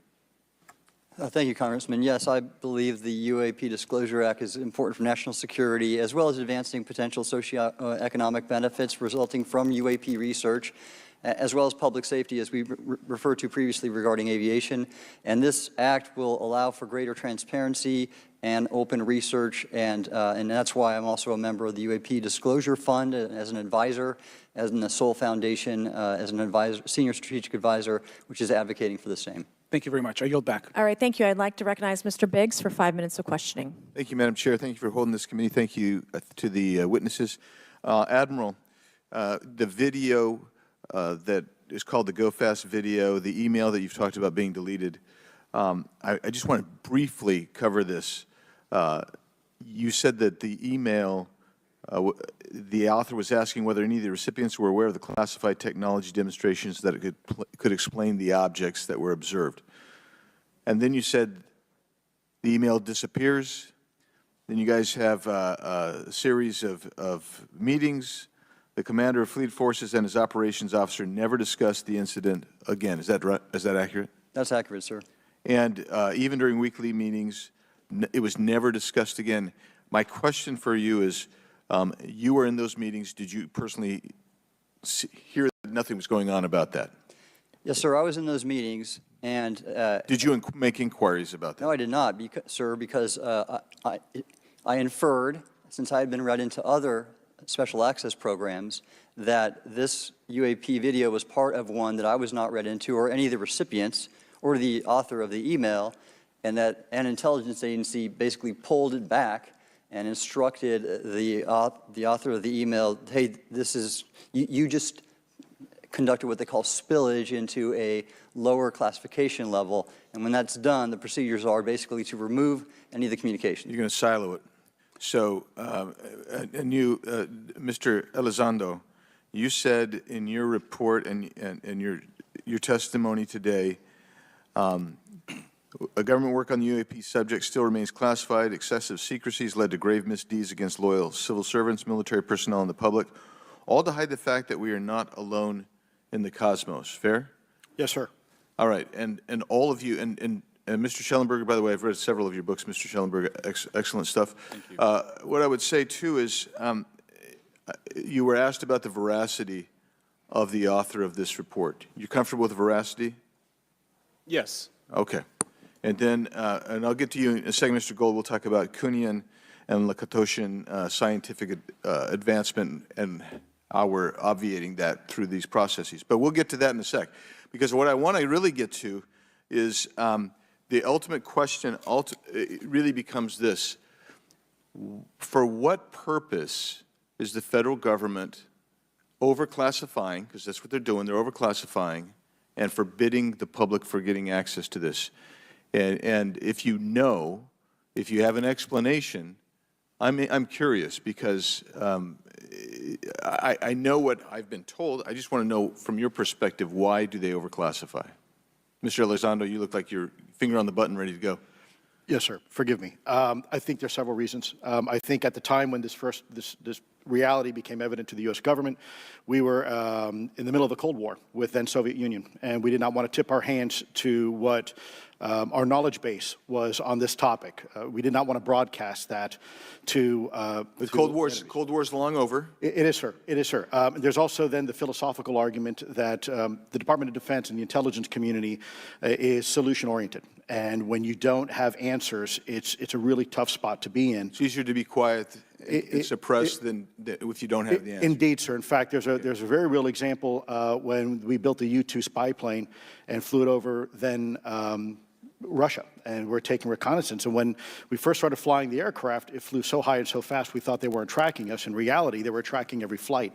It wasn't until the Russians could develop the SA-2 surface-to-air missile and successfully shoot them down. I would suggest to you also, along with Lakatos and Kuhn, you also have a problem with Kenneth Arrow's path dependence or increasing returns. That's one reason why they won't disclose it. It's too painful to admit. But I just want to read a couple things from Mr. Schellenberger's what he gave to us today, because I think this is interesting stuff, and I just want to convey this to you. On USG networks, there exists infrared footage of and imagery of a grouping of vessels engaged in SIGINT and mass collection at night in a specific area of the Pacific Ocean. This footage, which was in close proximity to the vessels, a large equilateral triangle UAP suddenly appears directly over the ships.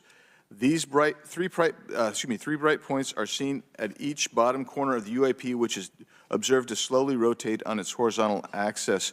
And he goes on to describe that. And I just want to read one more, and I'm doing this because I think it's interesting. This stuff is interesting as anything. So let's get this one here, right here. While performing a routine airspace surveillance and control mission in the eastern air defense sector, an F-22 fighter observed multiple UAP contacts at mission altitude. Moving to intercept the F-22 pilot noted multiple metallic orbs slightly smaller than a sedan hovering in place. Upon vectoring towards the UAPs, a smaller formation of the metallic orbs accelerated at rapid speed towards the F-22, which was unable to establish radar locks on the presumed hostile UAPs. The F-22 broke trajectory and attempted to evade, but was intercepted and boxed in by approximately 3 to 6 UAPs. And then I'll leave that there, but because I just have no more time left. Well, she's not looking. So let's just get into, let's get into to part of this. I thought I would be saved by the bell. No. Let's talk about Kuhnian, Lakatoshian type of scientific development. And the problem that we have here is you have institutional blockage of what would be normal development of scientific ideas. And if you want to expand that, Mr. Gold. We're over time, so be very fast, please. I'll just say I'm a recovering attorney, so please take it easy on the science. But all breakthroughs have been heretical at first, and that's the challenge that we face, particularly with something as extraordinary as this, which is why gathering the data is so important. And I'll just end by saying, by the way, the overclassification of material is in no way limited to UAP. That is occurring throughout the government, as well as the inability to get people classifications in a timely and efficient manner, and then to have those classifications be broad enough to be useful. So this is a larger issue that I hope that Congress will look at. Thank you. Thank you, Mr. Biggs. I've been generous. All right, Mr. Burleson, I'll recognize you for 5 minutes of questions, please. Thank you, Madam Chair. Mr. Elizondo, does any branch of the United States government or defense contractors possess technology? Sir, there's documentation that I believe was submitted for the record that was approved for release by the U.S. Pentagon, by the Department of Defense Office of Pre-Publication Security Review, and it states one of the reasons why my predecessor program, OSAP, was trying to collect material of unknown origin. Was it successfully collected? It was not. What happened is that there was an aerospace contract company that requested to divest itself of the material that was collected in the 1950s. Right. Unfortunately, that didn't actually occur. So let's dive into that. That's the Bigelow Aerospace, correct? So yes, sir. There was a journalist, Christopher Sharp, who said that there was a transfer between Lockheed Martin, Bigelow Aerospace, and the CIA allegedly blocked this. Can you describe that? What I can say is that it was blocked. Why it was blocked, I can only surmise. I was part of some conversations later on with some of those contract personnel where they had told all of us that is accurate. What we required was a memo from the Secretary of the Air Force in order to make that complete, and that never occurred. And so when Secretary Mattis became Secretary of Defense, I decided it would be appropriate for me to try to receive a memo from him as SecDef, as Secretary of Defense, if we could not get a memo from the Secretary of the Air Force to transfer that material. So if that material exists today, who's in possession? Sir, I wouldn't be able to have that conversation in an open hearing. We'd probably have to have that. Okay, my question to you then is, if we were in a secure setting, if we were in a SCIF, would you be able to provide or get access to something, whether it's visuals or material that we could put our hands on, or biologics, that would convince me, that would show me that we have non-human origins? Sir, that decision would not be mine. That would be to the gatekeeper still in the U.S. government. And who would we, so if you were in our shoes, where would you go from here? How would you get that information? A lot of times we just don't know who to ask because we don't know where to go next. So if you were in our shoes, where would you go? Well, I prefer to answer that question in a closed session. However, we established AARO for that very purpose, and unfortunately, under its previous leadership, it failed. So one would hope that they would have the authorities necessary to do that. Let's hope that this new iteration of leadership will be successful. In the discussions, it's simply about material, or is there discussion about it was previously testified that there was biologics that were collected. Are you aware of any of that? I am, sir, aware of the reporting that biologics have been recovered. Again, my focus was more nuts and bolts, looking at the physical aspects of these phenomenon, how they interacted around military equities and nuclear equities. So I'm certainly not a medical expert. I would not be able to probably provide you a whole lot of value in that simply because I don't have the expertise. But was anything described as that we have possession of bodies? Yes, yes. Is it multiple types of creatures, or? Sir, I couldn't answer that. I can tell you anecdotally that it was discussed quite a bit when I was at the Pentagon. The problem is the supposed collection of these biological samples occurred before my time, in fact, before I was even born. And was this part of the Lockheed Martin discussion, or was this the biologics is a completely separate Separate yet related. Okay. Has anyone made contact? Sir, I'm sorry, could you specify? Has there been any, to your knowledge, any communication with a non-human life form? So the term communication is a bit of a trick word because there's verbal communication like we're having now. The problem is you also have nonverbal communication. And so I would say definitively yes, but from a nonverbal meaning, when a Russian reconnaissance aircraft comes into U.S. airspace, we scramble 2 F-22s, and we are certainly communicating intent and capability. I think the same goes with this. We have these things that are being observed over controlled U.S. airspace, and they're not really doing a good job hiding themselves. They're making it pretty obvious they have the ability to even interfere with our nuclear equities and our nuclear readiness.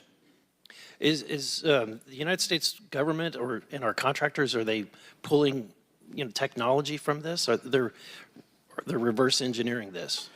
Sir, as I previously stated, and please forgive me, I am not authorized to discuss specifics about crash retrievals. I signed documentation with the U.S. government. What I can say was, after a very thorough review process by the Pentagon, what I wrote about. And that was my limit, unfortunately, that I was given. Thank you. Yes, sir. Thank you. I would now like to recognize Mr. Timmons for 5 minutes of questioning. Thank you, Madam Chair. Mr. Elizondo, you just said something interesting. You said they don't seem to be hiding. They don't seem to be hiding. The UAP sightings are becoming increasingly brash, if you will. And, we've been hearing about these for years, but they've generally been isolated and not as consistent and over critical military installations. Would you say that's fair? Is this becoming increasingly often? Is it happening more and more? Great question, sir. Let me see if I can answer this for you. Certainly, there seems to be some indication that they're being provocative, meaning that they're, in some cases, literally splitting aircraft formations right down the middle. So that's an air safety issue. The question is it the frequency increasing? And really the response is it depends.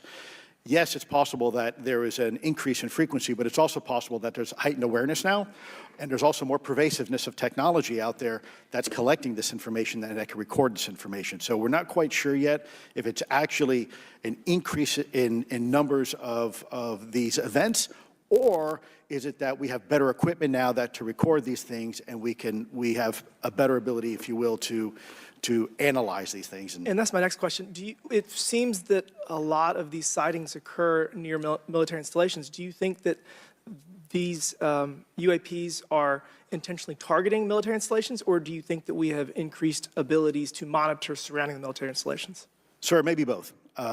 Part of my concern is we have something in the Department of Defense and the intelligence community called IPB, Initial Preparations of the Battle Space.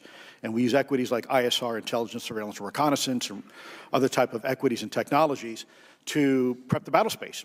And certainly, if I was wearing my national security hat, even if there was a 2% chance that there was some sort of hostile intent here, that's 2% higher than we really can accept. And so we must figure out, there's a calculus, capabilities versus intent, in order to identify if something is a national security threat.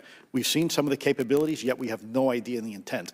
And so this is why this discussion is somewhat, I think, problematic from a governmental perspective, because we have no idea.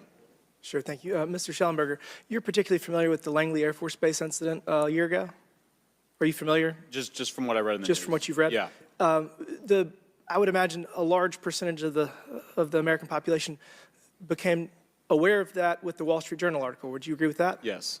And were you aware of that incident prior to the Wall Street Journal article? No. To the rest of the panel, was the Wall Street Journal article the first time that y'all were made aware of what was essentially an over 2-week UAP frenzy over Langley Air Force Base? Were y'all aware of this prior to the Wall Street Journal article? Anybody? Show of hands. Yes, sir. Dr. Guyette, could you give me how did you become aware of it? A colleague of mine who I referenced previously, Chris Mellon, he wrote an extensive article about this, that there were other incursions of drones over Langley before this, as well as many, many military installations over the last 5 decades. And it's my understanding that there's been an ever-increasing in number, and I'm trying to think how to say this because I wear 2 different hats. I'm still in the Air Force. So, I mean, it seems that they're becoming increasingly brash. And the question that we really have to figure out is it China or is it non-human? And I think that's the biggest question the American people want to know. If it's China, it's scary because they have a lot of technology that we cannot explain. And if it's non-human, that's scary because we don't know the intent. Would you say that's fair? Yes, Congressman. And in fact, I really believe that we should use this hearing as a catalyst to improve and bolster our air defense capabilities and our maritime domain awareness capabilities, because obviously there are holes in it, whether it be UAP of non-HI direction or NHI direction, or, like as you say, sir, China or any other adversary. Are you all aware of any task force at the Pentagon or in the national security apparatus that's trying to assess the answer to that question? At the current moment, sir, no, but this is a great point. From 2020 to 2022, there was a UAP task force in the DoD succeeding where Mr. Elizondo worked, led by Jay Stratton, who had the first comprehensive whole-of-government approach to UAP, which involved pathways to declassification and to increase transparency, as well as assessing the national security risks of UAP. This was a really well-established approach, and we have all advocated that something like it return. I'm running out of time. The last thing is that we need authorities. The law enforcement, military do not have authorities to actually engage, and Congress needs to act to give those authorities to local law enforcement and the military so they have clear guidelines on how to assess these issues going forward. I yield back. Thank you. Thank you. I'd like to recognize Ms. Boebert for 5 minutes of questioning.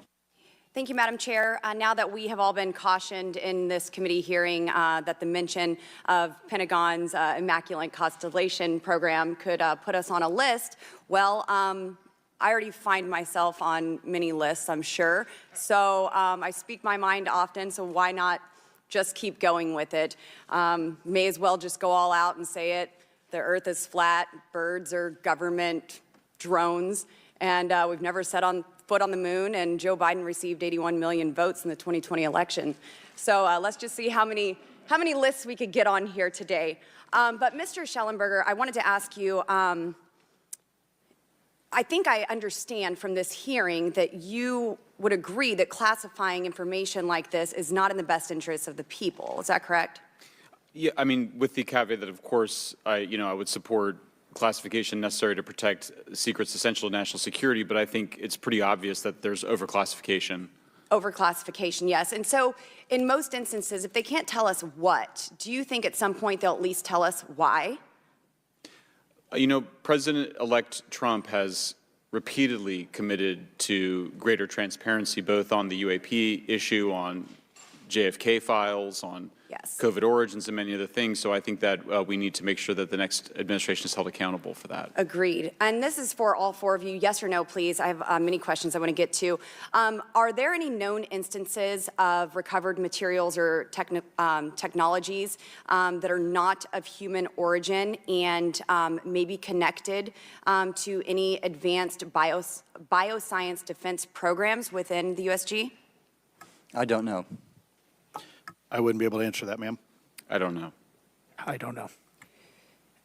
Okay, so there are rumors that have come up to the Hill of a secretive project within the Department of Defense involving the manipulation of human genetics with what is described as non-human genetic material, potentially for the enhancement of human capabilities, hybrids. Are any of you familiar with that, yes or no? No, ma'am. I am not, ma'am. I'm not. No, ma'am. Okay, I would like to know, with Immaculate Constellation, how does this relate to UAP activities, Mr. Schellenberg, in oceanic environments? Are there any instances where the Navy or other maritime forces have encountered UAPs that could not be explained by known technology or natural phenomena?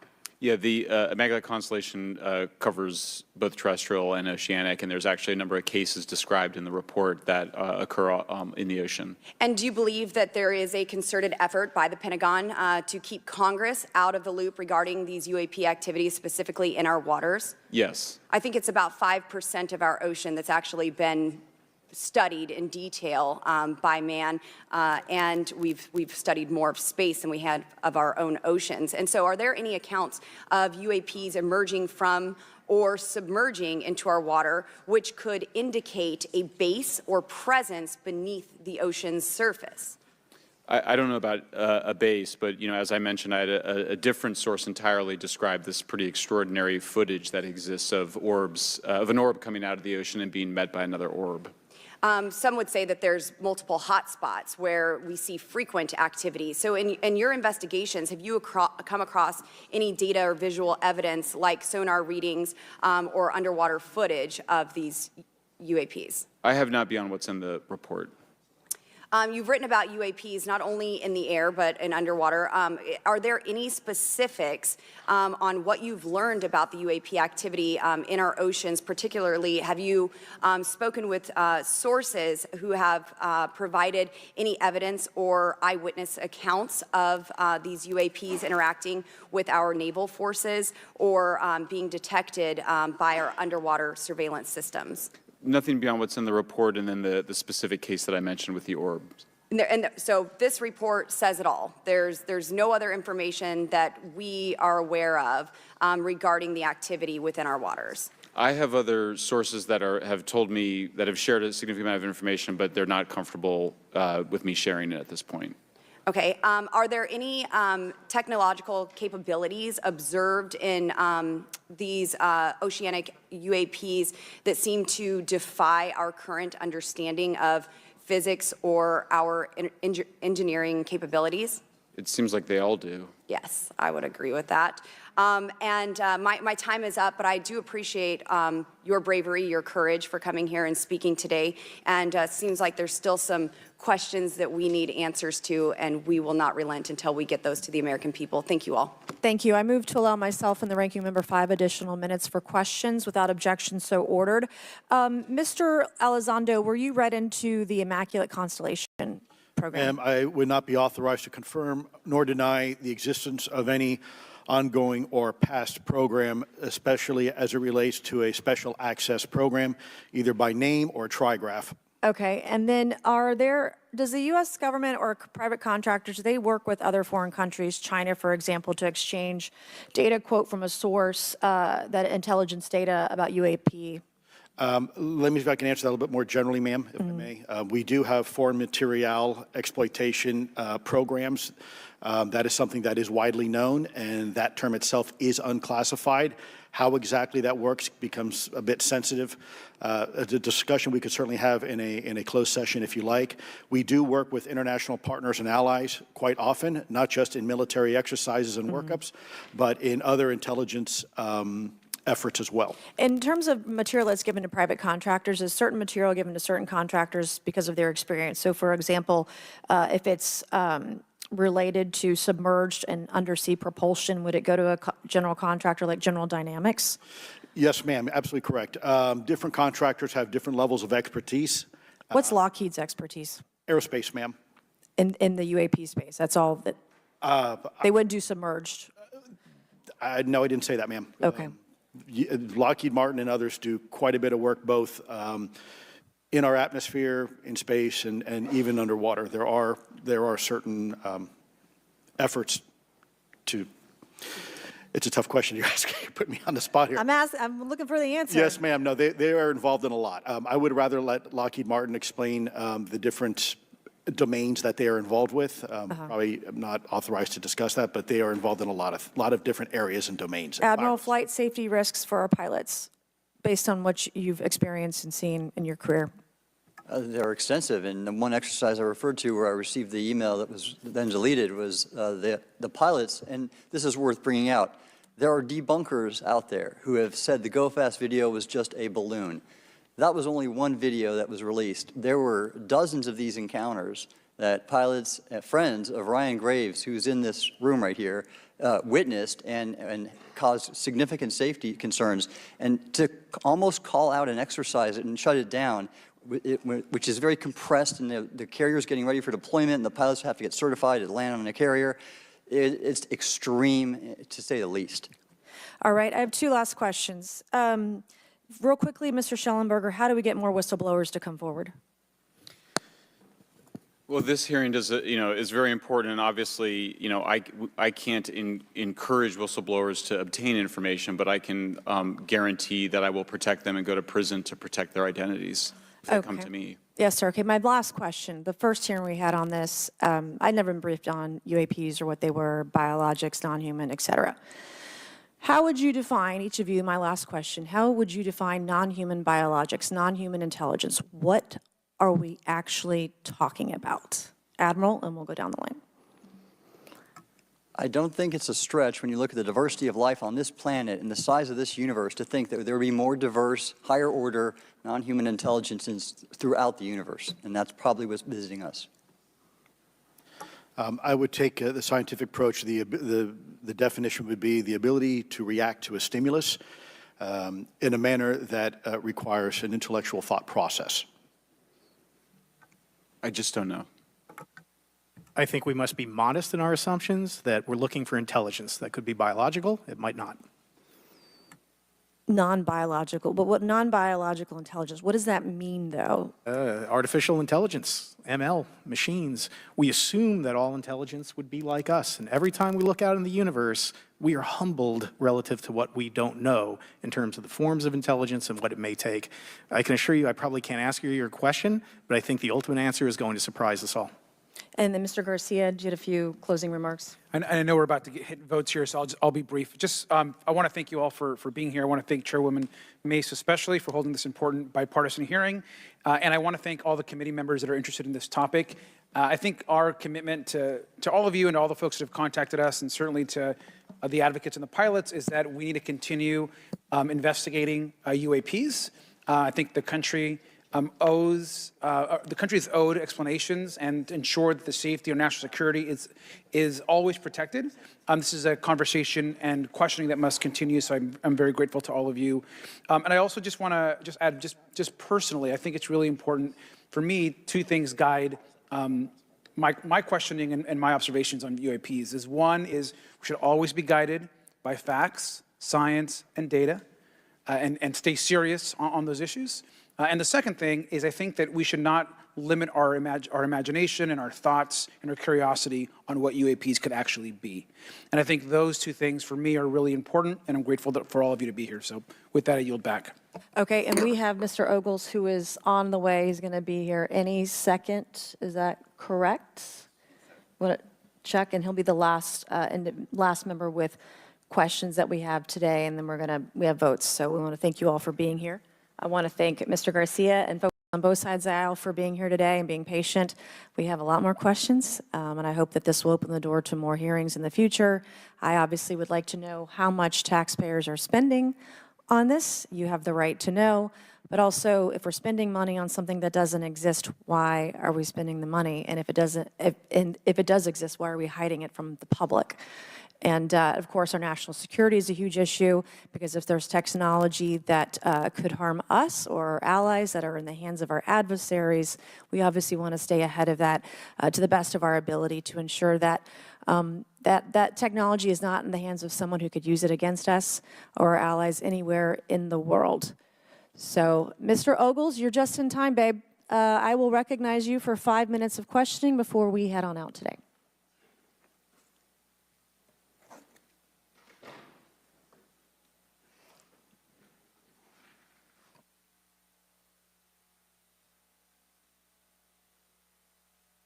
Well, thank you all for being here, and Madam Chairwoman, I'm out of breath because I sprinted to get here, but this is an important hearing.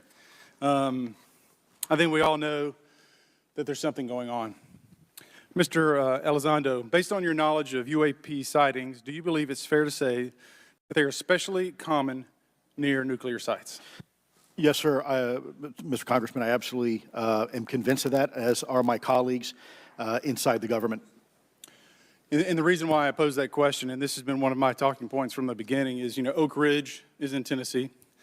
The so-called weather balloon that drifted, that we now know was controlled, it passed near Oak Ridge. It obviously is a sensitive site, both of interest to our adversaries and to whatever else this is.